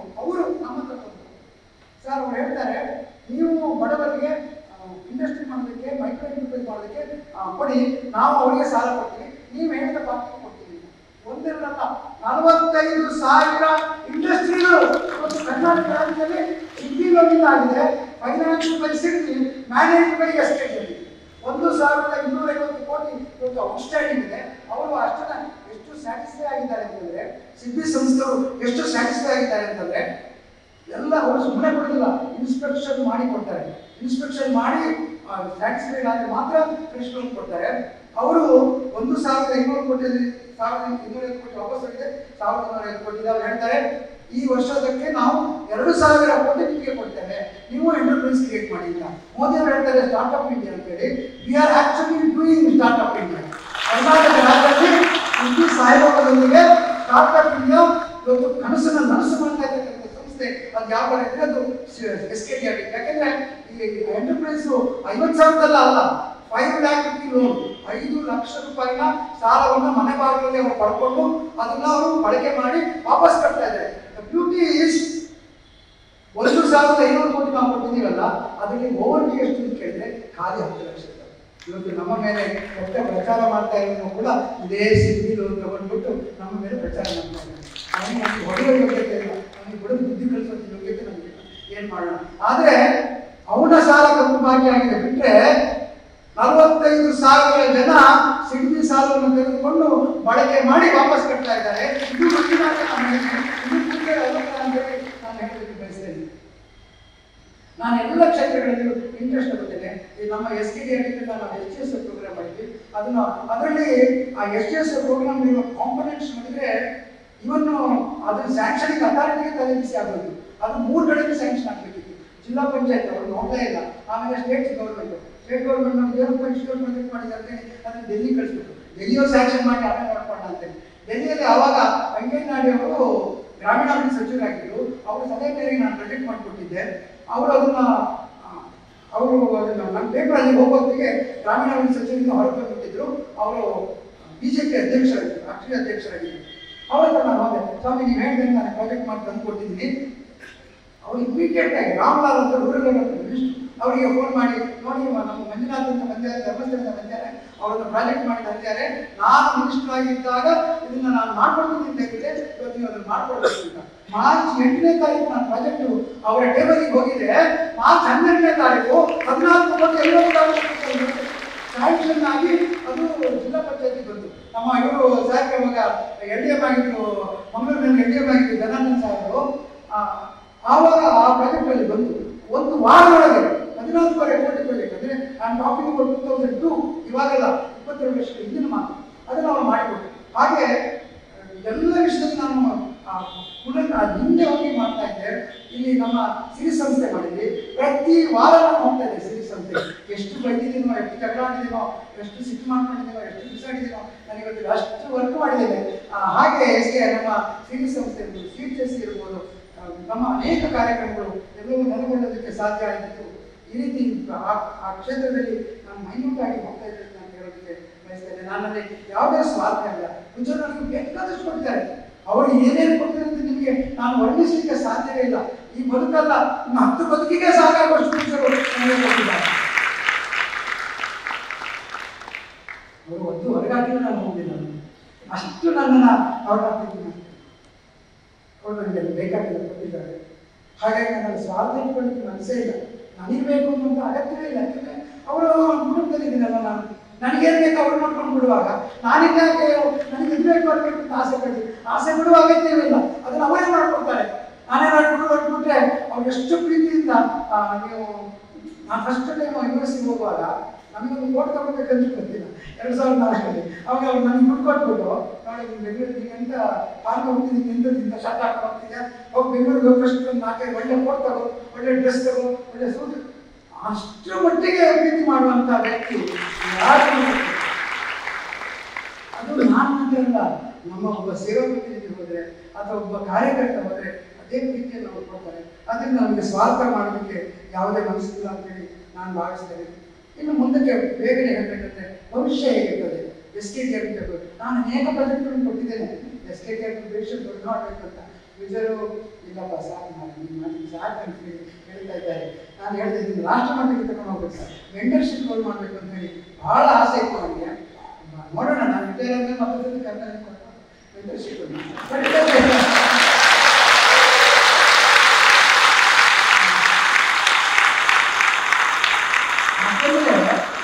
ಇದು ನನ್ನ ಸ್ವಾರ್ಥ ಕೇಳೋದಂತಲ್ಲ. ಈ ಮಾನವಿ ಇದು ಕರ್ನಾಟಕ ಸ್ಥಿತವಾಗಿ ಇದು ಮಾನವಿ ಖಂಡಿತವಾಗಿ ರಾಷ್ಟ್ರೀಯ ಅಂತಾರಾಷ್ಟ್ರೀಯ ಮಟ್ಟಕ್ಕೆ ಹೋಗ್ಬೇಕು. ಅದಕ್ಕೆ ಯಾರು ಲೀಡರ್ ಆಗಬೇಕು? SKDR ಲೀಡರ್ ಆಗಬೇಕು. ಅದಕ್ಕೆ ಯಾರು 10 ಕೋಟಿ 20 ಕೋಟಿ 30 ಕೋಟಿ ಪರವಾಗಿಲ್ಲ, but it should become A national movement. ನಾನೊಂದು ಉದಾಹರಣೆ ಕೊಡ್ತೀನಿ. ಮೊನ್ನೆ ಅಷ್ಟೇ ಸ್ಟಡಿ ಮಾಡಿದ್ದೇನೆ. ನನಗೊಬ್ಬರು ಕೇಳಿದ್ದಾರೆ, ಅಯೋಧ್ಯೆಯಲ್ಲಿ ನೀನು ಈ ಪ್ರಾಜೆಕ್ಟನ್ನು ಮಾಡೋ ಬಗ್ಗೆ ನೀನು ನನಗೆ ವರದಿ ಕೊಡು. ಆದರೆ ಆ ಸಂಬಂಧ ನಾನು ಸ್ಟಡಿ ಮಾಡ್ತಾ ಇದ್ದೆ. ಸರ್ ಪೂಜಾರಿ ಗಮನಕ್ಕೆ ನಾನು ತಗೊಂಡದ್ದು ಪೂಜಾರೆ, ಉತ್ತರ ಪ್ರದೇಶದಲ್ಲಿ 22 ಕೋಟಿ ಜನಸಂಖ್ಯೆ ಇದೆ. 25 ಉತ್ತರ ಪ್ರದೇಶದಲ್ಲಿ 75 ಜಿಲ್ಲೆಗಳಿವೆ. 75 ಜಿಲ್ಲೆಯಲ್ಲಿ 22 ಕೋಟಿ ಜನಸಂಖ್ಯೆಯಲ್ಲಿ ಸುಮಾರು 7 ಲಕ್ಷ ಸ್ವಸಹಾಯ ಸಂಘಗಳಿವೆ. 7 ಲಕ್ಷ ಸ್ವಸಹಾಯ ಸಂಘಗಳಿಗೆ ಅಲ್ಲಿರುವಂಥ ಹಣ ಕೊಟ್ಟಿರ್ತಕ್ಕಂಥ ಹಣ ಕೇವಲ 4,000 ಕೋಟಿ ರೂಪಾಯಿ. 75 ಜಿಲ್ಲೆಗಳನ್ನಂತ 22 ಕೋಟಿ ಇರ್ತಕ್ಕಂಥ ಒಂದು ರಾಜ್ಯದಲ್ಲಿ ಸುಮಾರು 25 ಲಕ್ಷ ಸ್ವಸಹಾಯ ಸಂಘ ಇರಬೇಕಾಗಿತ್ತು. ಸುಮಾರು 1.5 ಲಕ್ಷ ಕೋಟಿ ಅದು ಔಟ್ಸ್ಟ್ಯಾಂಡಿಂಗ್ ಇರಬೇಕಾಗಿತ್ತು. ಅಲ್ಲಿ 4,000 ಕೋಟಿ ಔಟ್ಸ್ಟ್ಯಾಂಡಿಂಗ್ ಇದೆ. ಅಲ್ಲಿ ಮೈಕ್ರೋ ಫೈನಾನ್ಸ್ ಕಂಪನಿಗಳು 40,000 ಕೋಟಿ ಔಟ್ಸ್ಟ್ಯಾಂಡಿಂಗ್ ಇಟ್ಕೊಂಡಿದ್ದಾರೆ. But that is nothing for Uttar Pradesh ಅಂತ ಒಂದು ರಾಜ್ಯಕ್ಕೆ ಈ ಮಾದರಿಯಾಗಿ ಹೋಗ್ಬೇಕು. ಇದು ಇಟ್ಸ್ ಒನ್ ಆಫ್ ದಿ ಬ್ಯಾಂಕಿನವರೇ ಕೊಡುವಂಥದ್ದು, ಬ್ಯಾಂಕಿನವರಿಗೆ ನಾವು ವಿಶ್ವಾಸ ಕೊಡುವಂಥದ್ದು. ಅಲ್ಲಿ ಹೋದ್ರೆ ಸುಮಾರು 1,00,000 ಕೋಟಿ ಔಟ್ಸ್ಟ್ಯಾಂಡಿಂಗ್ ಆಗುವಂಥ ಯೋಗ್ಯತೆ ಇರುವಂಥ ಒಂದು ರಾಜ್ಯ ಉತ್ತರ ಪ್ರದೇಶ. ಹೀಗೆ ನಮ್ಮ ದೇಶದ ಎಲ್ಲ ರಾಜ್ಯಗಳಲ್ಲಿ ಇದೇ ಹಣಗಳ ಬ್ಯಾಂಕಿನವ್ರಿಗೆ ಏನೂ ಸಪೋರ್ಟ್ ಕೊಡೋದಿಲ್ಲ. SHG ಮೂವ್ಮೆಂಟ್ಗೆ SHG ಮೂವ್ಮೆಂಟ್ ಇವತ್ತು 1,20,00,000 SHG ಇದೆ. ಅಲ್ಲಿ 1,88,000 ಕೋಟಿ ಔಟ್ಸ್ಟ್ಯಾಂಡಿಂಗ್ ಇದೆ. 1,78,000 ಕೋಟಿ ಔಟ್ಸ್ಟ್ಯಾಂಡಿಂಗ್ ಅಲ್ಲಿ ಕರ್ನಾಟಕ ರಾಜ್ಯದಲ್ಲಿ SKD ಪಾಲು 25,000 ಕೋಟಿ. 150% ಇಡೀ ದೇಶದಲ್ಲಿರುವ SKD ಮೂವ್ಮೆಂಟ್ನ ಹಣ 20% ಕರ್ನಾಟಕ ರಾಜ್ಯದಲ್ಲಿ. ಅದು ಸರ್ಕಾರದ ಕೈಯಲ್ಲಿ ಆಗೋದಿಲ್ಲ. ಇಂಥ ಸಂಸ್ಥೆಗಳು ಬ್ಯಾಂಕಿನೊಟ್ಟಿಗೆ ನೇರವಾಗಿ ಸಂಪರ್ಕ ಮಾಡಿದಾಗ ಅದು ಸಾಧ್ಯ ಆಗುತ್ತೆ. ಹೀಗೆ ಅದು ಮನಸ್ಸಿನ ಮಾತು ಹಿಡಿತೈತೆ. ಆದರೆ ಅದು ನಮ್ಮ SKD ಫ್ಯೂಚರ್ ಅಲ್ಲ. SKD ಫ್ಯೂಚರ್ ಇರುವಂಥದ್ದು ಡೈವರ್ಸಿಫಿಕೇಶನ್ ಅಲ್ಲಿ.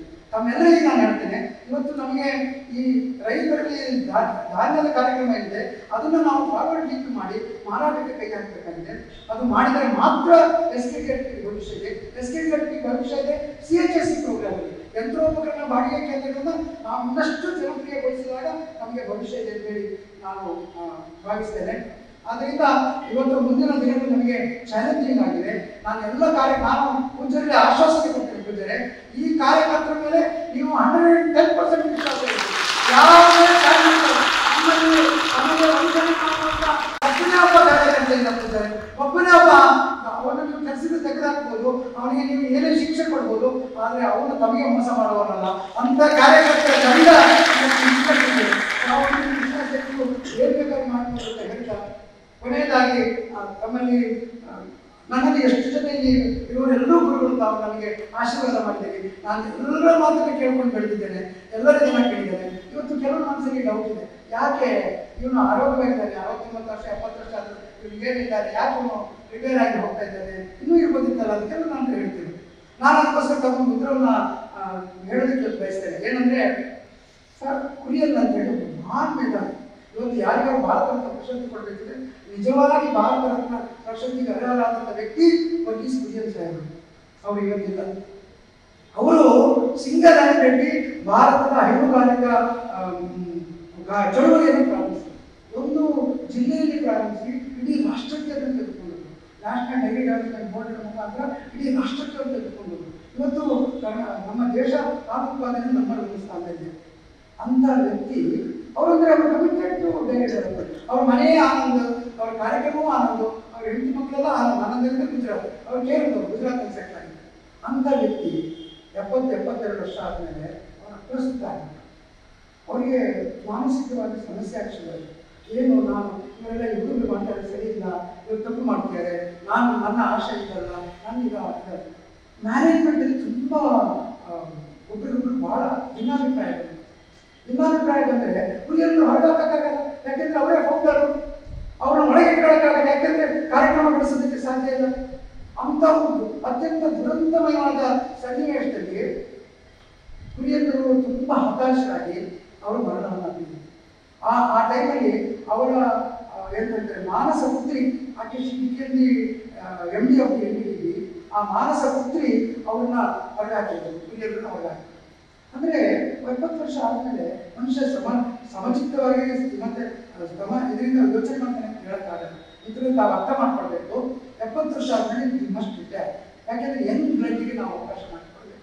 ಆದ್ರಿಂದ ನಾನು ಯೋಚನೆ ಮಾಡಿದೆ, ಈಗ ಇಲ್ಲೇ ನನಗೆ ಒಂದು ಸಣ್ಣ ವಿಷಯಕ್ಕೆಲ್ಲ ಸಿಕ್ಕಾಪಟ್ಟೆ ಟೆನ್ಷನ್ ಆಗಿದೆ. ಇದು ಬರ್ತಾ ಹೆಂಗೆ ಟೆನ್ಷನ್ ಆಗಿ ನಾನು ಕುರಿಯನ್ನಾಗಿದೆ ಕಡೆ ಎಲ್ಲರೂ ಅದಕ್ಕೋಸ್ಕರ ಫ್ಯೂಚರ್ ನೋಡಿ ಎಷ್ಟು ಚೆನ್ನಾಗಿ ಆಲೋಚನೆ ಮಾಡಿ ಕರೆಕ್ಟಾಗಿ ಕೆಲಸ ಮಾಡಿದೆ. ನೀನು ಆರೋಗ್ಯವಾಗಿದೆಯಾ, ಸಂಸ್ಥೆ ಆರೋಗ್ಯವಾಗಿದೆ, ಒಳ್ಳೆ ರೀತಿಯಲ್ಲಿದೆಯಾ, ಅದರಿಂದ ನನಗೆ ಶುಭ ವಿದಾಯ ಬೀಳ್ಕೊಡುಗೆಯನ್ನು ಮಾಡ್ತಾ ಇದ್ದಾರೆ.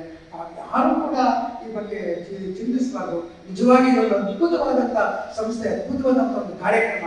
ಇದಕ್ಕೆ ಒಳ್ಳೆಯ ನಾಯಕ ಸಿಕ್ಕಿದ್ದಾರೆ, ಅನಿಲ್ ಕುಮಾರ್ ಅವರು. ಅನಿಲ್ ಕುಮಾರ್ ಅವರು ನಿಮಗೆ ಎಷ್ಟೊಂದು ಗೊತ್ತಿಲ್ಲ. ಅದು ಏನೋ ಯೋಗದ ಬಗ್ಗೆ ಹೇಳ್ತಾ ಇದ್ರು ಯಾರು ಶಾಂತರಾಪೇರು. ಯೋಗ ಅಂತಂದ್ರೆ ನಾನು ತೀರ್ಥಹಳ್ಳಿ ತಾಲೂಕು ಅಂದ್ರೆ ಕೊಪ್ಪ ಬಾರ್ಡರ್ ಬಸವಣೆ ಒಂದು ತೀರ್ಥಹಳ್ಳಿ ತಾಲೂಕಿನ ಬಸವಣೆ ಗ್ರಾಮ, ತೀರ್ಥಹಳ್ಳಿಯಿಂದ 15 ಕಿಲೋಮೀಟರ್. ನಮ್ಮ ಅನಿಲ್ ಕುಮಾರ್ ಅವರು ಅವ್ರ ಪಕ್ಕದ ಕೊಪ್ಪ ಗ್ರಾಮ. ನಮಗೆ ತೀರ್ಥಹಳ್ಳಿಗಿಂತ ಕೊಪ್ಪೆ ಹತ್ತಿರ, ಯಾಕಂದ್ರೆ ಬಸವನವರಿಗೆ ಕೊಪ್ಪನೇ ಹತ್ತಿರ.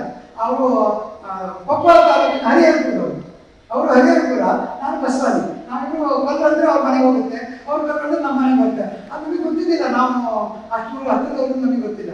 ಆದರೆ ಅವರು ಏನೋ ಇಲ್ಲಿ ಬಂದುಕೊಂಡು ನಾನೇ ಇಲ್ಲಿ ಬಂದು ಅವರು ಇಲ್ಲಿ ಬ್ಯಾಂಕ್ ಆಗಿದ್ರು.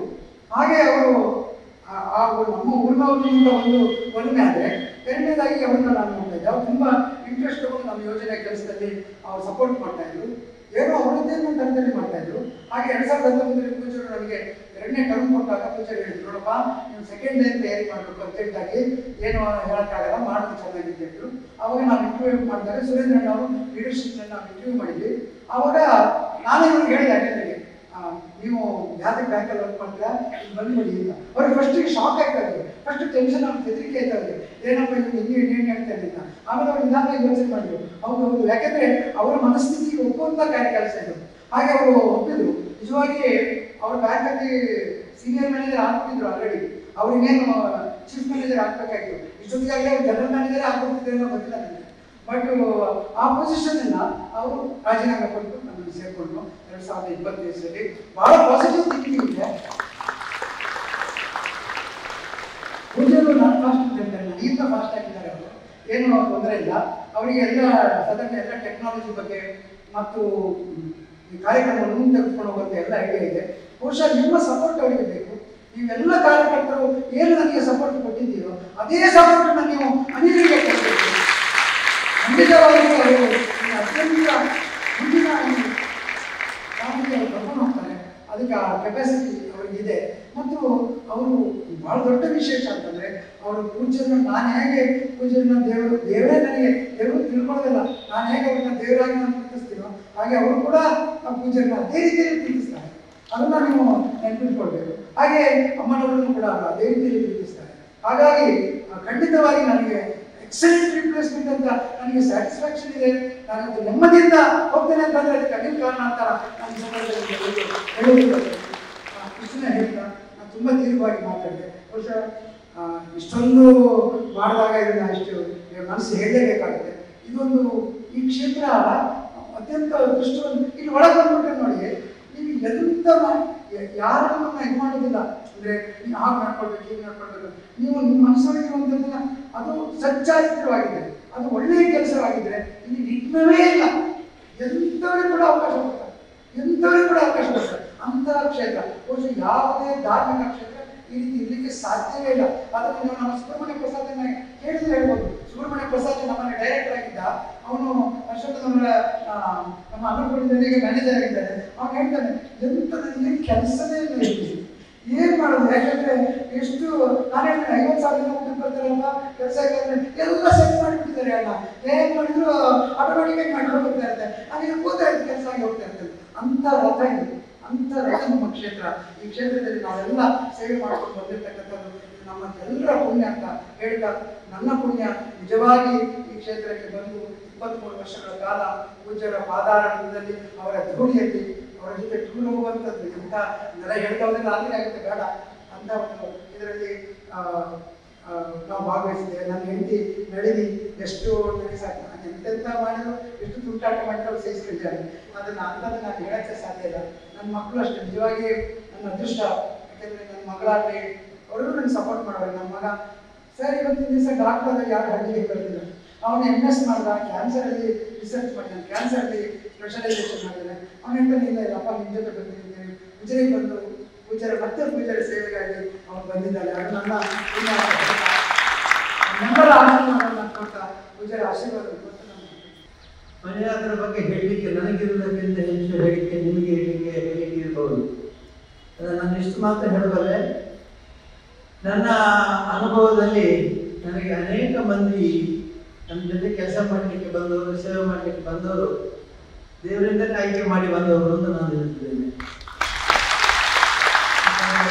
ಪ್ರೊಫೆಸರ್ ಪ್ರಭಾಕರ್ ಅವರು, ಡಾಕ್ಟರ್ ವಜ್ರಕುಮಾರ್ ಅವರು, ಡಾಕ್ಟರ್ ಯಶೋವರ್ಮ ಅವರು ಮತ್ತು ಇಂಥ ಅನೇಕ ಮಂದಿ ನಾನು ಹೇಳಿದರೆ ಪ್ರತಿಯೊಂದು ಟ್ರಸ್ಟಿಗೆ ಕೂಡ ಒಬ್ಬೊಬ್ಬ ವ್ಯಕ್ತಿ ಆಯ್ಕೆ ಆದಾಗ ಅವರು ವಿಜೃಂಭಿಸಿದ್ದಾರೆ ಅಂತಂದರೆ ವಿಶೇಷವಾಗಿ ಕೆಲಸವನ್ನು ಮಾಡಿದ್ದಾರೆ, ತ್ಯಾಗವನ್ನು ಮಾಡಿದ್ದಾರೆ, ಸಾಹಸವನ್ನು ಮಾಡಿದ್ದಾರೆ.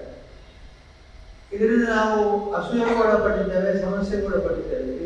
ಇವರು ಹೇಗೆ ಇಷ್ಟು ದೊಡ್ಡ ಕೆಲಸ ಮಾಡ್ತಾರೆ ಅಂತ ನನಗೆ ಕೇಳ್ತಾರೆ, ನಿಮ್ಗೆ ಈ ಒಳ್ಳೆಯವರೆಲ್ಲ ಹೇಗೆ ಸಿಗ್ತಾರೆ, ಬೇರೆ ನಮಗೆ ಇಂಥ ಜನ ಯಾಕೆ ಸಿಗುವುದಿಲ್ಲ ಅಂತ ನನಗೆ ಕೇಳ್ತಾರೆ. ಡಾಕ್ಟರ್ ಮಂಜುನಾಥರ ಬಗ್ಗೆ ಕೇಳಿದ್ದುಂಟು, ಅಲ್ಲ ಅಂತ ಒಬ್ಬ ಮನುಷ್ಯ ನಿಮ್ಗೆ ಹೇಗೆ ಸಿಕ್ಕಿದ, ನಮಗೂ ಅಂಥವ್ರು ಸಿಕ್ಕಿದ್ರೆ ನಾವು ಕೆಲಸ ಮಾಡಿದ್ದೇವೆ. ನಾನು ಹೇಳ್ತೇನೆ, ಅವರೊಬ್ಬರಲ್ಲ, ನನ್ನ ಎಲ್ಲ ಕಾರ್ಯಕರ್ತರು ಒಬ್ಬ ಸಿಬ್ಬಂದಿ ಮಾಡಿದವರು. ಒಮ್ಮೆ ಅವರು ಬಂದ ಮೇಲೆ ಮನಸ್ಸು ಸ್ಥಿರವಾಗಿರುತ್ತೆ, ಬುದ್ಧಿ ಸ್ಥಿರವಾಗಿರುತ್ತೆ, ಸೇವೆ ಸ್ಥಿರವಾಗಿರುತ್ತೆ ಅಂತ ನಾನು ಹೇಳ್ತಾ ಇದ್ದೇನೆ. ನಾನು ಎಷ್ಟೋ ಸಲ ಯೋಚನೆ ಮಾಡಿದ್ದು, ಈ ವೇಗ ಸ್ಪೀಡ್ ಏನಿದೆ ನಮ್ಮ ಯೋಜನೆ ಬೆಳೆದದ್ದು, ಕಾರ್ಯಕ್ರಮಗಳನ್ನು ಅಳವಡಿಸಿದ್ದು ವಿಚಿತ್ರ, ಬಹಳ ವಿಚಿತ್ರ ಇದು. ಡಾಕ್ಟರ್ ಮಂಜುನಾಥರವರ ನೇತೃತ್ವದಲ್ಲಿ ಹಿಂದೆ ಇದ್ದಂಥ ಕಾರ್ಯಕ್ರಮಗಳು ಬಹಳ ವೇಗವಾಗಿ ಅದು ಹಬ್ಬಿತ್ತು. ಇದಕ್ಕೆ ಕಾರಣ ಏನಂತಂದ್ರೆ ಅವರ ಕರ್ತೃತ್ವ ಶಕ್ತಿ. ಉದಾಹರಣೆಗೆ ಕಚೇರಿಗಳನ್ನು ಓಪನ್ ಮಾಡಬೇಕಾದ್ರೆ ಅದು ತಾಲೂಕು ಮಟ್ಟದಲ್ಲಿ ಇರ್ಬೋದು, ಗ್ರಾಮ ಮಟ್ಟದಲ್ಲಿ ಇರ್ಬೋದು, ಯೋಜನಾ ಕಚೇರಿಗಳಿರ್ಬೋದು, ಅಥವಾ 5-6 ಯೋಜನಾ ರೀಜನಲ್ ಕಚೇರಿಗಳಿರ್ಬೋದು ಎಲ್ಲ. ನಾನಾಗಿದ್ರೆ ಆ ಬಿಲ್ಡಿಂಗ್ ಎಷ್ಟು, ಅದರ ಬಾಡಿಗೆ ಎಷ್ಟು, ಅದರ ಬೇರೆ ಬೇರೆ ಹುಡುಕಿ, ಅದಕ್ಕಿಂತ ಕಮ್ಮಿ ಹುಡುಕಿ, ಅಥವಾ ಅಲ್ಲಿ ಸಿಗುತ್ತೆ ನೋಡಿ, ಇಲ್ಲಿ ಸಿಗುತ್ತೆ ನೋಡಿ ಅಂತ ಹೇಳ್ತಾ ಇದ್ದೇನೆ. ನಾನು ಕ್ಲಿಯರೆನ್ಸ್ ಒಂದು ಕೊಟ್ಟರೆ ಸಾಕು. ಮಂಜುನಾಥ್ರೆ, ನಾವು ಚಿತ್ರದುರ್ಗ ಜಿಲ್ಲೆಗೆ ಹೋಗುವ, ದಾವಣಗೆರೆ ಜಿಲ್ಲೆಗೆ ಹೋಗುವ, ಧಾರವಾಡ ಜಿಲ್ಲೆಗೆ ಹೋಗುವ ಅಂತ ಹೇಳಿದ್ರೆ ಸಾಕು. ಒಂದು ವಾರದೊಳಗೆಲ್ಲ ಬಿಲ್ಡಿಂಗ್ ಆಗಿದೆ, ಬಿಲ್ಡಿಂಗ್ ಒಳಗೆ ಹೋಗಿ ಬಾಡಿಗೆ ಈಗ ಆಶ್ಚರ್ಯ ಆಗುತ್ತೆ. ನಾನಾಗಿದ್ರೆ ಎಷ್ಟು ಜಿಪುಣ ಮಾಡ್ತಿದ್ದೆ 100 ರೂಪಾಯಿ ಉಳಿಸೋಕ್ಕಾಗಿ. ಆದರೆ ಆ ಕೆಲಸ ಎಷ್ಟು ವಿಳಂಬ ಆಗ್ತಿತ್ತು, ಎಷ್ಟು ನಷ್ಟ ಆಗ್ತಿತ್ತು, ಕಾರ್ಯಕ್ರಮ ಅನುಷ್ಠಾನದಲ್ಲಿ ಎಷ್ಟು ವಿಳಂಬ ಆಗ್ತಿತ್ತು ಅಂತದ್ದು ಯಾವುದಾಗುತ್ತೆ. ನಾನು ಹೇಳಿದ ತಕ್ಷಣ ಹೇಳೋದು ಹೂ ಅಂತ ಸಾಕು. ಅವ್ರು ಹೇಳಿದ್ರು ಈಗ ಆಲ್ರೆಡಿ ಇಡೀ ರಾಷ್ಟ್ರದಲ್ಲೇ ಇದನ್ನ ಹಬ್ಬಬಹುದು ಅಂತ. ನಾನೆಲ್ಲ ಹೂ ಅಂತಿದ್ದ ಇಷ್ಟೊತ್ತಿಗೆ ರಾಷ್ಟ್ರಕ್ಕೆ ಹೋಗ್ತದೆ. ಶ್ರೀಮತಿ ಹೇಮಾವತಿ ಅವರಿಗೆ ಹೇಳಿದ್ದೆ, ಚಪ್ಪಾಳೆ ಕಟ್ತಾರೆ, ಈಗ ಒಂದು ಮಾತು ಬಾಣ ಬಿಡ್ತೇನೆ ಅವರಿಗೆ ಅಂತ. ನೀವು ಕೂಡ ಬೇರೆ ದೇಶ ರಾಜ್ಯಕ್ಕೆ ಹೋಗ್ಬೇಕಾಗಿತ್ತು ಅವಾಗ. ಈಗ ಬೇರೆ ರಾಜ್ಯಕ್ಕೆ ಹೋಗುವಾಗ ನಾನು ಧರ್ಮಸ್ಥಳದಲ್ಲೇ ಇರ್ತೇನೆ, ಇಡಿಯವರು ಧರ್ಮಸ್ಥಳದಲ್ಲೇ ಇರ್ತಾರೆ. ಆದರೆ ಕಾರ್ಯಕರ್ತರು ನಾವು 1 ಜನರಲ್ಲಿ ಇರಲೇಬೇಕು, ಇಲ್ಲದೆ ಸರಿಯಾಗುವುದಿಲ್ಲ ಅಂದರೆ ನಿಮ್ಮನ್ನೆಲ್ಲ ಪಾರ್ಸಲ್ ಮಾಡ್ತಾ ಇದ್ದೆ ಬೇರೆ ಬೇರೆ ರಾಜ್ಯಕ್ಕೆ. ಆದರೆ ಈ ರಾಜ್ಯ ಒಂದೇ ಸಾಕು ನಮಗೆ, ಇಲ್ಲೇ ಸರಿಯಾಗಿ ಕೆಲಸ ಮಾಡಿದರೆ ನಮಗೆ ಧನ್ಯತೆ ಬರುತ್ತೆ ಅನ್ನೋ ದೃಷ್ಟಿಯಲ್ಲಿ ಮಾಡಬೇಕು. ಇನ್ನು ಹೆಣ್ಣುಮಕ್ಕಳನ್ನ ದುಡಿಸ್ಕೊಳ್ಳೋದ್ರಲ್ಲಿ ಬಹುಶಃ ನಮ್ಮ ಯೋಜನೆ ಮೇಲೆ ಯಾರು ದುಡಿಸ್ಕೊಟ್ಟಿಲ್ಲ. ನಾನು ಎಷ್ಟೋ ಸಲ ಹೇಳೋದಿದೆ, ನಮ್ಮ ಹೆಣ್ಮಕ್ಳನ್ನೆಲ್ಲ ಯಾಕೆ ಟ್ರಾನ್ಸ್ಫರ್ ಮಾಡೋದು ಅಂತ. ಹೆಂಗಸರಿದ್ದಾರೆ ಟ್ರಾನ್ಸ್ಫರ್ ಮಾಡಿದ್ರೆ ಏನು ಅಂತ. ಅವ್ರು ಏನಿಲ್ಲ, ಬ್ಯಾಂಕಿನಲ್ಲಿ ಇದ್ದದರಿಂದ, ಸಿಂಡಿಕೇಟ್ ಬ್ಯಾಂಕಿನಲ್ಲಿ ಇದ್ದದರಿಂದ, PF ಅವರಿಗೆ ಹತ್ತಿರವಾಗಿದ್ದರಿಂದ ಮೆಮರಿ ಅವರ ಅಂಕಿ ಸಂಖ್ಯೆಗಳೆಲ್ಲ ಪಟ್ಟ ಹೇಳಿದ್ರು. ಇದು ಯಾರು ಇವರು ಕಸ ಅವರ ಬುದ್ಧಿ, ಇದು TF ಅವರ ಬುದ್ಧಿ. ಅವರು ಎಲ್ಲ ಅಂಕಿ ಅಂಶಗಳನ್ನು 4 ತುದಿಯಲ್ಲಿ ಇಡ್ತಿತ್ತು. ಅವರು ನಿಂತು ಭಾಷಣ ಮಾಡಿದರೆ ತಕ್ಷಣ ಕಟ್ಟಕಟ್ಟದಲ್ಲಿ ಅವೆಲ್ಲ ಅಂಕಿ ಸಂಖ್ಯೆಗಳನ್ನು ನಿರರ್ಗಳವಾಗಿ ಹೇಳ್ತಿದ್ರು. ಸರಿಯಾದ ಒಪ್ಪಂದ ಆಮೇಲೆ ಕೇಳ್ಕೊಳ್ಳೋದು ಬೇಡ ಅಂತ ಹೇಳ್ತಿದ್ರು. ಇವರು ಕೂಡ ಹಾಗೆ ತಕ್ಷಣ ಈಗೆಲ್ಲ ಅಂಕಿ ಸಂಖ್ಯೆಗಳನ್ನೆಲ್ಲ ಹೇಳಿಬಿಟ್ರು. ಹಾಗೆ ಹೆಣ್ಮಕ್ಳನ್ನ ಕೂಡ ದೂರಕ್ಕೆಲ್ಲ ಟ್ರಾನ್ಸ್ಫರ್ ಮಾಡೋದು, ಅಧಿಕಾರಿ ಕೊಡೋದು, ಅವ್ರನ್ನ ಮೇಲಧಿಕಾರಿ ಅವ್ರ ನಿರ್ದೇಶಕರಾಗುವವರೆಗೆ ಅವರಿಗೆ ಅವಕಾಶ ಮಾಡಿಕೊಡು. ನಾವೇ ಆಗಿದ್ದರೆ ಹೆಣ್ಮಕ್ಳು ಹೇಗೆ ಮಾಡ್ತಾರಪ್ಪ, ಕಷ್ಟ ಅವರಿಗೆ ಹಾಗೆ ನಿರ್ದೇಶನ ಮಾಡ್ತೇವೆ. ಒಂದ್ಸರಿ ಶ್ರದ್ಧಾ ನನಗೆ ಹೇಳಿದ್ದು, ಅವಳ ಮನೆಗೆ ಒಬ್ಬಳು ಕಾರ್ಯಕರ್ತೆ ಹೋಗಿದ್ದರು. ಹೋದಾಗ ಅವ್ರು ಕೇಳಿದ್ರಂತೆ, ನೀನು ಇಲ್ಲಿಗೆ ತುಮಕೂರಿಗೆ ಟ್ರಾನ್ಸ್ಫರ್ ಆಗಿ ಬಂದಿದ್ದು, ಹೌದು, ನಿನಗೆ ಮನೆ ಇಲ್ವೋ? ಇದೆ, ಮದುವೆ ಆಗಿದೆ, ಮಕ್ಕಳಿದೆ ಇದೆ ಅಂತ. ನೀನು ಹೇಗೆ ಬಿಟ್ಟು ಬಂದೆ? ಅಮ್ಮ, ನಮಗೆ ಅಮ್ಮ ಮತ್ತು ಹೆಗಡೆಯವರೇ ತಾಯಿ ತಂದೆ, ಅವ್ರು ಎಲ್ಲಿ ಹೇಳಿದ್ರು ಅವರು ಹೇಳಿದ ಮಾತು ನನಗೆ ಎಷ್ಟು ಸಂತೋಷ ಆಯ್ತು. ಆಮೇಲೆ ನಾನು ಕೂಡ ಹೋಗಿ ಎಲ್ಲಿ ಬೇಕಾದ್ರೂ ಹೋದಾರು, ಎಲ್ಲಿ ಬೇಕಾದ್ರೂ ಸಾಧನೆ ಮಾಡಿ ಅವರನ್ನು. ನಮ್ಮ ಕಾರ್ಯಕರ್ತೆಯರು ಎಲ್ಲ ಹೆಣ್ಣುಮಕ್ಕಳು ಕೂಡ ಬಹಳ ಯಶಸ್ವಿ ಕೆಲಸ ಮಾಡ್ತಾ ಇದ್ದಾರೆ. ಎಲ್ಲಿ ಹೋದರೂ ಅಲ್ಲಿ ಪುರುಷರಿಗಿಂತ ಏನು ಕಡಿಮೆ ಇಲ್ಲದಂತೆ ಅವರು ಕೆಲಸ ಮಾಡ್ತಾ ಇದ್ದಾರೆ. ಅವರಿಗೆ ಅಭಿನಂದನೆ ಕೊಡ್ತಾರೆ. ಹಾಗೆ ಅವರ ನಿರಂತರ ಪತ್ರಿಕೆಯಲ್ಲಿ ಅವರ ನಂಬರ್ ಮತ್ತು ಅವರ ಹೆಸರು ನಂಬರ್ ಇದೆ. ಪ್ರತಿ ಮಾಸಿಕ ನಾನು ಹೇಳ್ತೇನೆ, ನಾನಾದ್ರೆ ಇನ್ನು ಎಷ್ಟು ಕಾಲ್ ಬರ್ಬೋದು ಅಂದ್ರೆ ಎಷ್ಟು ಫೋನ್ ಬರ್ಬೋದು, ಅವರಿಗೆಲ್ಲ ಉತ್ತರ ಕೊಡೋದು ಕಷ್ಟ ಅಂತ ಗುಟ್ಟು ಮಾಡ್ತಿದ್ದೆ. ಅವ್ರು ಹಾಗಲ್ಲ, ಪ್ರತಿ ಪತ್ರಿಕೆ ನಿರಂತರ ಪ್ರತಿ ಮಾಸ 10 ಲಕ್ಷ ಪ್ರತಿಗಳು ಹೋಗುವಂತ ನಿರಂತರ ಮಾಸ ಪತ್ರಿಕೆ ಇಡಿಯವರೊಂದಿಗೆ ಸಂವಾದ ನಿಮಗೆ ಮಾಡಬೇಕೇ, ತಕ್ಷಣ ಕರೆ ಮಾಡಿ ಅಂತ ನಂಬರ್ ಕೊಡ್ತಾರೆ. ಈ ಧೈರ್ಯ ಮತ್ತು ಈ ರೀತಿಯ ಮುಕ್ತವಾದಂತಹ ಕಾಂಟ್ಯಾಕ್ಟ್ ನಮ್ಮ ಕಾಂಟ್ಯಾಕ್ಟ್ ನಂಬರ್ ಪ್ರತಿ ಬಾರಿಯೂ ನಿರಂತರ ಪತ್ರಿಕೆಯಲ್ಲಿ ಕೊಡ್ತಾರೆ. ನಮ್ಮ ಯೋಜನೆ ಬಗ್ಗೆ ಹಾರ್ಪರ್ ಅಂತ ಹೇಳಿ ಒಬ್ಬರು ವಿದೇಶಿಯರು, ಅಮೆರಿಕ ಬ್ರಿಟಿಷರು ಅವ್ರನ್ನ ಕರೆಸಿದ ಪುಸ್ತಕ ಬರೆಸಿದ್ರು. ಯೋಜನೆ ಬಗ್ಗೆ ಒಂದು ಪುಸ್ತಕ ಅವರು ಬರೆದ್ರು. ಬಹಳ ಚೆನ್ನಾಗಿದೆ ಆ ಪುಸ್ತಕ ಓದಬೇಕು. ಯಾಕಂದ್ರೆ ಹಾರ್ಪರ್ ಅವರ ಪುಸ್ತಕದಲ್ಲಿ ಏನೋ ಅದರಲ್ಲಿ ನಮ್ಮ ಯೋಜನೆ ಬಗ್ಗೆ ಸವಿವರವಾದ ಮಾಹಿತಿಯನ್ನು ಅದರಲ್ಲಿ ಕೊಟ್ಟಿದ್ದಾರೆ. ಅದೇ ರೀತಿಯಲ್ಲಿ ಬೆಂಗಳೂರು ಅಂತಾರಾಷ್ಟ್ರೀಯ ಸಭೆ, ಈಗಾಗಲೇ ಅದನ್ನು ಶ್ರೀಮತಿ ಅವರು ಹೇಳಿದರು, ಬೆಂಗಳೂರಿನಲ್ಲಿ ಅಂತಾರಾಷ್ಟ್ರೀಯ ಸಭೆ ಬಹಳ ಯಶಸ್ವಿಯಾಗಿದೆ. ಆಮೇಲೆ ನನ್ನ ಪುಸ್ತಕ ಓದ್ತಾ ಇದ್ದವರು ಕೊಟ್ಟದ್ದು, ಅದರಲ್ಲಿ ಅವರು ಬರ್ತಾರೆ, ಕೆಲಸ ಮಾಡುವ ಕಾರ್ಯಕರ್ತರಿಗೆ 2 ಅರ್ಹತೆಗಳಿರಬೇಕು. ಒಂದು, ಸಮಾಜಕ್ಕಾಗಿ ದುಡಿಯುವ ತುಡಿತ ಹಾಗೂ ಏನು ಮಾಡಬೇಕೆಂಬ ಜ್ಞಾನ. ಇದೆರಡು ಬೇಕು ಅಂತೇಳಿ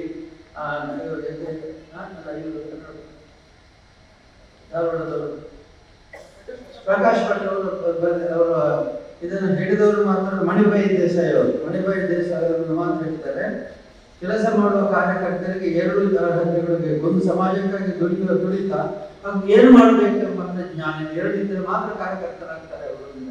ಹಾಗೆ ಕಾರ್ಯಕರ್ತರು ಎಲ್ಲರೂ ಕೂಡ ಒಂದೇ ರೀತಿ ಇರಲಿಕ್ಕೆ ಸಾಧ್ಯವಿಲ್ಲ. ಏನಾದರೂ ಒಂದು ಕೊರತೆ ಇರುತ್ತೆ ಅಥವಾ ಏನಾದರೂ ಒಂದು ಹೆಚ್ಚು ಇರುತ್ತೆ. ಕೆಲವರಿಗೆ ಅತಿ ಉತ್ಸಾಹ ಇರುತ್ತೆ, ಕೆಲವರಿಗೆ ಅತಿ ಸೋಮಾರಿತನ ಇರುತ್ತೆ. ಇದೆಲ್ಲ ಪ್ರಪಂಚದಲ್ಲಿರ್ತಕ್ಕಂಥದ್ದೇ. ಹಾಗಾಗಿ ನಮ್ಮ ಯೋಜನೆಯಲ್ಲಿ ಇರ್ತಕ್ಕಂಥ ಕಾರ್ಯಕರ್ತರನ್ನೆಲ್ಲ ಯಾವತ್ತೂ ಅಧಿಕಾರಿಗಳು ಹಿಡ್ತಾ ಇರಬೇಕಾಗುತ್ತೆ. ನಮ್ಮ ಯೋಜನೆ ಅಧಿಕಾರಿಗಳು, ನಿರ್ದೇಶಕರು, ಪ್ರಾದೇಶಿಕ ನಿರ್ದೇಶಕರು ಎಲ್ಲರೂ ಕೂಡ ಅವರ ಮೇಲೆ ನಿಗಾ ಇಡಬೇಕಾಗುತ್ತೆ. ನಾನು ಹೇಳ್ತೇನೆ, ಪ್ರಮೋಷನ್ ಆಗಬೇಕು. ಬೇರೆ ಹಿಂದೆ ಪ್ರಮೋಷನ್ ಇರಲಿಲ್ಲ. ಮಂಜುನಾಥರು ಬಂದ ಮೇಲೆ ಮಾಡಿದ ಮೊದಲನೇ ಕೆಲಸ ಇರೋದು ಪ್ರಮೋಷನ್. ಸಾಮಾನ್ಯ ಸೇವಾ ಪ್ರತಿನಿಧಿಯಲ್ಲಿ ನಿರತರಾಗಿದ್ದವ. ಈಗ ಅವರು ಪ್ರಾದೇಶಿಕ ನಿರ್ದೇಶಕರವರೆಗೆ ಅವರು ಪ್ರಮೋಷನ್ ತೆಗೆದುಕೊಂಡಿದ್ದಾರೆ. ಈ ಪ್ರಮೋಷನ್ ಹಿಂದೆ ಇರಲಿಲ್ಲ. ಆದರೆ ನಮ್ಮ ಮಂಜುನಾಥರವರು ಪ್ರಮೋಷನ್ಗಳನ್ನು ಕೊಟ್ಟು ಅರ್ಹತೆ ಮೇಲೆ ಅವರಿಗೆಲ್ಲ ದೊಡ್ಡ ದೊಡ್ಡ ಜವಾಬ್ದಾರಿಯನ್ನು ಕೊಟ್ಟು ಅವರನ್ನ ಕೆಲಸಕ್ಕೆ ಉದ್ಯುಕ್ತರನ್ನಾಗಿ ಮಾಡಿದರು. ಹಾಗಾಗಿ ಅದು ಬಹಳ ದೊಡ್ಡ ಒಂದು ಕಾರ್ಯಕ್ರಮ. ನಮ್ಮ ಕಾರ್ಯಕ್ಷೇತ್ರದಲ್ಲಿ ಎಷ್ಟು ಬೇಕಾದರೂ ವ್ಯವಹಾರಗಳಿದ್ದಾರೆ. ನನ್ನ ತಮ್ಮ ಹೇಳ್ತಿದ್ದ, ಒಂದು ಕಂಪನಿಯ ಕಾರ್ನ ಏಜೆನ್ಸಿ ಇದೆ, ಅದರಲ್ಲಿ 4 ಕಾರ್ ಬರ್ತಿದ್ದು. ನನ್ನ ಅಳಿಯನ ಹತ್ರ ಒಂದು ಏಜೆನ್ಸಿ ಇದೆ, ಅವನ ಹತ್ರ 10 ಇತ್ತು. ಅವ್ರು ಹೇಳ್ತಿದ್ದ, ನಾನು 10 ಕೀ ಇಟ್ಕೊಂಡು ಬ್ಯಾಸ್ಕೆಟ್ ಇಟ್ಕೊಂಡು ಹೋಗ್ತೇನೆ, 10 ಕೀಗೆ 10 ಕಾರಿಗೆ ಯಾವ್ದು ಬೇಕು ನಿಮ್ಮನ್ನು ಆಯ್ಕೆ ಮಾಡಿದ್ದೀನಿ. ನನ್ನಲ್ಲಿ 4 ಇರೋದು, ನಾನು ಅದನ್ನೇ 4 ಕಡೆ ಕೊಡಬೇಕು. ನಿಮಗೆ ಹಾಕುವ 100,000 ಕಾರ್ಯಕ್ರಮಗಳು ನಿಮಗೆ ಕಾರ್ಯಕರ್ತರಿಗೆ ಇದೆ. ಅದರಲ್ಲಿ ಶಿಷ್ಯವೇತನವನ್ನು ಕಳೆದ ಕೆಲವು ವರ್ಷಗಳಲ್ಲಿ 90,000 ಜನಕ್ಕೆ 104 ಕೋಟಿ ರೂಪಾಯಿ ಶಿಕ್ಷಣ ನಿಧಿ ಹಣವನ್ನು ಕೊಟ್ಟಿದ್ದೇವೆ. ಅದರಲ್ಲಿ ಶುದ್ಧ ಗಂಗಾ ಘಟಕ, ಆಮೇಲೆ ನಮ್ಮೂರು, ನಮ್ಮ ಕೆರೆ 736 ಕೆರೆ ಈ ಇನ್ಫ್ಲುಯೆನ್ಸಿಗೆ ಬರ್ತಾ ಇದ್ದಾರೆ. ನಮ್ಮ ಕೆರೆಯನ್ನು ಸ್ವಲ್ಪ ಬೇಗ ಮಾಡಿ, ನಿಮ್ಮ ಕಾರ್ಯಕರ್ತರಿಗೆ ಹೇಳಿ ಸ್ವಲ್ಪ ಅದನ್ನ ಸ್ಪೀಡಾಗಿ ಬೇಗವಾಗಿ ಮಾಡೋದು ಮಾಡಿ ನನಗೆ. ಇದು ರುದ್ರಭೂಮಿ 678 ರುದ್ರಭೂಮಿಗಳಾಗಿದೆ. ಹೀಗೆ ಎಷ್ಟೋ ಕಾರ್ಯಕ್ರಮಗಳು ನಮ್ಮ ಕಾರ್ಯಕ್ರಮದಲ್ಲಿದೆ. ಇದೆಲ್ಲವನ್ನು ಕೂಡ ಒಂದೊಂದು ಆಲೋಚನೆ ಬಂದ ಹಾಗೆ. ಈಗ ಒಂದು ದಿವಸ ಶ್ರೀಮತಿ ಹೇಮಾವತಿ ಒಂದು ಆಲೋಚನೆ ಬಂದು, ವಾತ್ಸಲ್ಯ ಅಂತಂದ್ರೆ ಮನೆ ಕಟ್ಟಿಕೊಡುವ ಮನೆಗಳಿದ್ದಾವೆ. ಆ ಮನೆಗಳಲ್ಲಿ ಅವರು ವಾಸ ಮಾಡಲಿಕ್ಕೆ ಖಂಡಿತವಾಗಿ ಅಲ್ಲಿ ಸಾಧ್ಯತೆ ಇರುವುದಿಲ್ಲ. ಅಂತಹ ಮನೆಗಳನ್ನು ಪುನಃ ನಿರ್ಮಾಣ ಮಾಡಿಕೊಡೋಣ ಅಂತೇಳಿ ಅದಕ್ಕೆ ವಾತ್ಸಲ್ಯ ಅಂತ ಹೆಸರಿಟ್ಟು. ಈಗ ಅಂತಂದ್ರೆ ಮನೆ ಆಗಿದೆ, ಈಗ ಮನೆಗಳಿಗೆ ಬೇಡಿಕೆ ಕೂಡ ಬರ್ತಾ ಇದೆ. ವಾತ್ಸಲ್ಯ ಮನೆಗಳು ಈಗ 656 ಮನೆ ಆಗಿದೆ. ಅದರಲ್ಲಿ ಹಿಂದಿನ ಮನೆಯನ್ನು ನೋಡಿದ್ರೆ ಮತ್ತು ಈಗ ಅವರಿಗೆ ಕಟ್ಟಿಕೊಳ್ಳುವಂತ ಮನೆ ನೋಡಿದ್ರೆ ಅದೇ ವ್ಯತ್ಯಾಸ ಇದೆ. ಹೀಗೆ 100 ಕಾರ್ಯಕ್ರಮಗಳನ್ನು ನಾವು ರೂಪಿಸಿದ್ದೇವೆ. ಆಮೇಲೆ ಶ್ರದ್ಧಾ ಕೇಂದ್ರಗಳಿಗೆ ಇಲ್ಲಿಂದ ದೇವಸ್ಥಾನದಿಂದ ನಾವು ಬಹಳ ಸಹಾಯವನ್ನು ಮಾಡ್ತೇವೆ. ಮತ್ತು ಧರ್ಮೋತ್ಥಾನ ಟ್ರಸ್ಟ್ ಮೂಲಕ ಕೂಡ ಹಳೆ ದೇವಸ್ಥಾನದ ಜೀರ್ಣೋದ್ಧಾರವನ್ನು ಮಾಡ್ತಾ ಇದ್ದೇವೆ. ಈ ಎಲ್ಲ ಕಾರ್ಯಕ್ರಮಕ್ಕೆ ನಾನು ಉಪಯೋಗಿಸುವಂತದ್ದು ಗ್ರಾಮೀಣಾಭಿವೃದ್ಧಿ ಯೋಜನೆಯ ಕಾರ್ಯಕ್ರಮಗಳನ್ನು. ಎಷ್ಟೋ ಜನ ಬಂದು ಅರ್ಜಿ ಕೊಡುವಾಗ ಅದರಲ್ಲಿ ಧರ್ಮಸ್ಥಳ ಗ್ರಾಮೀಣಾಭಿವೃದ್ಧಿ ಯೋಜನೆ ದೇವಸ್ಥಾನವನ್ನು ನಮಗೆ ಸಹಾಯ ಕೊಟ್ಟಿದ್ದೆ ಅಂತ ನಾನು ಹೇಳೋದು. ಕೊಟ್ಟದ್ದು ಧರ್ಮಸ್ಥಳದಿಂದ, ಆದರೆ ಹೆಸರು ಬಂದದ್ದು ಗ್ರಾಮೀಣಾಭಿವೃದ್ಧಿ ಯೋಜನೆ. ಆಗಲಿ, ಎರಡು, ಒಂದು ಬಲಗೈ ಒಂದು ಎಡಗೈ, ಇದರಲ್ಲಿ ವ್ಯತ್ಯಾಸ ಏನಿಲ್ಲ. ಆದರೆ ಜನರಿಗೆ ಎಷ್ಟು ವಿಶ್ವಾಸ ಬರುತ್ತೆ ಯೋಜನೆ ಮೇಲೆ. ಇಷ್ಟು ದೇವಸ್ಥಾನಗಳಿಗೆ, ಸಾವಿರಾರು ದೇವಸ್ಥಾನಗಳಿಗೆ ನಾವು ಕೊಡ್ತೀವಿ. ತಿಂಗಳಿಗೆ 150ಕ್ಕಿಂತ ಮಿಕ್ಕಿ ದೇವಸ್ಥಾನಗಳಿಗೆ ನಾವು ಸಹಾಯ ಮಾಡ್ತೇವೆ. ಇಂತಹ ಕಾರ್ಯಕ್ರಮಗಳಿಗೆಲ್ಲ ನಿಮ್ಮ ಕಾರ್ಯಕರ್ತರದ್ದು ಬೆಂಬಲ ಮತ್ತು ಶ್ರಮ ಬಹಳ ಅಗತ್ಯವಿದೆ. ಒಂದೇ ಮಾತು ಹೇಳೋದಾದ್ರೆ, ನಮ್ಮ ಡಾಕ್ಟರ್ ಮಂಜುನಾಥ್ ಅವರ ನೇತೃತ್ವ, ಲೀಡರ್ಶಿಪ್ ಇದು ಬಹಳ ಕೆಲಸ ಮಾಡಿದೆ. ಅವರ ಕಾರ್ಯಕರ್ತರನ್ನು ನಮ್ಮ ವಜ್ರಕುಮಾರ್ ಮತ್ತು ಪ್ರಭಾಕರ್ ಮಾವ ಇವರೆಲ್ಲ ಮಾಡಿದ ಹಾಗೆ ವಜ್ರದಲ್ಲಿ ಕಠಿಣಾನಿ, ಕಠೋರಾಣಿ, ಸುಮಾನಿ, ಸುಮೃದು, ಹೂವಿನಷ್ಟು ಮೃದು, ಇದರಷ್ಟು ಕಠಿಣ ಅಂತ ಹೇಳಿ. ಕಠಿಣವಾಗಿ ಇರ್ತಾರೆ, ಆದರೆ ಹೂವಿನಷ್ಟು ಮೃದುವಾಗಿ ಇರ್ತಾರೆ. ಹೀಗಾಗಿ ಹೇಳಿದ್ರನ್ನೆಲ್ಲ. ಹೀಗಾಗಿ ಅನೇಕ ಸಂದರ್ಭಗಳಲ್ಲಿ ಅವರು ದೃಢವಾದ ಸಂಕಲ್ಪವನ್ನ, ನಿರ್ದಾಕ್ಷಿಣ್ಯವಾದ ಸಂಕಲ್ಪವನ್ನು ತೆಗೆದುಕೊಳ್ಳಬೇಕಾಗುತ್ತೆ. ಆಮೇಲೆ ಅದನ್ನ ಬೇರೆ ರೀತಿಯಲ್ಲಿ ಅವರಿಗೆ ಉಪಕಾರ ಮಾಡಬಹುದು. ಕೆಲಸದ ಮೇಲೆ ಮಾತ್ರ ನಿಮಗೆ ಯಾವುದು ಔದಾಸೀನತೆ ಬರಬಾರದು ಅನ್ನುವಂತಹ ತತ್ವವನ್ನು ಅವರು ತಗೊಳ್ಳೋದು. ಹಾಗಾಗಿ ನಮ್ಮ ಎಲ್ಲ ಕಾರ್ಯಕರ್ತರು ಇನ್ನು ಮೇಲೆ ಶ್ರೀ ಅನಿಲ್ ಅವರ ಮಾರ್ಗದರ್ಶನದಲ್ಲಿ ಬೇಕು. ಅವರು ಬಹಳ ಮುಂದುವರೆದವರು, ಅಂದರೆ ಡಿಜಿಟಲ್ ಫ್ರೆಂಡ್ಲಿ ಇದ್ದಾರೆ ಅವರು. ನಮ್ಮ ಈ ಎಲ್ಲ ವ್ಯವಸ್ಥೆಗಳಲ್ಲಿ ಡಿಜಿಟಲ್ ಕಾರ್ಯಕ್ರಮವನ್ನು ಹೇಗೆ ಅಳವಡಿಸಬಹುದು ಅಂತೇಳಿ. ಹಾಗಾಗಿ ಬಹಳಷ್ಟು ನಮ್ಮಲ್ಲಿ ತಫಾವತ್ತುಗಳು ಕಮ್ಮಿ ಆಗಿದೆ, ತಪ್ಪುಗಳು ಕಡಿಮೆ ಆಗಿದೆ, ಮತ್ತು ಅನೇಕ ರೀತಿಯ ಅನ್ಯಾಯ ಧರ್ಮಗಳು ಮಾಡದಂಥವರಿಗೆ ಕೂಡ ಅವರು ಕೊಕ್ಕೆ ಬಂದಾಗಿದೆ. ಹಾಗಾಗಿ ಅವರ ನೇತೃತ್ವದಲ್ಲಿ ಇನ್ನು ಮುಂದೆ ಹೆಚ್ಚು ವ್ಯವಸ್ಥಿತವಾಗಿ ಕಾರ್ಯಕ್ರಮ ರೂಪಿಸಿಕೊಳ್ಳಬೇಕು. ನೀವು ಎಲ್ಲ ಕಾರ್ಯಕರ್ತರು ಕೂಡ ಒಂದು ತಿಳ್ಕೊಳ್ಳಿ, ಇದು ನಿಮಗೆ ಯಾವ ಉದ್ಯೋಗ ಸಿಕ್ಕಿರಬಹುದು, ಸರ್ಕಾರಿ ಉದ್ಯೋಗ ಸಿಕ್ಕಿರಬಹುದು, ಖಾಸಗಿ ಸಿಕ್ಕಿರಬಹುದು, ಅಥವಾ ವ್ಯಾಪಾರ ಏನಾದರೂ ಮಾಡಬಹುದು. ಆದರೆ ಇಂತಹ ಸೇವೆ ಮಾಡುವ ಅವಕಾಶ ಮತ್ತೆ ನಿಮಗೆ ಇದನ್ನ ತಿಳ್ಕೊಂಡು ನಾನು ಆಗಲೇ ಮಣಿಬಾಯಿ ಜಯಸಿ ಅವರು ಹೇಳಿದ ಮಾತಿನ ಹಾಗೆ ಅದು ಸಮಾಜಕ್ಕಾಗಿ ದುಡಿಯುವ ತುಳಿತ ನಿಮ್ಮಲ್ಲಿ ಇರಬೇಕು. ಸಮಾಜಕ್ಕಾಗಿ ದುಡಿಬೇಕು. ನಮ್ಮಿಂದ ನಿಮಗಂತ ಎಷ್ಟು ಸಂತೋಷ ಇದೆ. ಯಾವ ಊರಿಗೆ ಹೋದ್ರೆ ನಿಮ್ಮ ಹೆಸರು ಇದೆ, ತಿಳುವಳಿಕೆ ಇದ್ದವರಿಗೆ ನಿಮ್ಮ ನೆನಪಿದೆ. ನಮ್ಮ ಊರಿನಲ್ಲಿ ಅವರು ಇದ್ದವರು ಇದ್ದಾಗ ನನಗೆ ಇಂಥ ಸಹಾಯ ಮಾಡಿದ್ರು ಅಂತ ಹೇಳುವಂತ ಮಾತು ಅವರ ಬಾಯಲ್ಲಿ ಎಷ್ಟು ಮಾತು. ಹಾಗಾಗಿ ನಾನು ಬಹಳ ನಿಮಗೆ ಈ ಸಂದರ್ಭದಲ್ಲಿ ಮಂಜುನಾಥರು ನಿವೃತ್ತರಾಗಬೇಕು ಬೇಡೋ, ಅದಕ್ಕೆ ನಾನು 5 ವರ್ಷ ಅವರನ್ನು ಮುಂದುವರಿಸಿದ್ದೀನಿ. ಇನ್ನೂ ಅವರಿಗೆ ಹೆಚ್ಚು ತೊಂದರೆ ಕೊಡೋದು ಬೇಡ, ಅವರಿಗೆ ಹೆಚ್ಚು ಆರೋಗ್ಯದ ಮೇಲೆ ನಿಗಾ ಇಟ್ಟಿದ್ದೀನಿ. ಶ್ರೀಮಂತಿ ಅವರು ನಳಿನಿಯವರಿದ್ದಾರೆ, ಅವರಿಗೆ ನಾನು ಹೆಚ್ಚು ಹೇಳ್ತೇನೆ, ಇನ್ನು ಅವರು ನೋಡ್ಕೊಳ್ಳೋ ಜವಾಬ್ದಾರಿ ನಿಮ್ಮದು. ಹಾಗಾಗಿ ಅವರ ಆರೋಗ್ಯದ ಬಗ್ಗೆ, ದೀರ್ಘಾಯುಷ್ಯದ ಬಗ್ಗೆ ನಾನು ಕೂಡ ಪ್ರಾರ್ಥನೆ ಮಾಡ್ತೇನೆ. ಮತ್ತು ಎಲ್ಲ ರೀತಿಯಿಂದಲೂ ಕೂಡ ಇನ್ನು ಮುಂದೆ ನಮ್ಮ ಕಾರ್ಯಕ್ರಮಗಳು ಅವಿಚ್ಛಿನ್ನವಾಗಿ ನಡ್ಕೊಂಡು ಬರಲಿ. ಡಾಕ್ಟರ್ ಮಂಜುನಾಥರು ಹಾಕಿದ ತಳಹದಿ ಪ್ಲಾಟ್ಫಾರ್ಮ್ ಏನಿದೆ, ಬೇಸ್ ಏನಿದೆ, ಪಂಚಾಂಗ ಏನಿದೆ, ಬಹಳ ದೃಢವಾಗಿದೆ. ನಾವು ಅವರ ಅನುಭವವನ್ನು ಇನ್ನು ಮುಂದೆ ಕೂಡ ಬಳಸಿಕೊಳ್ತಾ ಇರ್ತೇವೆ. ಇವತ್ತಿಗೆ ಬಿಟ್ಟು ಬಿಡುತ್ತದೆ, ಈಗಿನ ಹಾಗೆ ನಾಳೆ ನಿನ್ನೆ ಬೀದರ್, ನಾಳೆ ಬೆಂಗಳೂರು, ನಾಳೆ ಕಾಸರಗೋಡು ಆಗುವುದಿಲ್ಲ. ಅದಕ್ಕಾಗಿ ಬೇರೆ ಬೇರೆ ರೀತಿಯಲ್ಲಿ ಅವರ ಅನುಭವವನ್ನು ನಾವು ಕೂಡ ಪಡ್ಕೊಳ್ತಾ ಇದ್ದೇವೆ ಅಂತ ಅವರಿಗೆ ನಿಜವಾಗಿ ಇವತ್ತು ನಾವು ಮನಸ್ಸಾರೆ ಅವ್ರನ್ನ ಅಭಿನಂದನೆ ಕೊಡಬೇಕು. ಬಾಯಿ ಮಾತಿನಲ್ಲಿ ಕೊಡುವಂಥದ್ದಲ್ಲ, ಬಾಯಿ ಮಾತಿನಲ್ಲಿ ಪ್ರಶ್ನೆ ಇಷ್ಟೇ, ನೀವು ತುಂಬಾ ಒಳ್ಳೆ ಕೆಲಸ ಮಾಡ್ತಿದ್ದೀರಿ, ನಿಮ್ಮ ಮಾದರಿ ನಮಗೆ ಆದರ್ಶ ಅಂತ ಇಷ್ಟೇ ಹೇಳಬಹುದು. ನಿಮ್ಮ ಮಾದರಿ ನಮಗೆ ಆದರ್ಶ, ನೀವು ಏನು ಕೆಲಸ ಮಾಡಿದಿರಿ ಅದೇ ಹೇಳ್ತಿದ್ರು. ಮಧ್ಯಾಹ್ನ ಹೋಗಿ ತಕ್ಷಣ ಬಂದು ಬಿಡ್ತಿದ್ರು ಅಂತ. ಹೇಗೆ ಬರ್ತಾರೆ ಅಂತಂದ್ರೆ ನಿಂತ್ಕೊಂಡೇ ಊಟ ಮಾಡ್ತಾರೆ ಅಂತ, ಕೂತ್ಕೊಂಡು ಊಟ ಮಾಡಿಸಲ್ಲ, ನಿಂತಲ್ಲೇ ಊಟ ಮಾಡ್ಕೊಂಡು ಬರ್ತಾರೆ ನಮ್ಮ ಮಾತನ್ನು ಹೇಳ್ತಿದ್ರು. ಮತ್ತೆ ಅವರು ಶ್ರೀಮತಿ ಹೇಮಾವತಿಯವರು ಹೇಳಿದ ಹಾಗೆ ಕಾರು ಎಷ್ಟು ವೇಗವಾಗಿ ಹೋದರೂ ಸಾಕಾಗೋದಿಲ್ಲ ಅಂತ. ಒಂದು ಸಲ ನಾನು ಅವರ ಕಾರಣ ಹಿಂದೆ ಬಂದೆ, ನಮಗೆ ಬಹಳ ಕಷ್ಟ ಆಯ್ತು ಬರ್ಲಿಕ್ಕೆ.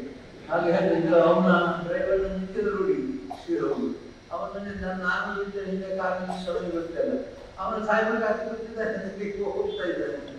ಇನ್ನ ಅನೇಕ ಮಾದರಿಗಳು ತೋರಿಸಿದೆ. ಅವರ ಒಳ್ಳೆಯ ಮಾತುಗಳಿಂದ ನೀವು ಅನುಸರಿಸಿ. ಸ್ಪೀಡ್ ಹೋಗಿ ಅಂತ ನಾನು ಹೇಳೋದಿಲ್ಲ, ಆದರೆ ಸ್ಪೀಡ್ ಕಾರ್ನಲ್ಲಿ ಹೋಗೋದಲ್ಲ, ಕಾರ್ಯದಲ್ಲಿ ಹೋಗಿ ಅಂತ. ಹೋಗೋದು ಮುಖ್ಯ ಅಲ್ಲ, ಕಾರ್ಯದಲ್ಲಿ ಸ್ಪೀಡ್ ಇರಲಿ. ಮತ್ತು 10 ಕಡೆ ನಮಗೊಬ್ಬರು ಇಲ್ಲಿ ಮುಂಬೈಯಿಂದ ಒಬ್ಬರು ಆಫೀಸರ್ ಬಂದು ಅವರು ಹೇಳ್ತಿದ್ರು, ಇಲ್ಲಿ ಒಬ್ಬರು ಪೊಲೀಸ್ ಆಫೀಸರ್, ಅವರು ಒಂದೇ ಸಲ 5 ವಿಷಯಗಳನ್ನು ಚಿಂತನೆ ಮಾಡ್ತಿದ್ರು. ಒಂದೇ ಸಲಕ್ಕೆ 5 ವಿಷಯಗಳ ಬಗ್ಗೆ ಚಿಂತನೆ ಮಾಡಿದ್ವಿ. ಇಲ್ಲದ್ರೆ ಮುಂಬೈನಂತ ನಗರದಲ್ಲಿ ದೊಡ್ಡ ಪೊಲೀಸ್ ಅಧಿಕಾರಿ ಆಗಲಿಕ್ಕೆ ಸಾಧ್ಯ ಇಲ್ಲ ಅಂತ. ಹಾಗೆ ಇವರು ಕೂಡ ಒಂದೇ ಕ್ಷಣದಲ್ಲಿ 16 ವಿಷಯಗಳನ್ನು ತಿಳ್ಕೊಳ್ಳುವಂಥ ಅರ್ಥ ಮಾಡಿಕೊಳ್ಳುವಂಥ ಶಕ್ತಿ ಅವರಲ್ಲಿತ್ತು. ಅದರಿಂದ ಅಂತಹ ಶಕ್ತಿ ನಿಮ್ಮ ಕಾರ್ಯಕರ್ತರಿಗೆ ಬರುವಂತೆ ನಿಮ್ಮನ್ನು ಪ್ರೇರೇಪಿಸಿದರೆ. ನೀವೆಲ್ಲ ನಮ್ಮ ಸಂಪತ್ತು. ನಿಮ್ಮ ಕಾರ್ಯಕ್ರಮದ ಶಕ್ತಿ ಇದ ಮೇಲೆ ಅವರು ನಿವೃತ್ತ ಆದ ಮೇಲೆ ಕೂಡ ನಿಮ್ಮ ನೋಡ್ತಾ ಇರ್ತಾರೆ, ಗಮನಿಸ್ತಾ ಇರ್ತಾರೆ, ನಿಮ್ಮ ಬಗ್ಗೆ ಪ್ರಶಂಸೆ ಮಾಡ್ತಾ ಇರ್ತಾರೆ, ನಿಮ್ಮ ಬಗ್ಗೆ ಆರೋಪ ನಿರೀಕ್ಷೆ ಮಾಡ್ತಾ ಇರ್ತಾರೆ. ಅದರಿಂದ ನೀವೆಲ್ಲ ಭಕ್ತಿ, ಶ್ರದ್ಧೆ, ವಿಶ್ವಾಸ ಮತ್ತು ನಿಮ್ಮ ಅರ್ಹತೆಗೆ ಅನುಸಾರವಾಗಿ ಕೆಲಸ ಮಾಡಿ ನಿಮಗೆಲ್ಲ ಒಳ್ಳೆಯದಾಗಲಿ. ಎಲ್ಲಿದ್ದರೂ ಕೂಡ ಶ್ರೀ ಸ್ವಾಮಿ ಅನುಗ್ರಹ ನಿಮ್ಮ ಮೇಲೆ ಇದೆ ಅಂತ ಹೇಳಿ ಪ್ರಾರ್ಥಿಸ್ತಾರೆ. ಮತ್ತೊಮ್ಮೆ ಅವರಿಗೆ ಶ್ರೀ ಮಂಜುನಾಥ್ ಅವರಿಗೆ ಶುಭ ಮತ್ತು ಶುಭವನ್ನು ಹಾರೈಸಿ ಇನ್ನು ಮುಂದಿನ ದಿನಗಳಲ್ಲಿ ಆ ಸಮಯ ಸದ್ವಿನಿಯೋಗ ಆಗಲಿ ಅಂತ ನಾನು ಆಶಿಸಿ ಶ್ರೀ ಮಂಜುನಾಥ ಸ್ವಾಮೀಜಿಯವರಿಗೆ ಶುಭವನ್ನು.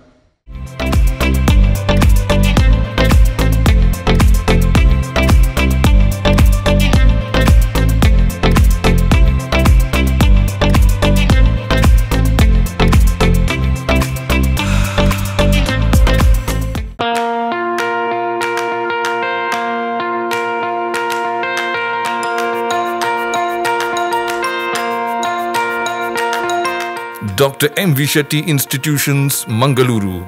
Empowering dreams and achieving greatness since 1985. Dr. M.V. Shetty College prides itself in its history of 38 years.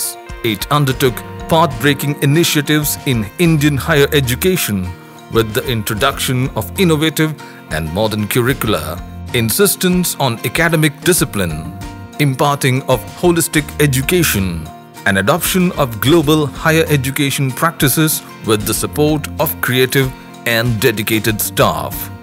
First private college in Karnataka offering diverse healthcare programs offers you multiple of courses.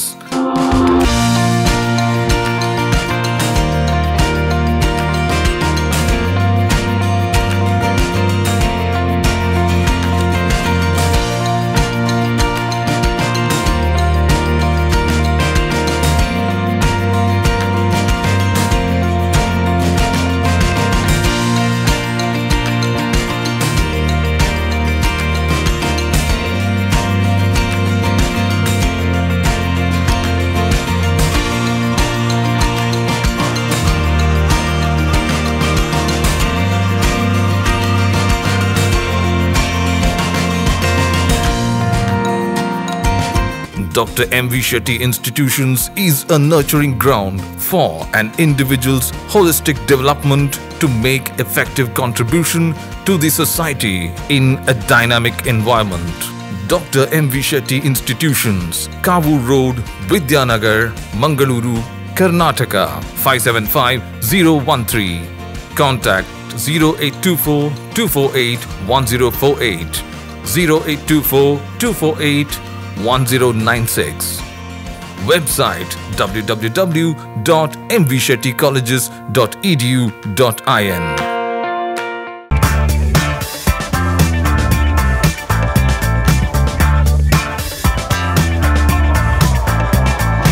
Chetana's beauty lounge, ನಿಮ್ಮೊಳಗಿನ ಸೌಂದರ್ಯದ ಅನಾವರಣದ ತಾಣ. Aesthetic spa, makeup, hair styling, salon ಹೀಗೆ ಎಲ್ಲ ಸೌಂದರ್ಯವರ್ಧಕ ಸೇವೆಗಳು ಒಂದೇ ಸೂರಿನಡಿ. Chetana's educational foundation ಮೂಲಕ ವೈವಿಧ್ಯಮಯ ಬ್ಯೂಟಿ ಕೋರ್ಸ್ಗಳು. ಮೇಕಪ್ ಆರ್ಟಿಸ್ಟ್ ಆಗಬೇಕೆಂಬ ಕನಸಿರುವವರಿಗೆ ಅತ್ಯುತ್ತಮ ಅವಕಾಶ. 2 ದಿನಗಳಿಂದ ಆರಂಭಿಸಿ 6 ತಿಂಗಳವರೆಗಿನ ವೈವಿಧ್ಯಮಯ ಬ್ಯೂಟಿ, ಮೇಕಪ್ ಕೋರ್ಸ್ಗಳು. ಅಂತಾರಾಷ್ಟ್ರೀಯ ಮಟ್ಟದಲ್ಲಿ ಸೌಂದರ್ಯವರ್ಧಕ ತರಬೇತಿ ಪಡೆದಿರುವ ಚೇತನಾ ಎಸ್ ಅವರಿಂದ ನುರಿತ ತರಬೇತಿ.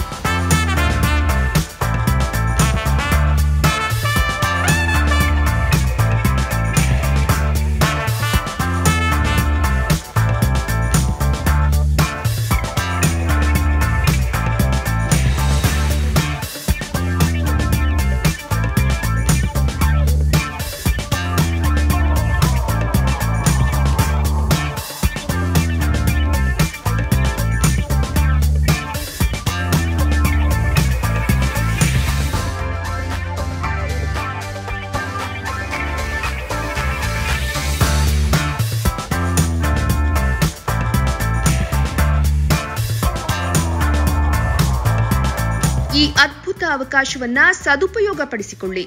ಚೇತನಾಸ್ ಬ್ಯೂಟಿ ಲಾಂಜ್ 3ನೇ ಮಹಡಿ, Kankanadi gate building, Kankanadi bypass ರಸ್ತೆ, ಮಂಗಳೂರು 575002. ಮೊಬೈಲ್ ಸಂಖ್ಯೆ 9845292411, 9108583714, 8904173914. Email chetanabeautystudio@gmail.com.